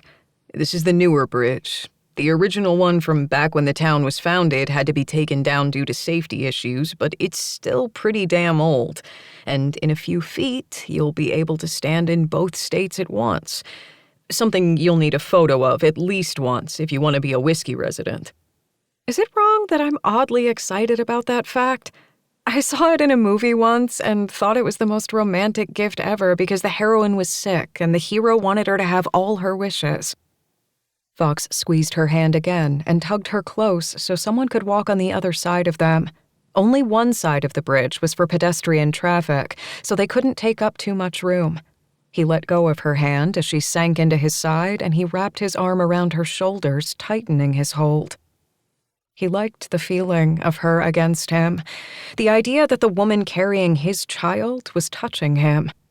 He might be a caveman thinking that, but he didn't care. He wanted more of this, wanted more of Melody. How much she gave of herself, however, wasn't something he could find out just by holding her close.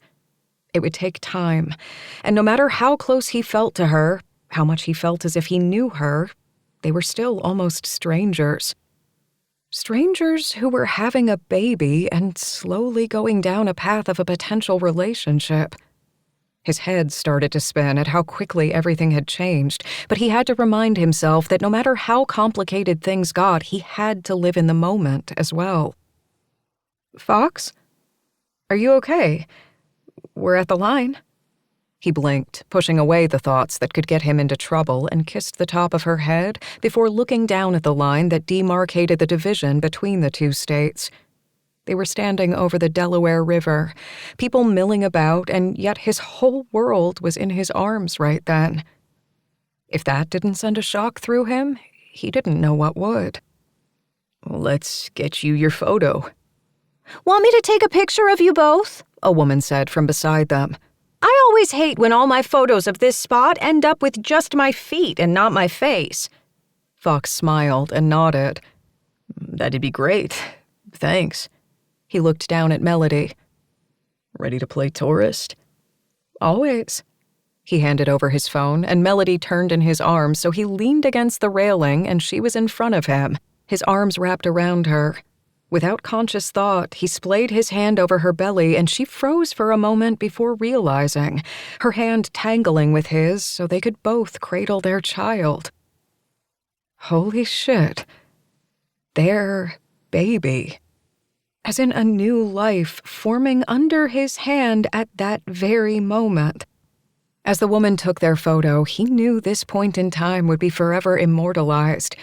And he knew when he saw the photo or the line again, he'd always remember the fact that he'd been reeling inside even as he held Melody for what felt like the first and 100th time. How it could feel so right so quickly, he didn't know, but he knew he didn't want to let her go. He kissed the top of her head again, trying to tone down the emotions and perhaps even the possessiveness that warred through him. She shook against him, and he had a feeling something was going through her system just as it was for him. He thanked the woman and took back his phone, and without words, he and Melody made their way to the other side of the bridge, then turned back so they could walk through whiskey. Just as he was about to stop by the bar for lunch, knowing that while there were plenty of other places to eat, his family bar was a favorite and something that would always be a part of his, and now perhaps her, life, Melody put her hand on his arm and stopped him. What's wrong? Would you rather go somewhere you haven't been before to eat? That probably would have made more sense, but the girls will be at the bar tonight, as will my brothers, so I figured you might want to hang with people you know. But now that I say it, it doesn't sound like a date. It feels a bit overwhelming. I can easily take you to another place. Sorry, I didn't even ask you. I was just playing tourist. She smiled, shaking her head as he continued to talk. What? You just rounded yourself into like 4 issues I don't even have with what you planned. I've loved today, and though it should have felt weird and awkward since it's technically our first date, it wasn't. I'm having a wonderful time, but I'm also a little tired. She held up her hand when he would have rambled more. I'm fine. How about we get something from the bar and take it to your house? She swallowed hard. I'd like some alone time with you, too. I know we're doing a great job of not talking about what's growing inside me right now, since I know we're both still shocked, but what I do know is that we need to get to know each other. And I'd like to try and do that tonight. There was an underlying heat in her words that made him want to bring her close and crush his mouth to hers, and because he knew that wouldn't be the best idea when they were both standing outside his brother's bar, he kissed her temple instead and pulled back, loving the way her eyes darkened at the touch of his lips on her skin. Oh, yeah. He wasn't alone in this need. And yet they were both being so damn careful about not doing anything about it. Yet. Thankfully, when he went inside with Melody, he quickly got a takeout order from one of Dare's waitresses and somehow avoided his family and the other ladies. While he wanted them to see him with Melody, he also wanted to be alone with her. Before he knew it, the two of them were in his house, under the same roof where he'd had her in his arms before, and all he could do was stare at her like a man beyond thirsty for the oasis in front of him. The thing was, though, he could tell he wasn't alone in this hunger. Melody stared at him, her mouth parted, her eyes wide, her breaths coming in pants. There was a sexual energy between them that sizzled, crackling as it danced along their skin. The food's going to get cold if you keep looking at me like that, he growled. He hadn't meant to growl, to even say that, but they hadn't even taken off their shoes yet, and all he could do was need. You know, we should talk, she said, though he wasn't sure she believed her words. We did. We talked about whiskey, talked about my family, talked about Ms. Pearl, your dance studio. They hadn't talked about the baby, her dancing, her parents, his writing. But those things would come. First, however, she stepped forward, the first to close the distance, and it nearly sent him over the edge. Then she put her fingertips on his chest, and he nearly shook. I know we should, but I don't want to talk. Not right now. We have time. Right now, I want to do something that might be a mistake and might make me go running again, but I don't care. I should, but I don't. He cupped her face, her cheeks and his palms soft. We will. But for now, tell me you want this. Tell me you want me. She snorted. Of course I want you, Fox. I've wanted you from the first moment I saw you, and it wasn't because of the whiskey. As for this, yes, but no promises. I can't I can't make those kinds of promises, though we should, since this isn't just about the two of us, but I can't." He nodded, not hurt in the slightest, since her words mirrored his thoughts. "I can do that. Because we're not done, you and me. That's the only promise I can make." And in answer, she went on her tiptoes, so he leaned down, meeting her halfway to take her lips with his own. She closed the distance, so she was pressed firmly against him, their mouths pressed harder, the kiss deepening.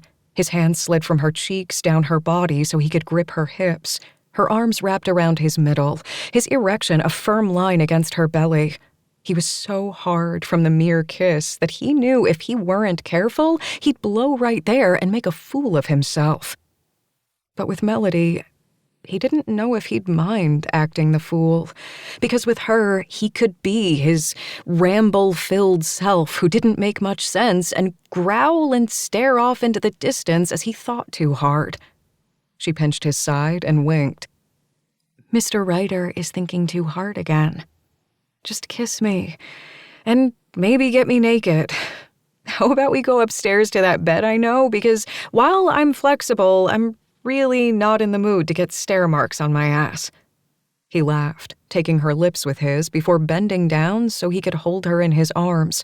She let out a gasp as he wrapped her hands over his shoulders. "Fox!"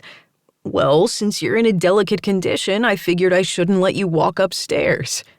He was careful as he practically ran up the stairs, eager to have her in his bed again. "I'm about to run a dance studio. I think I can handle stairs." He set her down in front of the bed, careful not to jostle her.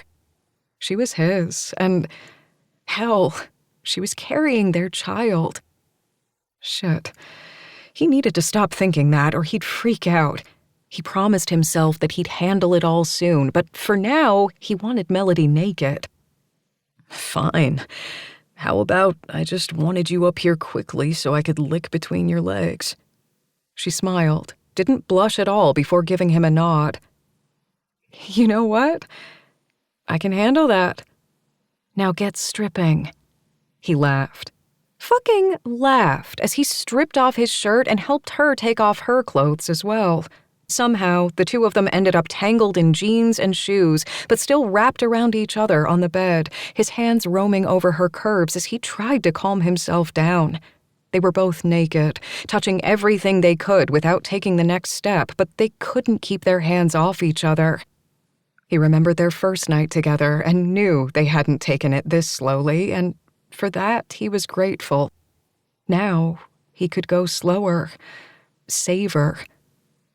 That was, if Melody's roaming hands on his dick let him. Jesus. He closed his eyes, sucking in a breath. "Just wondering when the licking is going to begin," she said huskily. "I need to get condoms first, because I think my mind is going to be a little too on you and not on being safe." "You can't get me pregnant again, Fox," she said, her voice soft. "I know. And I'm clean, but I want you to be safe." She nodded, letting him get up off the bed so he could grab a condom from the nightstand. "When we do this again," he continued, "we can get our tests done to make sure we can go condom-free." "When?" "Not if. You're so sure of yourself," she asked, her head going back as he kissed down her belly and then along each thigh. She let out a moan, and he nipped at her skin, spreading her with his hands so he could get closer to her pussy. "You're in my skin, Melody, in my bed. I'm not sure of much these days, but I'm sure of the fact that there's something here." And before she could answer, he had his mouth on her, and she was groaning under him. She tasted sweet and his, and if he weren't careful, he'd fall right then and there. He let his hands roam up to her breasts, pressing his face closer to her pussy. She bent for him, letting him cup her, playing with her nipples. Then he went back to putting his hands on her thighs as she cupped her breasts in her hands. It was so fucking hot he almost came again. But he held back and sucked on her clit, and when she came on his face, he growled into her, the vibration thankfully sending her over the edge again. He quickly sat up, licking her wetness from his lips as he sheathed himself in the condom. Then he was over her, his cock nudging at her entrance. She arched up for him, and he pushed, impaling her in one quick thrust. They both moaned, but he didn't stop. Couldn't. She met him thrust for thrust, their bodies coated in sweat as he turned them over so she could ride him. She gave him a wink, and he gripped her hips even harder, pounding into her from below even as she rocked her hips. She looked like a blonde goddess above him, her rounded curves sexy and alluring, her smoky eyes filled with sex, heat, and need. And he wanted to provide everything she needed. So when he flicked his thumb over her clit and she came, he followed soon after, filling the condom until he knew he'd be spent for hours. She fell on top of him, and he held her close, her breasts pressed into his chest and his cock still inside her. They didn't say anything, and when they ate their meal naked in his bedroom and went for round 2, they still didn't talk about the important things. And when he walked her home, they still didn't. He knew they would. They both talked far too much not to, but he had a feeling that what had happened just now had changed something between them. What that meant, he didn't know, but he knew they would deal with it, because he didn't want to let her go. He'd started to fall for Melody, and with each new aspect of her that he discovered, he knew that had always been an inevitability. 16. Melody's nerves were causing little sparks to dance over her skin, and she was sure if she stopped moving, she'd fall right then and there. And having the dance instructor fall on the dance floor during the opening day of a dance studio wouldn't make for great business. She'd spent months getting ready for this day, hours upon hours organizing, setting up loans, designing and preparing herself to become a teacher in something she'd once thought was more important than breathing. And though she'd found more important things in her life than dancing and had done her best to change her mean girl attitude since she'd hated the woman she was back then, dance would be at the center of her life once again. Only now, there was something far more important than dance, her studio, or anything else she'd ever done, and she was beyond scared and nervous about it. She had no idea what she was going to do when she made it to her 3rd trimester and needed to teach dance, or what would happen when she had to take time off to recuperate after having the baby, or even what she would do once she was ready to teach again but had an infant in her arms. Melody sucked in a few breaths, trying not to hyperventilate since people would be in her studio at any moment for lemonade, snacks, and conversation. And the entire time she was going to do her best not to throw up. Should be easy enough. Her stomach rolled. Or not. Her grandmother had hired the caterer for the event as a present, though Melody had tried to turn her down. The duo who owned a shop near Dare's bar had already set everything up and departed, and would be back soon to help out with serving and drinks. Soon, Grandma Pearl would be in the studio, and Melody would be able to hug her grandmother and tell her thanks in person. She was always so much steadier when the last of her family was near. Melody put her hand on her belly and swallowed hard. Not the last. At least not anymore. But she couldn't think about that now. Sure, she'd stayed up reading about what comes next and what expecting a baby meant, but it still hadn't hit her that somehow she'd ended up knocked up on the verge of her new life. She rolled her shoulders back. Get a grip, Melody. It wasn't as if she hadn't had to deal with obstacles before, for hell's sake. She danced her heart out, put blood, sweat, and tears into her career and what she'd thought would be the only part worth living in her life to become one of the best dancers in the country. And she hadn't even made it to a full company at the time. She'd come back from injury to walk again after finding out her dancing career was over. She'd found herself again after she ran from who she once was, and as each step had tripped her up and forced her into a new stage of her life, she'd come back fighting, even if she hadn't been the same person she was before. She'd just make a plan, make lists, and maybe, just maybe, rely on the man she'd spent the night with. Though that thought might not be something she could quite see through to the end yet, she knew she couldn't run again. She'd moved to whiskey to put down roots, and it seemed the town had wrapped its own around her in the most unexpected way. Someone tapped on the door, and she turned on her heel, almost falling in her haste. Once again, she took a deep breath and promised herself that she would not fall in front of her new dancers and their families. There was only so much she could take, after all. Her stomach did that weird fluttering thing that had nothing at all to do with the baby and everything to do with the man at the door. Fox stood there, a grin on his face and her grandmother by his side. She hadn't known that he planned to bring her grandmother with him. Though her grandmother had been very invested in what Fox meant to Melody, she'd been oddly careful about how she answered Grandma Pearl about him.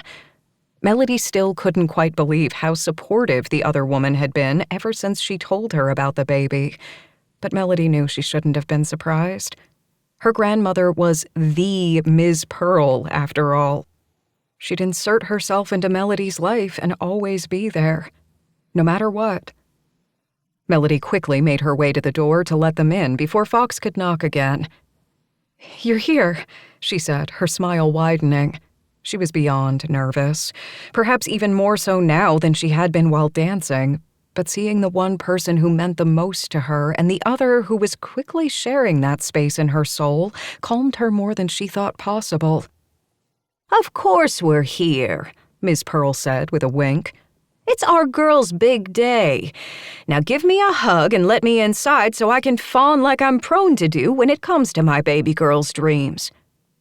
And Melody knew she couldn't hold back anymore. Tears fell down her cheeks, and her grandmother tut-tutted good-naturedly, even as Fox wiped the streaks from her face. Grandma Pearl didn't say a word as she strode into the studio, but the man beside her hugged Melody close.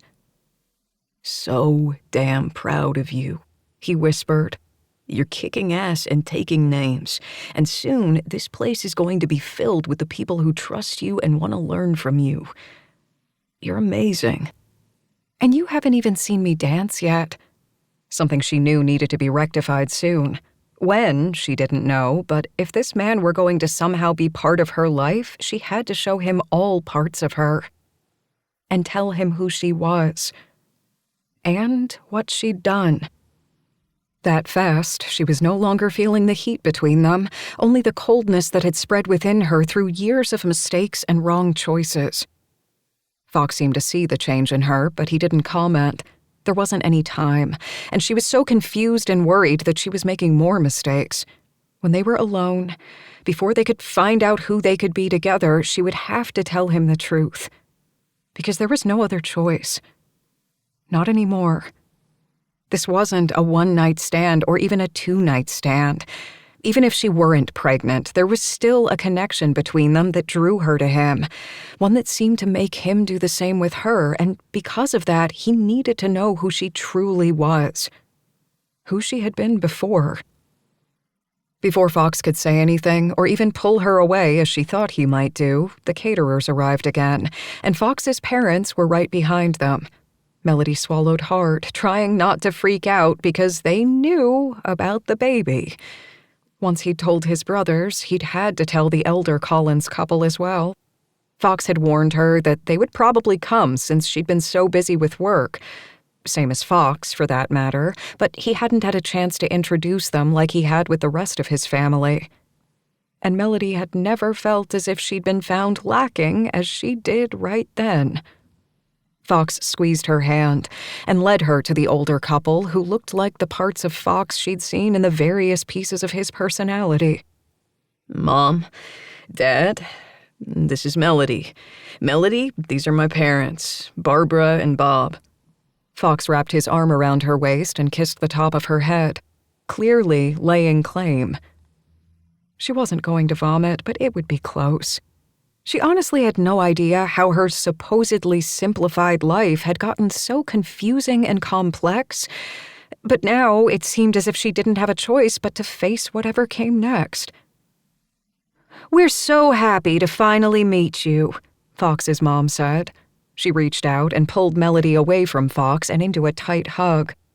We're excited for other reasons, but we can talk about that later, the other woman whispered so only Melody could hear.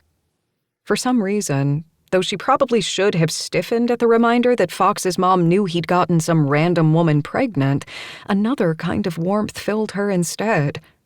Fox's mom seemed excited about what was to come.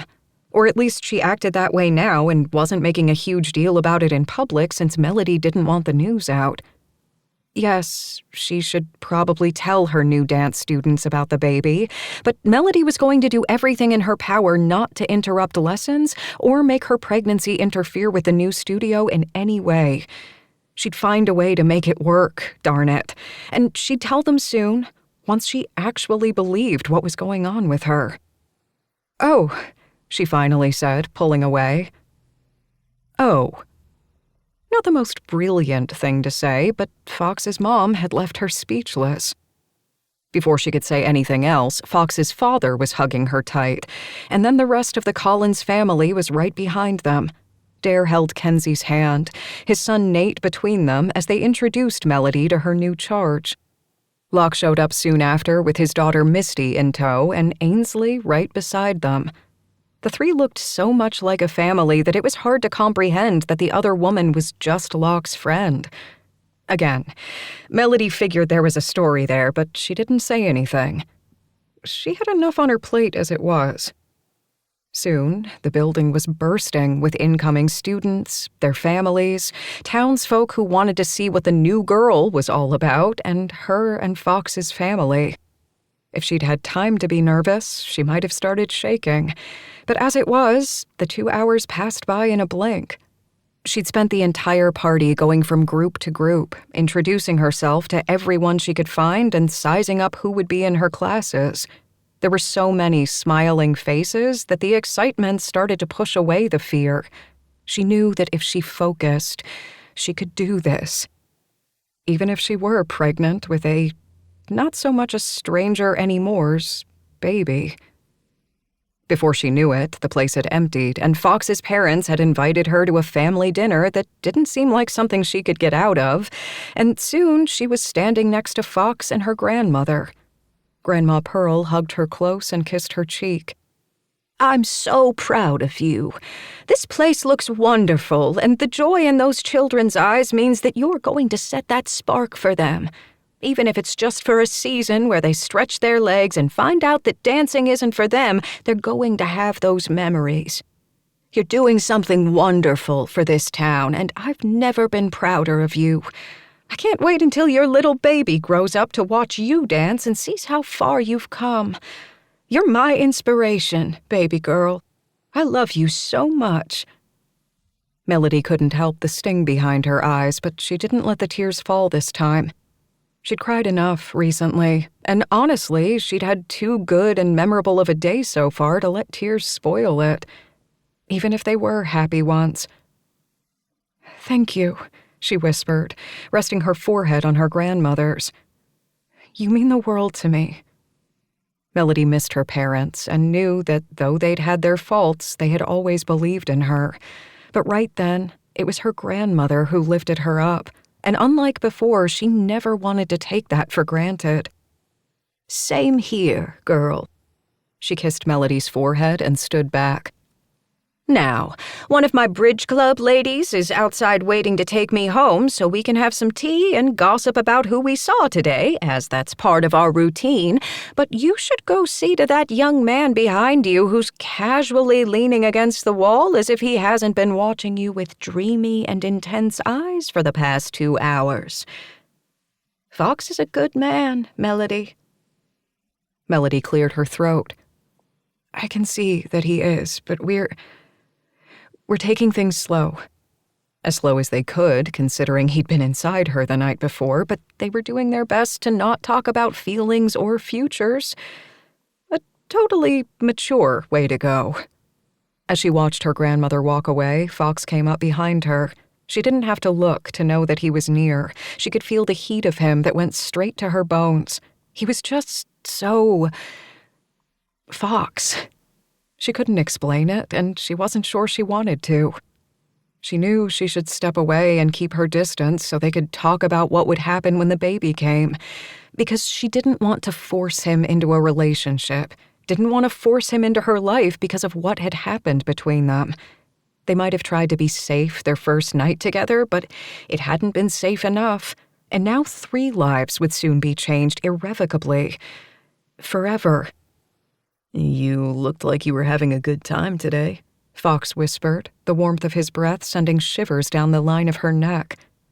and I noticed you practically taking notes on each person you saw. Do you need to write them down? She shook her head, turning in his arms, though she knew she should pull away. Fox needed to know who she was, who she had been if whatever was between them were to continue. Because there was another person who was part of them now, and she had to be far more careful than she had been when it came to Fox. I just saw first impressions and don't want to keep those as my only ones, but it's nice to finally put faces to some names.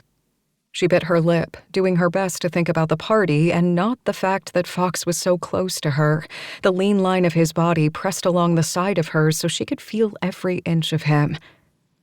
And she meant every inch. It scared her how quickly Fox had become part of her life. She'd thought they could be friends once she came back to whiskey, but she should have known that wouldn't be the case. As evidenced by their first meeting, the sparks between them only flamed hotter once they were closer to one another for longer than a few moments. And the hell of it was, she liked him. He was amazing with his family, caring, funny, and always tried to show that he belonged with how hard he worked since his brothers were all so different. She could only assume that it would be the same if their sister were living here as well. Fox was talented and had far more intricacies than she'd ever imagined. Things like his juggling when he was thinking, or the fact that he rambled just like her when he was nervous. He had made sure her grandmother was taken care of with his story, and though the editorial had gone viral, he'd made sure her family was safe from any prying eyes who wanted to know more about Ms. Pearl and her dancing past. Fox hadn't taken a step back, and had only paused to let the fact that she was pregnant sink in before he was there for her, telling her that he wanted to be part of the pregnancy and part of the baby's life, even as they traversed their own relationship. To say that she was confused when it came to her feelings about Fox was an understatement, but before she could let any sense of promise wrap itself around them, she had to tell him her secrets. And because she knew she was being a coward, she couldn't let those secrets lie dormant any longer. Not when she knew the clock was ticking down when it came to what the two of them had made together. Their child. And there went that stomach roll again. Melody, you went quiet there. Fox slid his hand through her hair, tucking some behind her ear. Sorry, just thinking. She shook herself, letting out a breath. I have a few things to clean up, but I wanted to say thank you for being here. I know you didn't have to be, but I appreciated it. Fox cupped her face then and kissed her softly. The touch of his lips against hers went straight to her core, and she was thankful when he pulled away so she could think. That was the problem with Fox. She could never get her thoughts in order when he was around, and that was probably why she was pregnant and beyond confused. Of course I had to. I know we're doing our best to not define what we are, but you've been in my bed. We talk and text for hours a day, and you're carrying my child. We're part of each other's lives no matter what titles and labels we put on it. You're right, she said, obviously surprising him if the look in his eyes was any indication. Can I come over after this? There's a few things I need to tell you. He gave her a curious look, but nodded. Let me help you clean up. The caterers did most of it, but there's probably a few things left, I bet. Relieved and nervous at the same time, she gave him her best smile that she had a feeling didn't quite reach her eyes. Fox was right in that there wasn't much to do, but she wanted the studio to shine since the real opening day would be right after the long weekend. Then She'd work with children and adults of all ages and practice and begin her new life once again. Since she wasn't actually dancing all day, she could work while pregnant, for sure. She had seen previous instructors in that position, but it wouldn't be easy. Just another thing to add to her list. As long as she stayed organized and steady, she might not stress out to the point of getting sick again. Fox was in the front of the studio, mopping the floors, while Melody went out with the last of the trash bags. The caterers and Fox had cleaned up the heaviest of the mess, so she didn't have to lift a lot.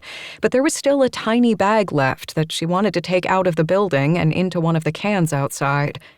There was a slight chill in the air, but she didn't mind, as she'd been slightly overheated with the amount of people at the party and being near Fox in general. But as she stared at what lay in front of the trash cans, ice filled her veins.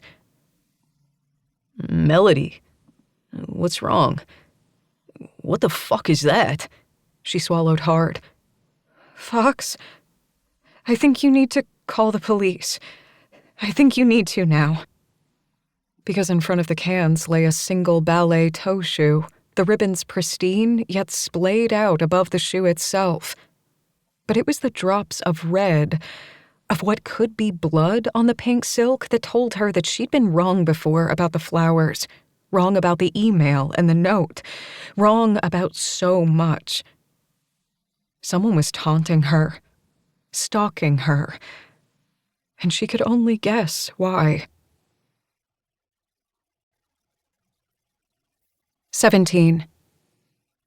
By the time the police came and left, Melody was frozen to the bone and Fox was stiff with anger beside her. She told the detectives about the email and the letter, as well as the flowers and now this. When they pulled Fox away so she could tell the police in more detail why this could be happening in a new town, she told them the truth and explained what had happened before she moved to Whiskey. She even gave them a list of who it could be, but for all she knew, it was someone totally different yet still connected to the time that had changed her life forever. There hadn't been judgment in their eyes, but she could still feel it in her soul. When they left, taking the shoe with them, she hadn't wanted to stay at the studio any longer. She would come back, because it was another part of her home, but that night it felt tainted. And when she found herself standing in front of her studio next to Fox, she wrapped her arms around her middle, waiting for what he would say. Instead of asking her what was going on, he pulled her into his arms and she sank into him, her body shaking. "Let's get you to my place," he whispered softly. "The town's small, and they're going to wonder why the police were here. They won't know the details, though, so let's call your grandma and make sure she knows. But I still want you with me. Can you do that? Can you give me tonight?" She nodded, wiping away a tear that had broken through her control. I can do that. I was planning on talking to you more tonight anyway. His jaw tightened and he gave her a nod. "Let's do it then." She called her grandmother as he drove her to his place. She'd walked to her studio that morning since everything was in the building and she'd needed the air to calm down, but she was happy that he had his car just then. When they were inside his house, each holding a cup of hot tea in their hands, she sat next to him on the couch and tried to figure out where and how to start. "I want you safe, Melody. You don't need to tell me every secret, but I want to know why someone left a bloody ballet shoe behind your place and why you had those flowers. I remember those, even though you said they were nothing." She set down her mug and faced him. I was a ballet dancer, though I guess you probably already knew that about me. He set his cup down next to hers on the worn table before taking her hand and giving it a squeeze. He didn't say anything, just let her talk, and for that she was grateful. I had a natural talent. My mother did too, just like Grandma Pearl. But while Grandma Pearl went to Vegas to be a showgirl, as you know, my mother wanted to do something classier. Melody rolled her eyes, remembering the fights the two women had gotten into over the years, their verbal sparring filled with love and sometimes a bit of bitterness that always coated her tongue. So, she went into ballet, but while she was a fantastic dancer, At least, according to her, she didn't have what was needed to attend Juilliard, the height of her ambitions before going to dance for a company. So when she found herself with a little girl who loved to twirl, she put all of her energy into my dancing. Everything she had. And my father let her. He pushed me as well, but it was different for him because he was the one who paid for things, while Mom was the one who told me I had to be a dancer. If I didn't love dancing so much, I don't know what would have happened. But what did happen was that I let my stern parents, who put their lives into shaping mine and who told me over and over again that I had talent I couldn't waste, well, I let them turn me into someone I hated. Only I didn't hate that person at the time. I was the mean girl, the dancer who thought she was top shit and no one could bring me down. Along with 4 of my friends, 2 girls, 2 boys, the 5 of us ruled the dancing world in our community and then at Juilliard. Melody licked her lips, but when she considered stopping, Fox gave her hand another squeeze and she was able to speak again. I wasn't a good person. I looked down on anyone in my way and below me. I thought that I could do no wrong, and one night before we were all set to leave school and go into our companies to rule the world, all 5 of us had far too much to drink. We were drunk, stupid, and because we thought no one and nothing could touch us, we drove. She closed her eyes, the memories of what happened next slamming into her. I wasn't driving. I was in the back seat. Freddie was driving because he drove the best while drinking. The fact we even thought that makes me hate myself even more. Jake was in the passenger seat, Candace was to the right of me, and Sarah to the left. Oh, baby. You know what I said when we got into the car? I said, "Oh, it's fine. We're not that drunk. We're fucking Juilliard dancers. Nothing can touch us right now." This time, tears fell, but she didn't brush them away. She deserved the shame. Freddie took a turn too quickly, and we rolled 4 times, hitting a pole. Freddie, Jake, and Candace died on impact. Sarah broke both her legs, a few ribs, and cracked her skull open. Melody let out a shaky breath. I had a severe concussion, broke my wrist, and shattered my knee. Sarah's career was over. My career was over, and 3 of my best friends were dead because we thought we were better than everyone else and didn't have to follow the rules. Jesus Christ. Fox moved to wrap his arms around her, but she pulled away, shaking her head. Sarah never forgave me, and I don't blame her. Yes, she was drunk too, but I ended up with the least scars, and I had been the one to say the words. The others, parents, families, and coaches put all of their blame on the 2 of us, and I left the area as soon as I could. There were no formal charges since we were legal drinking age. Barely, and neither of us was driving, but I knew what we deserved. I wasn't driving, but I let it happen because of my bad decisions. The choices I made helped kill 3 people and almost killed 2 more. And we could have killed countless others with our recklessness. Melody, yes, you made the wrong choice, but you can't blame only yourself. You can say that, but I'm still going to. I can't help it. No amount of therapy and time will ever take that away. My parents practically disowned me once I was not only broken goods, but also a stain on our family legacy. My mom died of cancer 2 years later, and Dad ended up dying of a heart attack far too young the year after that. I moved around for years, trying to figure out who I was while finding out if I could be the person I needed to be once I found a place to settle down to form roots. I'd thought whiskey was that place.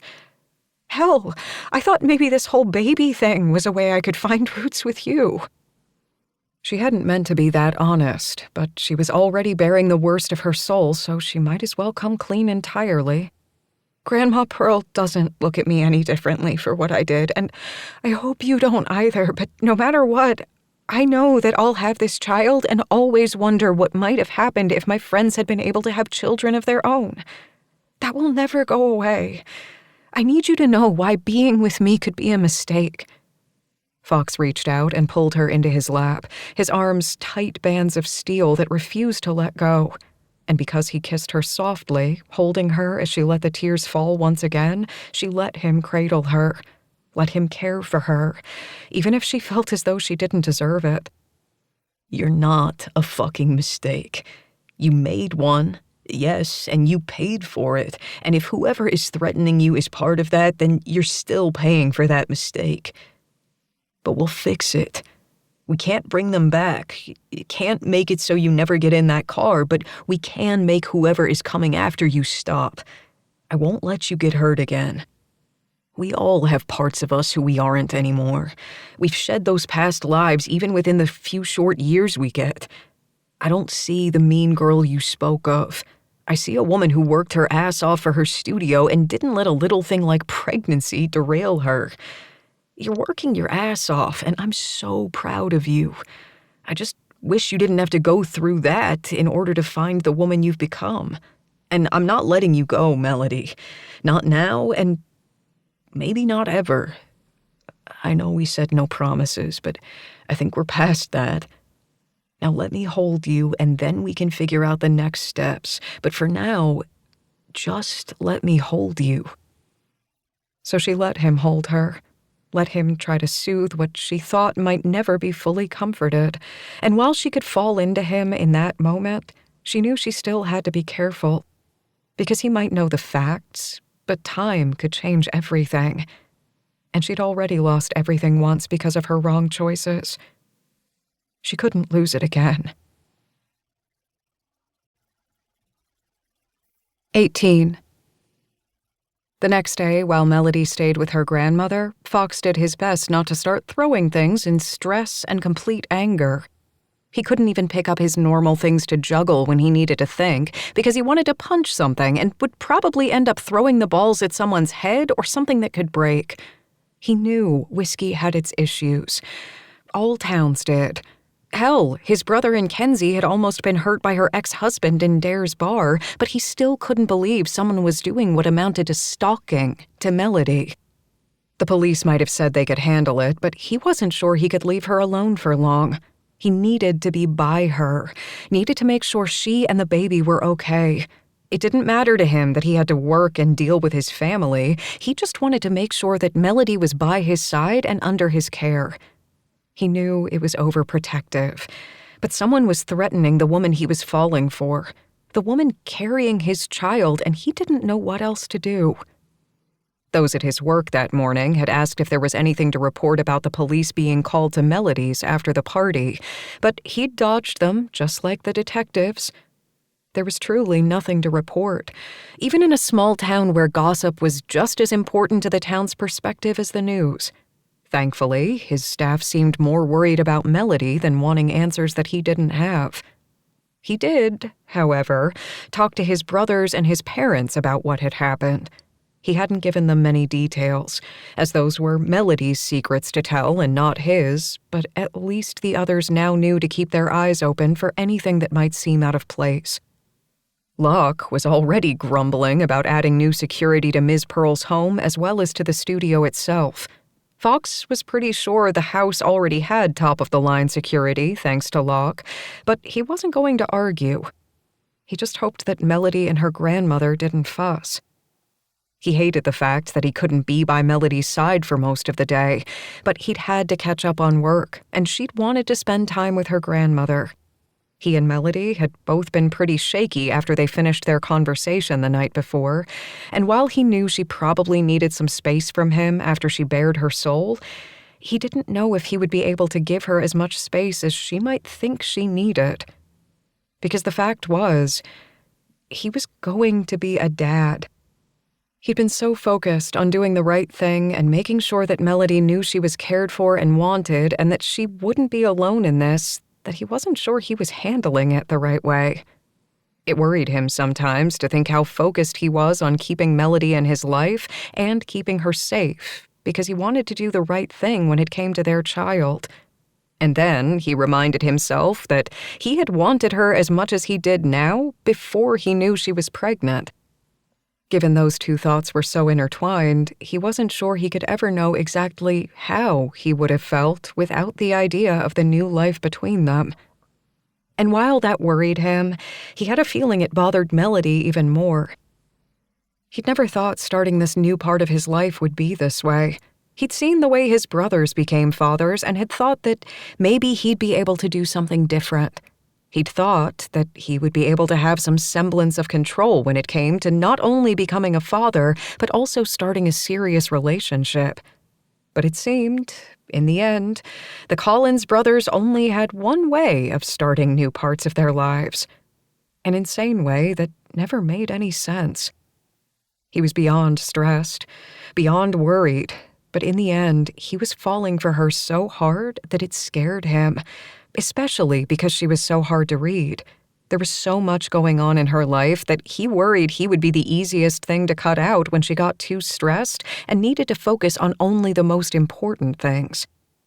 And he hadn't known her long, but he knew deep down that he was falling for her.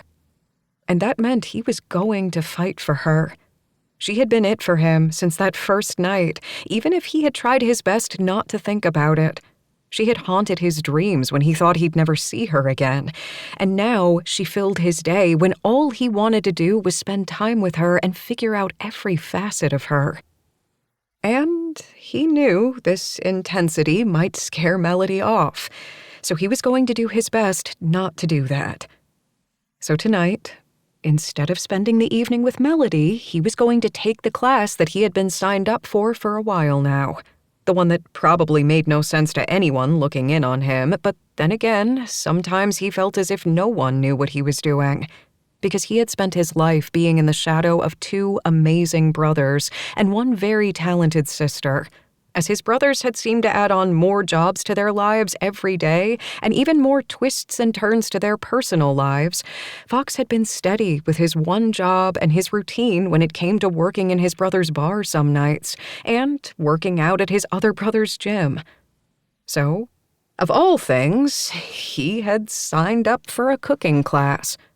He might as well be talented at something besides juggling. His brothers were probably already better cooks than he was, but he didn't want to think those thoughts, because he didn't like the jealousy that came with them. He wasn't envious of his brothers, per se, but he always felt as if he had to work a little bit harder to match them, because he looked up to them, looked up to Tabby, even though she was younger, and he didn't want to be left stranded.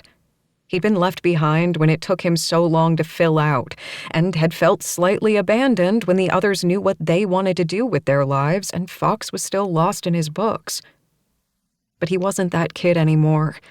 Now, he was going to have a kid of his own, so, yeah, this cooking class was for him, but he also knew that he would be able to cook for Melody and the baby when the time came.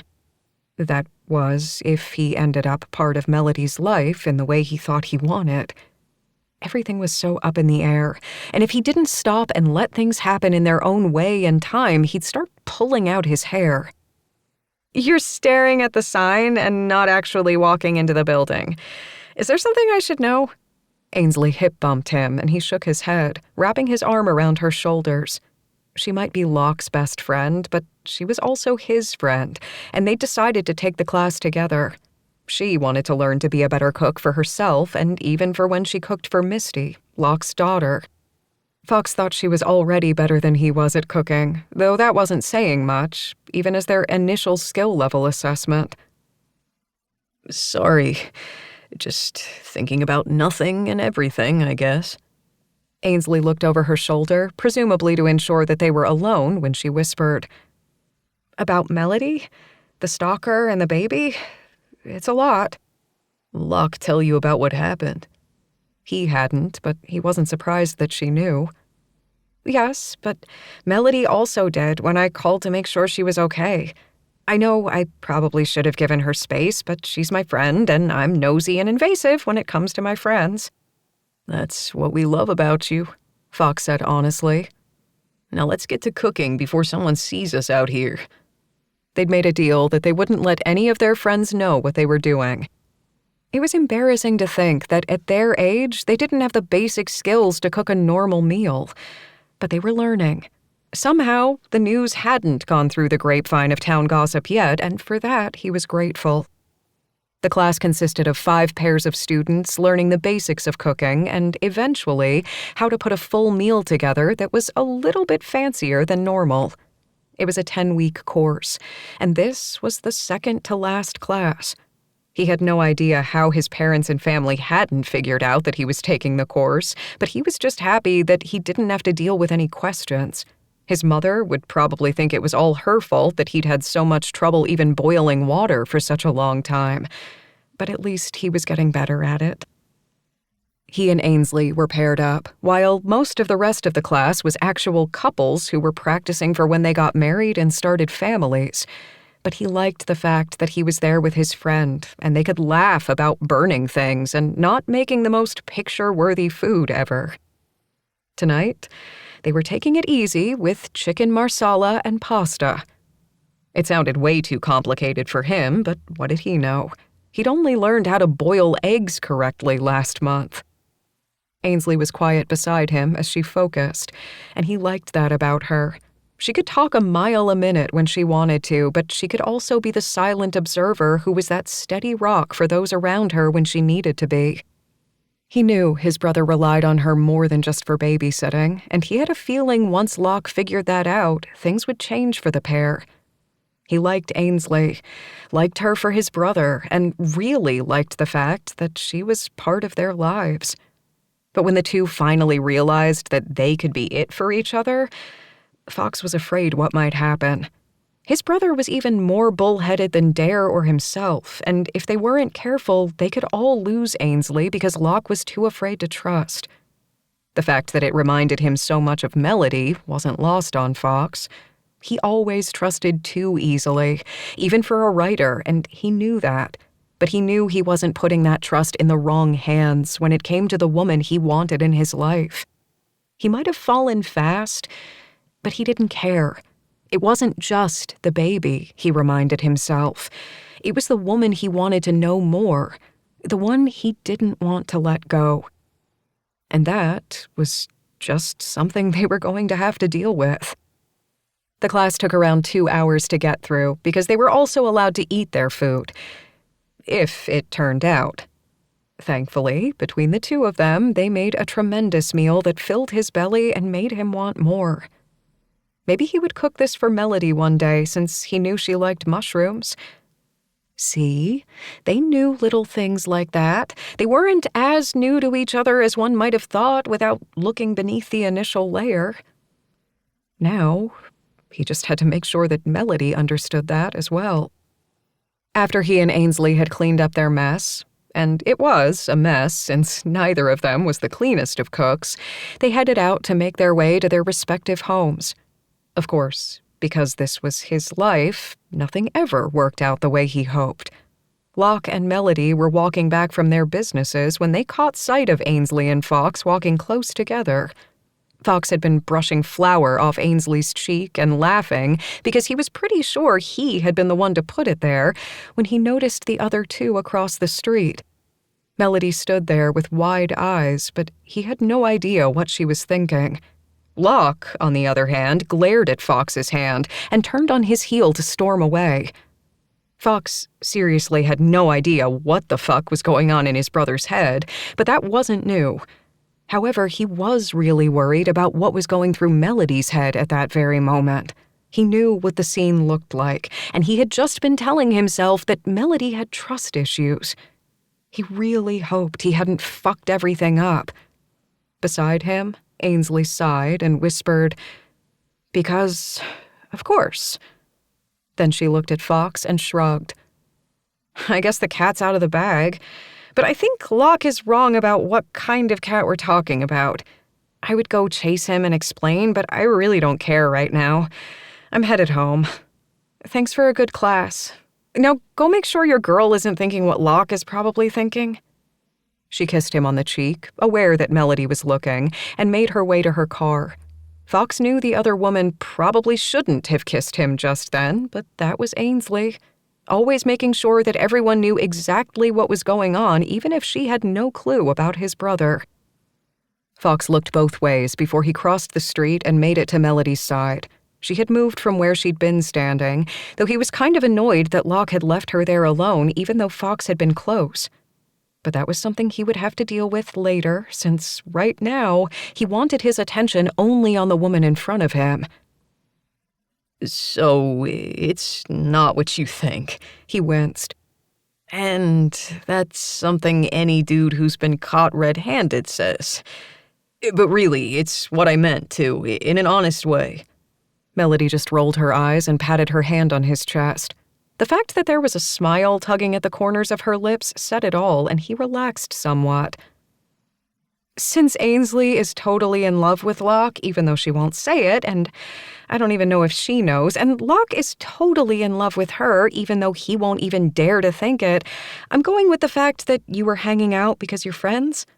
I'm not some shrew of a woman who automatically thinks cheating, and if Locke weren't so damn confused, even more confused than I am, and that's saying something, he'd probably have figured it out as well. So, what were you two doing? And why wasn't I invited? Just kidding. She winked, and Fox fell that much more in love. We're taking a cooking class. We both swore we weren't going to tell anyone until we found some semblance of cooking talent because it's kind of embarrassing to still have to learn the basics at our ages. But we're getting better, and somehow the town hasn't ratted us out to the family. Or maybe my parents know and they're letting us pretend that we're keeping the secret. That's been known to happen since my mom always knows everything. As for what's going on between Locke and Ainsley, I have no clue, and I try to give them their space because things are a lot more complicated since there's a little girl involved. I just hope they can figure it out. And I'm really glad you didn't think I was cheating on you, because you're my girlfriend, Melody, and I know we haven't talked about it, and we don't actually use titles, but I'm going to right now. You're it for me. I'm not going to stray, and I'll try not to keep secrets. That's the only secret I've been keeping, but still. He leaned down and took her lips, unable to hold back any longer. She smiled and kissed him back. He was damn stressed about what was going to happen, but he reminded himself that he also needed to live in the moment, and that meant he could live right then with this woman in his arms, her body pressed close to his. When they broke apart, Melody still held onto his hand and looked up at him. I need to head home because I promised Grandma that I wouldn't be out too late. She's worrying more than usual lately, and frankly, I don't blame her. But do you want to come with me? Unless you have other plans. That sounds like the perfect way to end the evening. I was going to ask if I could come anyway because we didn't get to spend much time together today, and I want to hear about your day. I'm glad it doesn't have to be by text. She beamed up at him, and they headed to her car. Though she could walk from her house to the studio easily, they'd all agreed it would be better for her to drive, or at least have someone with her at all times. Hence why Locke had been walking her to her car around the block. Fox had walked himself, so it was easy for him to just drive her car. Melody wasn't a fan of driving as it was, and he didn't blame her given her past, so she easily let him take the wheel. By the time they got to her house, Ms. Pearl was getting ready for bed since she liked to spend the last hour of her evening reading and drinking chamomile tea with a face mask. He loved hearing those little idiosyncrasies about the woman who had been the subject of his writing, as well as the woman who would help him be a part of Melody's life. Yes, he and Melody would have eventually found each other because of the baby, but he wasn't sure if it would have been the same if they hadn't tried to start their friendship and then the relationship because they met again at Ms. Pearl's house. They talked with the older woman for a few minutes before she went upstairs, and that left Fox and Melody alone. Because heat danced between them, he didn't bother with the social niceties. He crushed his mouth to hers, needing to know that she was okay, needing to know that she was his, if only for this moment. Because she hadn't backed off when he called her his girlfriend, but she hadn't done anything else either. He was so afraid of losing her, and even with each kiss and brush of skin, he worried that they were getting closer and closer to their end. He pushed that thought away, locking it firmly in a vault so he could focus on the woman in his arms. I want you. I've missed you.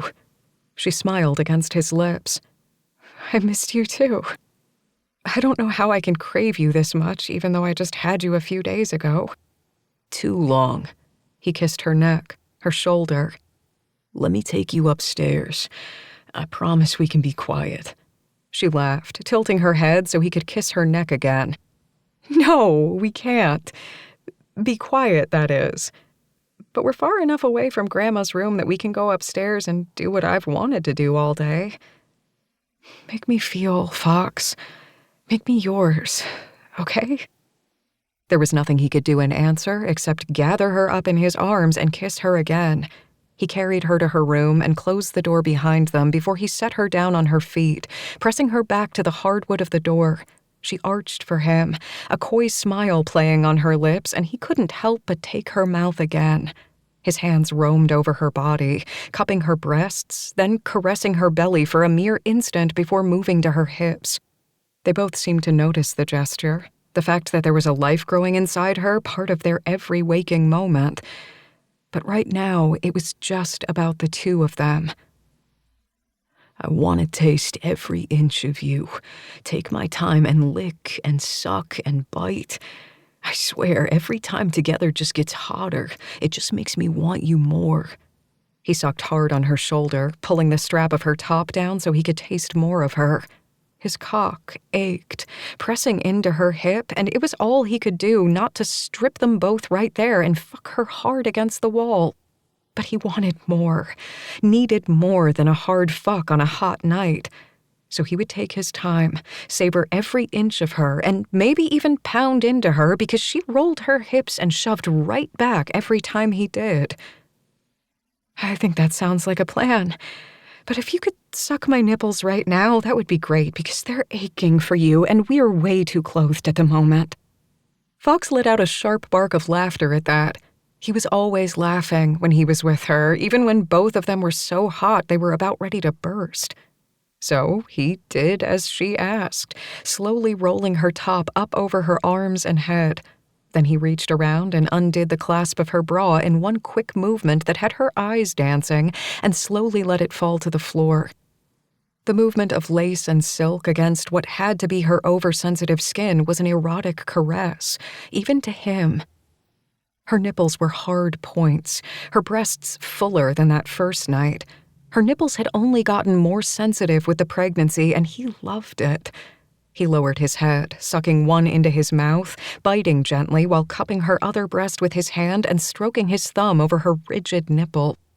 And then he switched sides, loving the way she moaned, arching her back so more of her breast filled his mouth. He'd always been a breast man, and Melody had the perfect tits. Of course, he loved her ass, too. He loved when he stripped her pants down her legs just enough so they went under the globes of her butt so he could fuck her hard from behind and watch her curves jiggle with each movement. He had to move back, catching his breath at that thought because Melody was just so damn hot he was always afraid he would blow too early. Before he could go to his knees and take down her leggings so he could play with her ass and her sweet pussy, Melody pushed him away and put her hands on his hips to switch their positions. He was so surprised and turned on by the action that he let her do it. Of course, the sight of Melody going to her knees in front of him meant that he would let her do just about anything just then. She looked up at him, batting her eyelashes as she undid his belt and his jeans before pulling them down over his hips. He helped her, his cock springing free and bouncing against his stomach. He was that hard. She took him in hand, giving him 2 pumps before licking the crown. His eyes crossed, and he fisted one hand in her hair. The other laid flat against the wood behind him so he didn't pull away and toss her to the floor so they could fuck each other hard.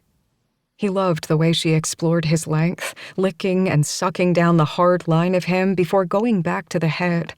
She hollowed her mouth and danced her tongue along him before taking in the tip and sliding her tongue along the slit. She took her free hand and cupped his balls, rolling them in her palm as she bobbed her head, giving him the best blowjob of his life. And when she used her other hand to squeeze the base of him, he couldn't help but arch his hips and tug on her hair. "Gonna come," he warned, but she didn't back away. Instead, she sucked harder, and when the first shot came from him, he called out her name, coming down her throat. He hadn't come that quickly since the first night when they had been drunk on whiskey and each other, and frankly, he did not care. Instead, he reached down, picked her up from underneath her shoulders, and brought his mouth to hers. He could taste himself on her tongue, and it just turned him on even more. She wrapped her legs around him, her leggings pressed against his dick, so he had to somewhat waddle to the bed. He kicked off his jeans, then laid her on the bed so he could get to his favorite part. Well, at least one of his favorite parts. He tugged on her leggings, loving the way that she played with her breasts as he stripped her down. Then he spread her legs and went to town, sucking and licking and eating her out. She tasted so damn good, and he wanted to feel her come on his face at least once, maybe twice, before he was ready again to fuck her hard into the mattress. He sucked on her clit, humming, and she let out little puffy moans as she tried to catch her breath. He used one finger to play at her entrance, slowly working himself in and out of her as he readied her. Then he added a second, and a third. He wasn't a small man, and he never wanted to hurt her. She was already wet for him, and not just from his mouth. And when he flicked his tongue over her clit and worked his fingers in and out of her with quick motions, she arched again and came, her sweetness filling his mouth. As she lay there, catching her breath, he went to his jeans and slid on a condom. They hadn't had time to take their tests yet, and though he trusted her and she trusted him, they were still going to be safe just in case. Fox growled as he flipped her over onto her stomach, and she let out a giggle. He pulled her back so she was on the edge of the bed, her feet dangling off until they reached the floor. This was one of their favorite positions, and he really wanted to grab onto her ass and slide into her in one thrust. So that's exactly what he did. He slid into the hilt, and they both moaned. She had enough curves that he could grab on tightly and fuck her hard. The best part was, though, that her toes dug into the carpet on either side of him, and she pushed back, thrust for thrust. She put her cheek down on the mattress, causing the rest of her to arch up even more so he could go even deeper. She was so damn hot this way, so damn his that he knew if he weren't careful, he would blow his load once again. Thankfully, her epic blowjob had taken off the edge so he could slide in a few more times and reach around to touch her clit. He only flicked her twice before she came again, squeezing his cock. When she was still riding her high, he slid out of her, ignoring her moan because he missed the heat of her as well, and rolled her onto her back. But not fully. Her legs were still to the side and pressed close together so he could slowly thrust in and out of her, working his way in inch by inch. The position made her even tighter, and she met his gaze, her eyes dark, and he knew they looked just like his just then. He had one hand keeping her thighs together as he worked her, and the other went to her hand to tangle their fingers together. The position kept them so close, even though he wasn't hovering directly over her. There was nothing like it, and all he wanted to do was squeeze her hand and never let that contact go. Because of those thoughts, he thrust home once again, and they both came, their bodies shaking. Melody was his, that much he knew, and it wasn't just the sex. It wasn't just the way she made him feel in bed. It was because of everything she was. And no matter what, he was going to do his best to make sure she knew that, even if she was scared of what they could have. 19. Melody had so many feelings running through her, she had no idea how to organize them all so she could think. But she kept on about her day as normal since she was afraid that she'd either forget something or push someone away if she stopped. Both were her go-tos when it came to stress and dealing with the aftermath of the accident, and while she might have thought it helped once, it really hadn't. So, instead, she found herself once again facing down the demons of her choices, but now she was afraid that she'd brought others into her pain as well. Melody stood in her studio, the quietness of the room almost deafening. Fox had left her alone to go get them something to eat from Dare's as she worked, though she knew Locke was close by, watching. The brothers never let her go anywhere, at least not very far, without one of them near her, since they were wound just as tightly as she was. She was on the final stretch, just one more night until the studio opened for her first dance class. While she was nervous, she was excited as well. She'd put so much of her soul into this project, and now she would finally be able to do what she'd dreamed of. Though the dream hadn't been one in her mind after the accident, it was still the one finally coming true. No matter what, Melody would do her best not to let the past come back for her and ruin what she had in the present.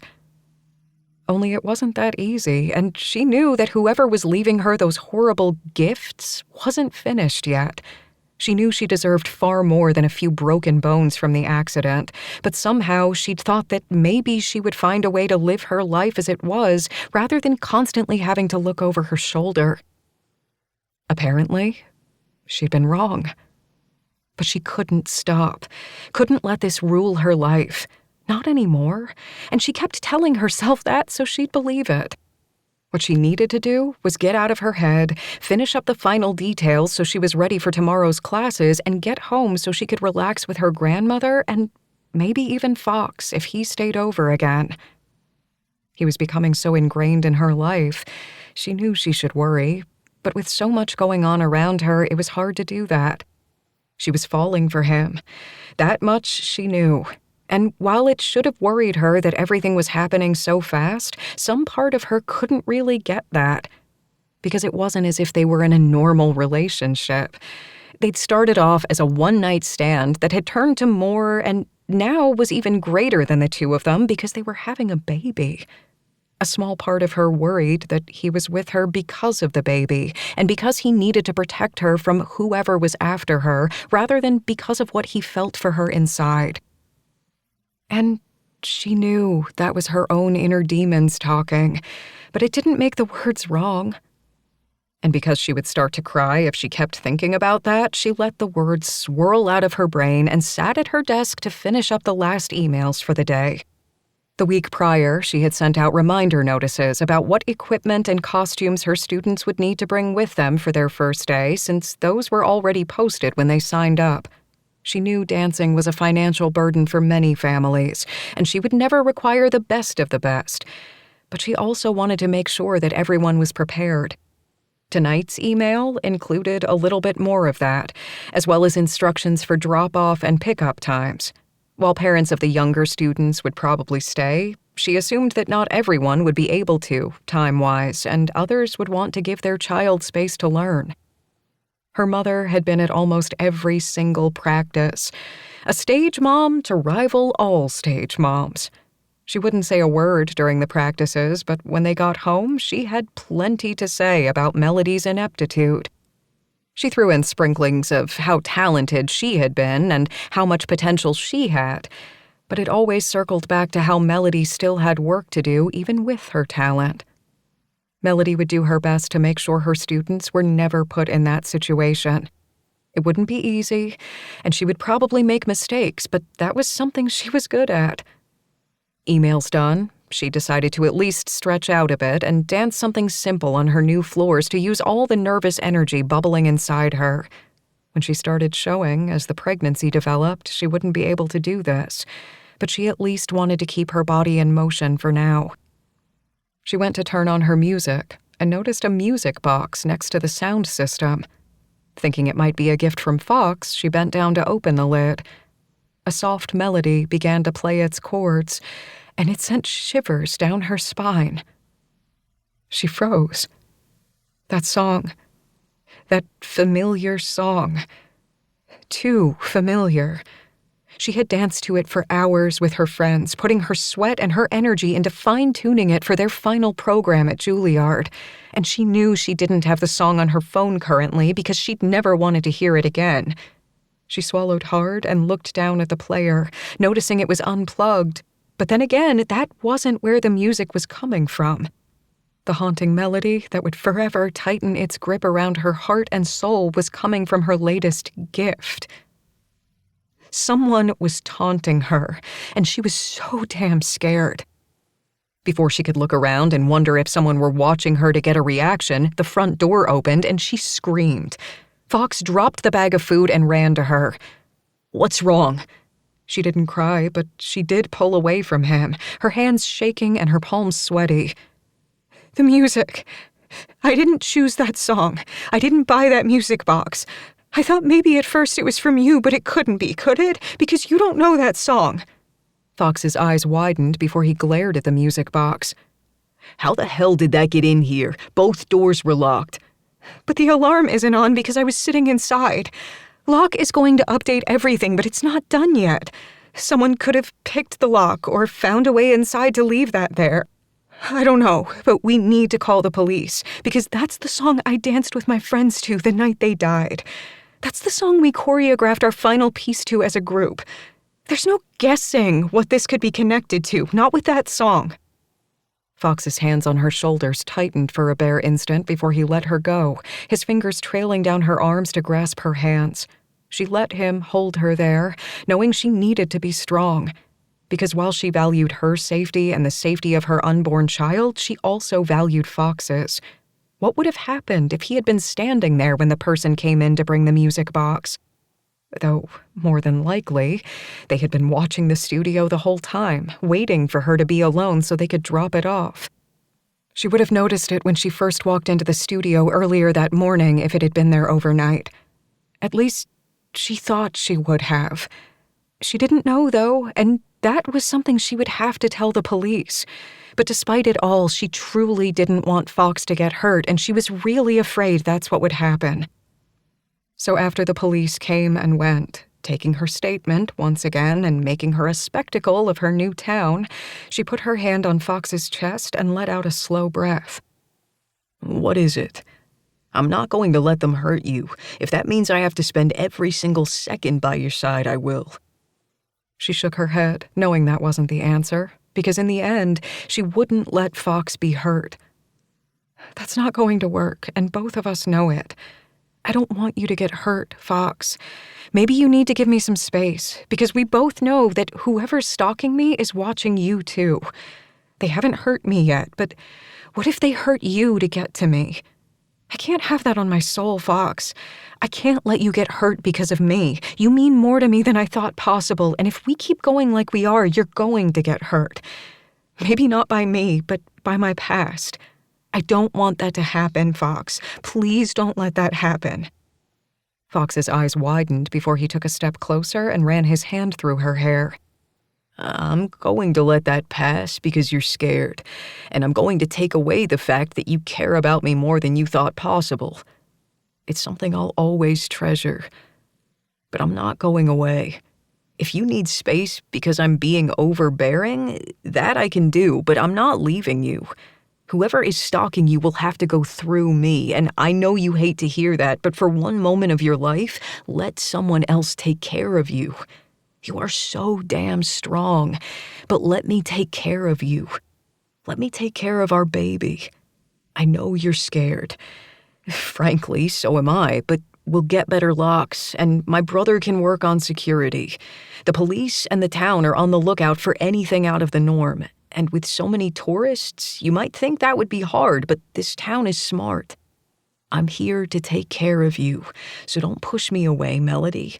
I know you're smart and you're beautiful and you're scared, but don't push me away." "Fox." She didn't know what she might have said because there were no more words left. Because even though she wanted her space and wanted to push him away, she knew it wouldn't help anything. She had taken a chance on this man, and he wasn't letting her down. But with every breath she took, she felt as if she were the one letting him down. "I can't let you get hurt." "I can't let you get hurt either, so let's work together. Being apart and letting ourselves be alone for whoever this lunatic is won't help anyone, but if you need some space from me physically, where I'm not sleeping in your bed and holding you close, I can do that. I know we're moving pretty fast, but don't push me out of your life because of this person, because in some aspects it feels like that's what they want. Okay, she whispered, letting him hold her close after she'd spoken. She hated the fact that this was happening at all, because she was weak, because she didn't want to let Fox go even though she should. She let him drive her home after they had closed up the studio. Locke and his team were working hard on security before they opened tomorrow, but she was still worried that she was putting Fox and her students in danger because of her past choices. The house was quiet when she walked upstairs, Fox right behind her. He went into her room to get his notebook that he'd left behind before they made dinner, and she went to her grandmother's room to say hello since the other woman hadn't come downstairs when Melody and Fox called out. That wasn't unusual, however, since her grandmother liked to take naps and sometimes liked to read while drinking tea and got so engrossed in her story that she didn't hear the outside world. Melody knocked softly on her grandmother's door. When there was no answer, she peeked her head in to make sure everything was okay. And then Melody screamed. 20. I'm fine. I just got a little dizzy. Fox held back a snarl at Miss Pearl's words since the other woman was currently laid out on her bed and looked anything but fine. And because, no matter how long he lived, he would never forget the sound of Melody's scream. Melody sat on her grandmother's bed after returning from the hospital, holding the other woman's hand and frowning. A dizzy spell? I found you lying on the floor, your hand reaching out towards your phone, completely passed out. That doesn't seem like a dizzy spell. I can't believe I left you alone for so long. You were on the floor for 2 hours. I'm okay, baby girl, I promise. I just didn't eat enough today because I got involved in a good book and was so excited for your studio opening tomorrow. Don't you start to think that this is your fault. I know how much I need to eat every day because of my glucose levels. I'm a big girl and I know what I'm supposed to do, and I didn't do it because I was stupid. Well, you're not going to do this again. If we have to write out everything and make a color-coded calendar or have a nurse in the house to force-feed you, we are not letting you get lightheaded again. Because the last time I was lightheaded, I ended up pregnant. She winked as she said the last thing, forcing a laugh from Fox and Miss Pearl. Yes, Melody, it's true. It must have been one of those gentleman collars I still have. Me at the age of... Well, I'm not going to tell you that, but you can probably guess. Yes, me at this age having a baby. It's quite special. We can raise our children together. Fox chuckled and went to sit in the chair behind Melody. That way he could reach out and brush his hand along her thigh as Melody continued to talk to her grandmother.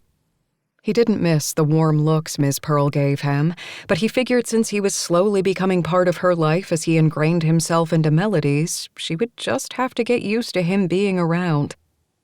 The doctor only let you come home and not stay overnight because your blood sugars were just a little off and everything else seemed fine. But that doesn't mean that Fox and I aren't going to watch you like hawks. I guess like foxes, since that makes more sense with his name, but I digress. If you need anything, you call us. And we're going to seriously think about having a way for you to alert us or the hospital if you get in this position again. Because I love you, Grandma. You're my family, and I'm not going to let stupidity hurt us again. Do you understand? Miss Pearl patted Melody's hand and nodded. I do, my fierce protector. Now I'm going to sleep now that I've had all my food and beverages for the day. Tomorrow, after you get home from your classes, we can talk about exactly what needs to be done, because I'm so glad you're back in my life, my favorite granddaughter. And I promise to take better care of myself, because I am really ready to hold this great grandbaby of mine. So make sure you take care of yourself as well. And that means not letting any of the Collins boys out of your sight as they protect you from whoever is trying to hurt you and my great-grandbaby. Do you understand? Fox stood then and bent over the bed so he could kiss Miss Pearl on the cheek. I'll make sure she's safe, because she's mine just like she's yours. You're a good boy, Fox, and I'm glad my Melody has you." When she patted his cheek, he couldn't help but smile. She looked so frail, a little older than she had the day before, but there was still a strength inside her, the same one he saw inside Melody. Miss Pearl would be fine, at least for a few more years, and for that he was grateful. Melody didn't say anything as the two proclaimed what they were to her, but she did say goodnight to her grandmother and then walked side by side with Fox back to her room. When the door was shut behind them, Fox held her close and kissed the top of her head. He hated seeing her like this, so scared and nervous. They hadn't had a lot of time to talk about what had happened earlier at the studio, but he knew it was on her mind. However, he had a feeling it wasn't what was at the forefront because of what happened with Ms. Pearl later. He was so damn lucky that she hadn't pushed through with the idea of keeping him out of her life for his own safety, because he wasn't sure what he would do if he couldn't be near her at a time like this. Hell, he wasn't sure what he would do if he couldn't be near her at any time. I know you can't drink, even though today is the kind of day that deserves one, so I'm just going to hug you for a while and hope that's enough. If you want, I can use some of my newfound skills and cook something for you. I can't promise it'll be completely edible, but it will be the best I can do. I'm not really hungry. I'd like you to cook for me sometime, though. I don't think you're as bad as you say you are. You've never had my cooking, and I know you ate a big breakfast with me and nibbled on some things at the hospital while we waited to hear about your grandma, but that's it in terms of food. Just like you said with your grandmother, we need to make sure you eat enough too, because you're not just eating for yourself anymore, you know? I know, but we did have that big breakfast, and I snacked all day, so I'm taking care of myself even if it's not that much fun right now. She went on her tiptoes and kissed him on the jaw, so he lowered his head and took her lips. He loved the taste of her, craved it, and he knew that no matter how many years he had with her, he would never get enough of her taste. You taste so damn good, he whispered against her lips. He knew he should stop with everything that had happened between the two of them, but when she deepened the kiss, he was lost and at her mercy. Make love to me, Fox. Make me feel good. He nipped at her jaw, then ran his hands through her hair. He knew she loved that, and when she nuzzled into his hands, he held back a sigh of appreciation. He didn't speak. Instead, let his hands and mouth do the talking. He licked and sucked at her mouth, moving down so he could nibble at her neck. She always shivered in his arms at that, and he knew it wasn't because she was ticklish. She craved his touch just as much as he craved hers. He loved her. That much he knew. One might think it was too fast, but not between the two of them. His family fell hard and fast, and he'd seen it work in mysterious ways. But even though he loved her, he was going to wait to say it. Because she had so much going on in her life, he didn't want to add to the stress. But as he touched her and slowly stripped her out of her clothes, he had a feeling she already knew what he felt. Fox had thought about his life and the fact that he'd been trying to find his place in this town and with his family. He tried so many things, tried to be the steady one, but in the end, it seemed Melody might have been the one he was looking for the entire time. He didn't have to hide his love of writing and stories when it came to her, and though his family had never made him feel that way and had always honored and showed love for what he did, he had his own shortcomings when it came to self-esteem. Yet when it came to Melody, he didn't feel anything like that. She was his just as much as he was hers, and even though he wasn't going to say the words tonight, he planned to show her exactly how he felt. He nipped at her nipples after he took off her bra, and she slowly ran her hands through his hair, her head falling back.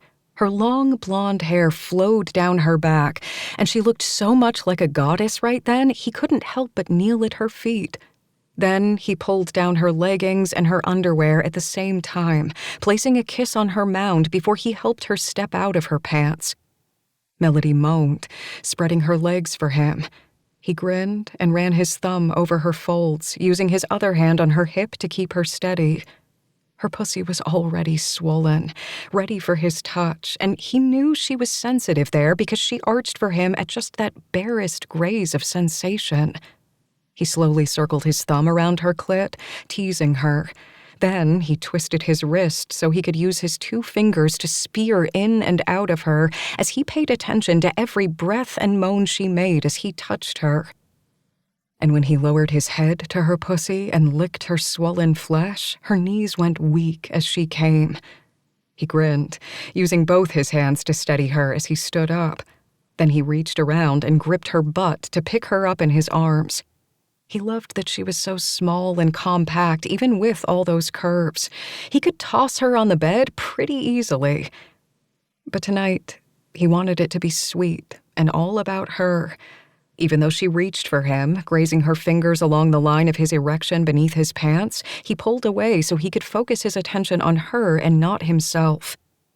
He quickly stripped out of his clothes, rolled the condom over his length so he would be ready, and went back to feasting on her breasts. He always felt like he went straight to her pussy or her ass, and sometimes forgot how beautiful her breasts were. And he didn't want her to forget either. So he licked and sucked and molded them until she was panting and rocking her drenched core against his thigh. He could feel the heat of her on his skin, and it was all he could do not to thrust into her right then and there. Then he rolled her over so he was on the bottom and she straddled him. "Put me in you," he whispered, his voice hoarse. "Ride me, Melody." Her eyes were dark and filled with need, and when she reached down to grip the base of his cock and slowly slid herself over the length of him, his eyes rolled to the back of his head and they both moaned. She rode him softly, rocking her hips as he slowly ran his hands over her body, cupping her breasts, squeezing her hips, sliding his thumb in and out of her mouth. She was the one in control. She was the one sending them both over the edge, and she was the one that he would love until the end of his days. 21. Melody shouldn't be nervous, but she totally was. She might have made it through a whole week of dance classes with only a few hiccups, but that was nothing compared to this. Tonight was dinner with Fox's family. Meaning she would probably be interrogated and introduced as Fox's girlfriend. Fox's pregnant girlfriend. Dear God. It wasn't as if they didn't already know she was pregnant. Hell, the entire town knew she was pregnant by this point because she was almost 4 months along and starting to get a tiny belly. She'd felt so guilty that she hadn't told all of her dance students ahead of time that she waived their first fees if they wanted to cancel because she was pregnant. Somehow, nobody canceled, and she hadn't lost a single student yet. She might in the future, but for now they were staying, even though they knew she was pregnant. And that meant no more hiding from Fox's parents, his brothers, or the women in their lives. Hence why she was just a little bit stressed out and really worried that she was about to mess everything up by saying something stupid. Fox, however, did not understand how she could be so stressed since she'd already met everyone. This was one area where he was a typical man and really needed to think before he spoke. But she didn't yell at him, afraid that if she did, she would start crying because her emotions were all over the place. She really didn't know if it was baby hormones or the stress of not figuring out who the stalker was that was making everything worse, but she was beyond tired of not knowing whether she was going to yell or cry any moment. And she wasn't even really that pregnant yet. "It's going to be fine. My parents already love you from that one meeting and every time you come into the bar. You're giving the family tons of business, and they're already working with you at your studio. Yes, we went about this whole relationship a little backwards, but they're getting a grandbaby out of the deal, so I really don't think they're going to freak out about that. You don't have to worry either." You say that, and yet I'm walking in there pregnant and unwed. I might as well put on a shirt that is ruined or have a scarlet letter on my chest. As we are in a different century and whiskey is a little more progressive than a lot of towns, especially compared to Regency England, I'm going to go with no on the scarlet letter, but whatever you think is best. Sometimes you're very lucky that you're cute. That's all I've got to say. Fox leaned over and kissed her hard. The touch left her pulse racing, and she had to fight to catch her breath. Just cute. I'm going to have to step up my game when it comes to touching you if you just find me cute. Fox, keep your hands off that poor girl so she can come inside and actually get something to eat. Plus, she's carrying my grandchild. Therefore, I want her sitting down with her feet up and a glass of ice water in her hand. For the love of Pete, Fox, keep your hormones at bay for at least 5 minutes. That's it. Melody really needed to find that hole where she could bury herself and never actually think about what had just happened. Of course, his mother would be standing on the porch waiting for them. Of course, she would be staring and watching Fox make out with her as he made growling noises. And Melody was pretty sure she had made a moan or two of her own. Fox did that to her. Damn the man. Damn him and his pretty face and his yummy dick. Sorry, Mom. She's just so pretty. He gave Melody a wink before taking her hand and leading her towards the house. Fox's mom rolled her eyes before opening her arms for a hug. That boy is just too smooth for his own good. Or at least he thinks he is. I know we've already met, but just in case you forgot, I'm Barbara. Bob's inside, chasing the other 2 grandkids around the house. I don't know exactly what game they're playing, but it makes the kids giggle, and it keeps them out of the kitchen so they're not pilfering food. Keeping my children out of the kitchen, well, that's just never going to happen. All of her nervousness seeped out of her at Barbara's hug. Because not only did that woman give good hugs, she immediately made Melody feel at home. And though Melody had met every single person inside the house, Fox's mother introduced her to everyone again, and then literally sat her on the couch, put her feet up on the ottoman, and handed her a glass of ice water. Kenzie laughed at the expression on Melody's face. Let her take care of you. The boys keep pushing her away, and now that Tabby has decided to stay in Denver, she needs someone to pamper. She's still pampering you, Dare said as he walked into the living room with 2 glasses of iced tea in his hands. He handed one to Kenzie and sipped the other. Melody remembered that Dare was working that night at the bar, hence why he wasn't having a beer like Fox and Locke were. Fox's father was indeed chasing Nate and Misty around, the noise almost deafening, but no one said anything. The 3 of them were having a blast, or at least Melody thought a good time was had by all. Locke was fixing a hinge on a door to one of the rooms down the hall, but was still in the middle of the conversation between Dare, Fox, and Kenzie. Melody tried to keep track of it all, but still felt 2 steps behind. It didn't help that she was already getting pregnancy brain and was a little too tired to be on her feet. Fox's mom really knew what she had been talking about with putting her feet up. Barbara wouldn't let most of them in the kitchen to help out with food since she had her own way of doing things, but Fox had told Melody that wasn't always the case. Sometimes his mom was just in the mood to cook and perhaps work with one person. That person today happened to be Ainsley. Apparently, Ainsley was doing even better than Fox at the cooking class, and Barbara wanted to see what the other woman had learned. Every once in a while, Misty would come up to Ainsley, give her a hug, and then go running after Nate.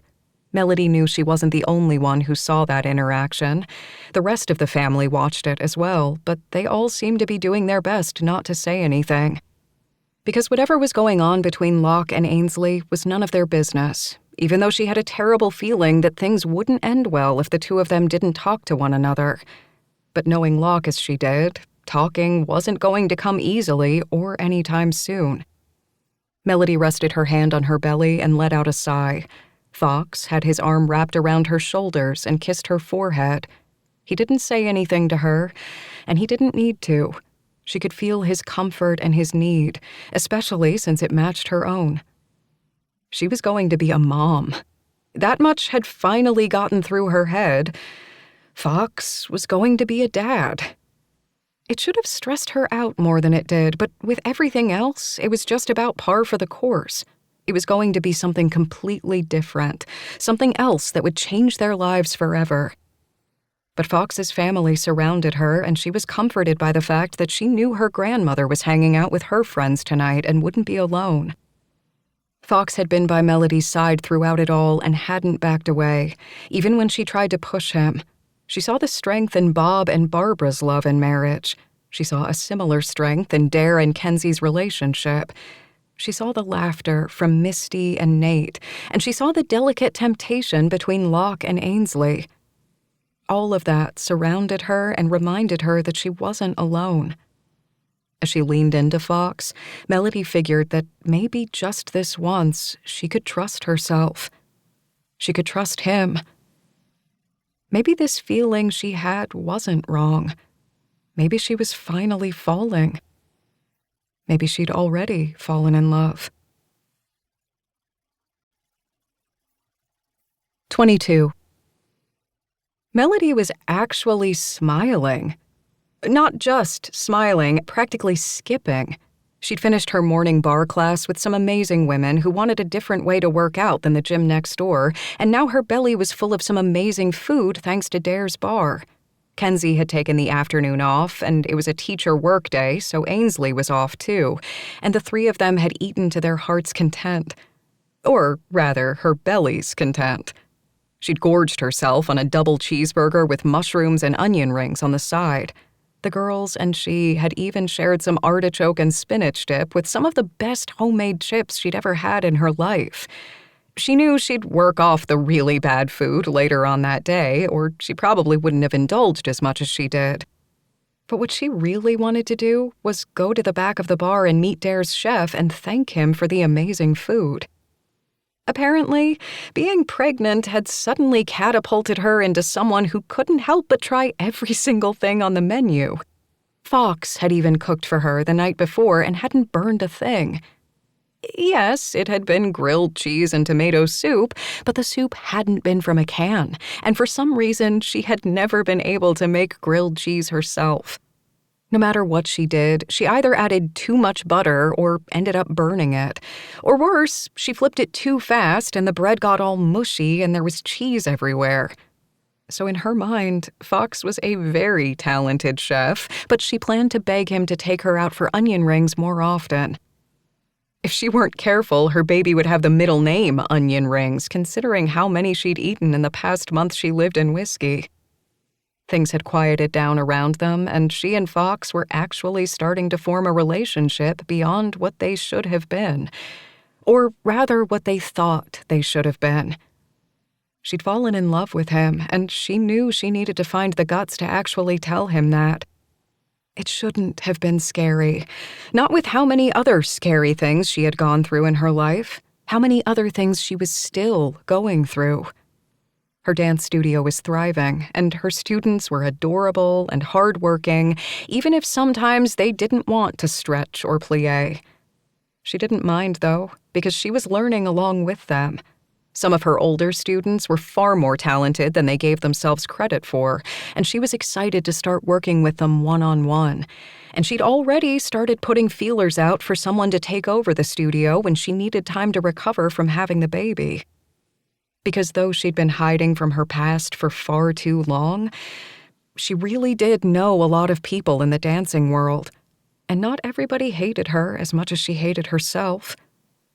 And because that thought had entered her mind, she couldn't help but wonder where the stalker had gone. It had been 2 weeks since the music box showed up. 2 weeks, and she hadn't heard anything from the person who was trying to make her worst fears come true. The police felt helpless, trying to figure out how any of it had happened, but there just wasn't evidence. Melody was never alone now. One of the Collins brothers or her friends were constantly around her. It should have annoyed her, should have been claustrophobic, but she let them take care of her, and it made Fox happy, and making him happy was something Melody wanted to do. She'd never been good at relationships, but now Fox was part of her life. And maybe tonight, Over another plate of onion rings, she would finally tell him exactly what was in her heart. Because she loved him. And it was past time she told him. And the thing was, she wasn't scared that he didn't love her too, because it was in each and every one of his actions. But she knew he was waiting for her to say the words because she needed to be the one to say them first. It was how they were, and she appreciated that. And oddly enough, she didn't mind.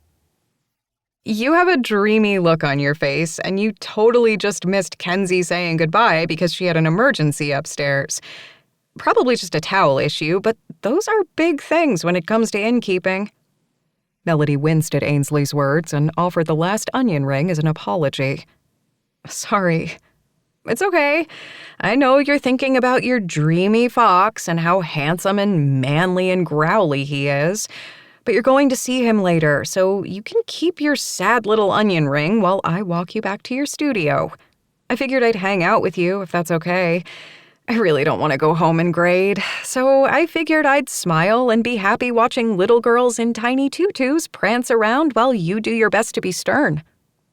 That sounds like a plan, because honestly, I wouldn't want to grade either. It's too nice of a day. The two of them made sure that they tidied up their mess and left a big tip since this was turning out to be their second home. Or maybe it was a third home at that point. They waved at Dare, and he waved back from where he stood behind the bar, and then she and Ainsley made their way outside and into the street where they could walk to the studio. She'd truly fallen in love with the town. Every single person had opened his or her arms to her, and she never once felt like a tourist. They'd helped her build her dreams, and had helped her feel safe when she didn't think she could. No, they didn't know her past, but they didn't ask either. For such a curious and gossip-filled town, they truly held back when it came to the important things. She was just waving to the barber shop owner, a very hunky guy with a nice beard that happened to rival any of the Collins brothers, when the sight of the car coming up pretty fast on the road stopped her. Ainsley was closest to the curb, but Melody was right there beside her. The car sped up, and somebody screamed. Ainsley held on to Melody's arm, but Melody pushed the other woman out of the way. The car jumped the curb and slammed into the pole right where Ainsley had been standing and right in front of Melody. Another scream pierced the air, and Melody fell back, her head slamming into the pavement. She rolled to her side, protecting and cradling her belly. Ainsley was on her knees in a second, and others crowded around her, but she didn't really hear any of it. She could only think about the baby in her belly beneath her hands, and the fact that Fox wasn't beside her watching her every move. He would blame himself for this, but it wasn't his fault. It was the fault of the woman behind the wheel. The woman that Melody should have known was part of this all along. The woman that Melody had helped ruin. Because she would know Sarah's face anywhere. 23. Once again, Fox found himself standing in a hospital room, looking down at someone he cared about. He'd done it for Ms. Pearl only 2 weeks ago, and now he was looking down at the mother of his child, the woman he loved. He couldn't believe that a fucking car had almost hit her. Yes, she was going to be okay, but a car had almost hit her. That didn't happen in Whiskey. Even with all the tourists and cars on their tiny roads, people didn't get hit by them. But apparently, the love of his life did. Melody told him not to blame himself, but he was going to, at least a little bit. Sarah had found out where Melody was because of his viral news story, because Sarah had learned of Ms. Pearl long before his article ever reached the internet, and she had known exactly who was related to the woman who danced for the Rat Pack and possibly the mob. The woman had used that and Fox's details to find out where Melody was so she could take out her sick revenge on her.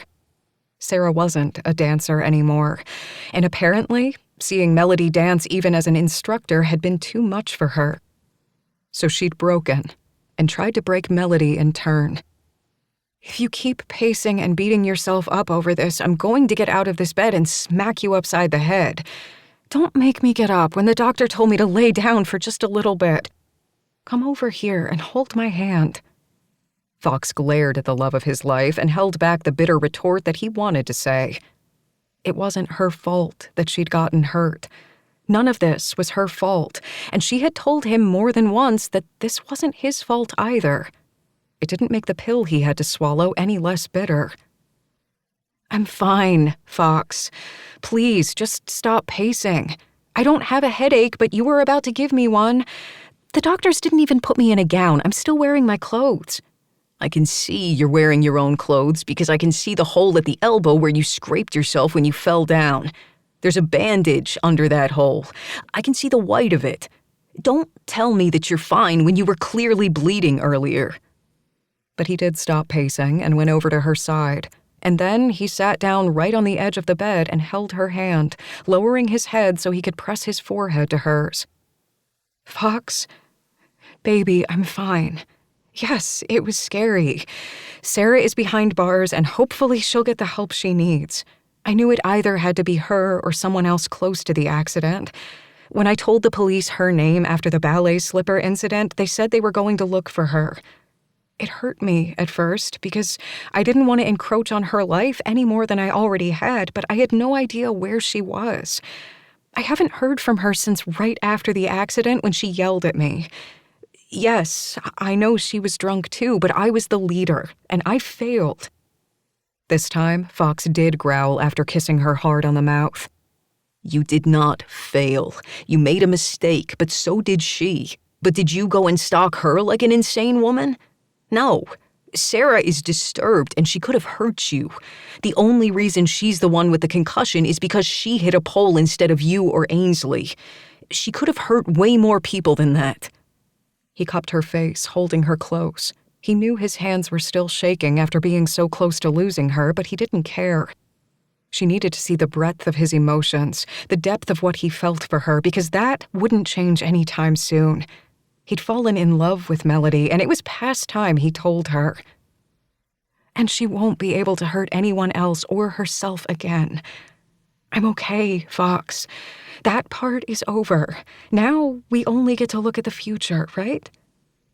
There was a slight uncertainty in her tone that worried him, but he hoped it was just because of the adrenaline fading after the accident. Right. She let out a breath, and a small smile appeared on her face. "You know, I was going to wait until tonight when I ordered some onion rings and we could munch on them together, but I figure this could be the perfect time." You and your onion rings, he murmured, earning him a smile. "Don't knock them. But what I wanted to tell you tonight was that I love you. I love you so damn much it's scary. I think I started falling for you that first night we drank too much whiskey, when we created our baby together. I don't know what will happen in the future, but I do know that our lives will be forever intertwined because of this child. But I don't want our lives to be connected just because of him or her. I want us to be connected because I love you. And it didn't take someone behind the wheel of a car trying to hurt me for me to figure that out. I knew before, and I think it's time you know." This time, it was Fox who got choked up. You stole my thunder, baby. I was finally going to tell you that I love you tonight, only over grilled cheese instead of onion rings. She licked her lips and he laughed. We can still have both tonight. But, Melody, I love you so damn much. You're it for me. I love your strength, your tenacity, your talent, your beauty, your brains, and the fact that you make me smile. I love that you make my family happy, and you're forever trying to make sure that everybody's included. I just love you so damn much, and I should have told you before this, but right now, with you in my arms looking at me like that, I guess it's the perfect time. And then he kissed her, not able to hold himself back. He had one hand on her belly, her fingers tangled with his, and the other in her hair as he kissed her. He was sure the doctor was going to come in any moment, or maybe the rest of his family to check on them. But he didn't care. He had the woman he loved in his arms, and that was all he needed. After searching whiskey for far too long, he'd finally found exactly what made him Fox. Epilogue. Fox's fingers dug into Melody's hips as he thrust into her wet heat. Her pussy was so hot, so wet that he slid home right to the hilt. This was the first time without a condom, and going bare was possibly one of the best moments of his fucking life. Melody arched for him, and he wrapped her hair around his fist so he could fuck her hard into the mattress.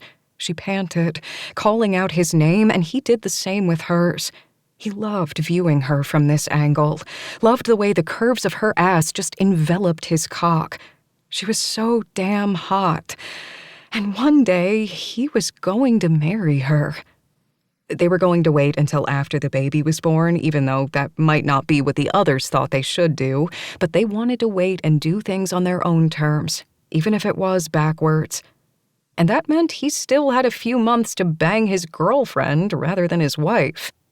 The last time he had said that, Melody had slapped him upside the head and then gave him a blowjob. They were officially crazy for one another. Melody's inner walls clamped around him, and she came. He pulled out quickly and flipped her over to her back so he could slide into her one more time. Neither of them could catch their breaths as he hovered over her, crushing his mouth to hers as he pounded into her as hard as he could. He loved it when they were slow, the build-up tantalizing, but he loved it even more when they went hard and fast. Melody's fingernails scraped down his skin, and he knew he would have marks later on. And he loved it. Loved her. He slid his hand between them and played with her clit, and when she came again, this time he filled her up. They were sweaty, wet, and a little sticky, but he honestly never wanted to get out of bed. "I think that was a good way to see if we really like morning sex with you living here." Melody laughed and ran her hand over the swell of her stomach.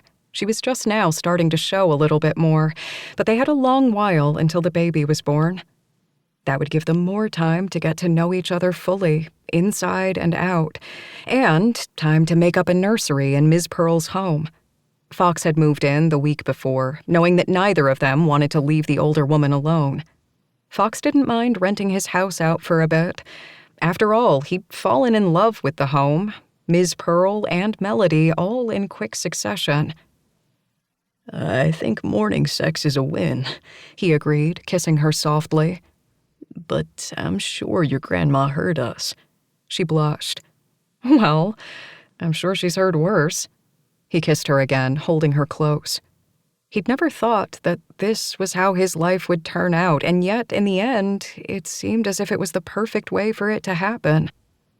He'd fallen in love with a dancer, a woman who never left his mind even when he'd thought she should. He was going to be a father and was so damn excited to watch Melody become a mother. His family had taken her in and hadn't once questioned the track that Fox and Melody were on. Because that's what his family did. They took people in and always made sure they were safe and well-loved.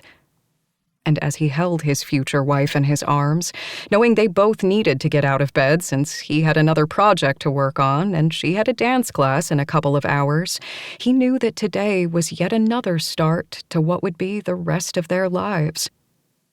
And to think, it had all started with one shot of whiskey too much and a temptation smooth as sin. Coming next, Locke and Ainsley finally get their book in Whiskey Undone. To make sure you don't miss any news, visit Carrie Ann's website, www.carrieannryan.com, and sign up for her newsletter. This concludes the reading of Whiskey Reveals, Whiskey and Lies, Book 2 by Carrie Ann Ryan. Copyright 2018 by Carrie Ann Ryan. This book was read by Maxine Mitchell. Production coordination by Lyric Audiobooks. Maxine Mitchell is a member of SAG-AFTRA. For more information about author Carrie Ann Ryan or any other title in the Whiskey and Lies series, please visit www.carrieannryan.com. This unabridged recording was produced in 2018 by Carrie Ann Ryan, who holds the copyright. Neither this recording nor any portion of it may be reproduced or used for any purpose without prior written authorization from Carrie Ann Ryan. Thank you. Audible hopes you have enjoyed this program.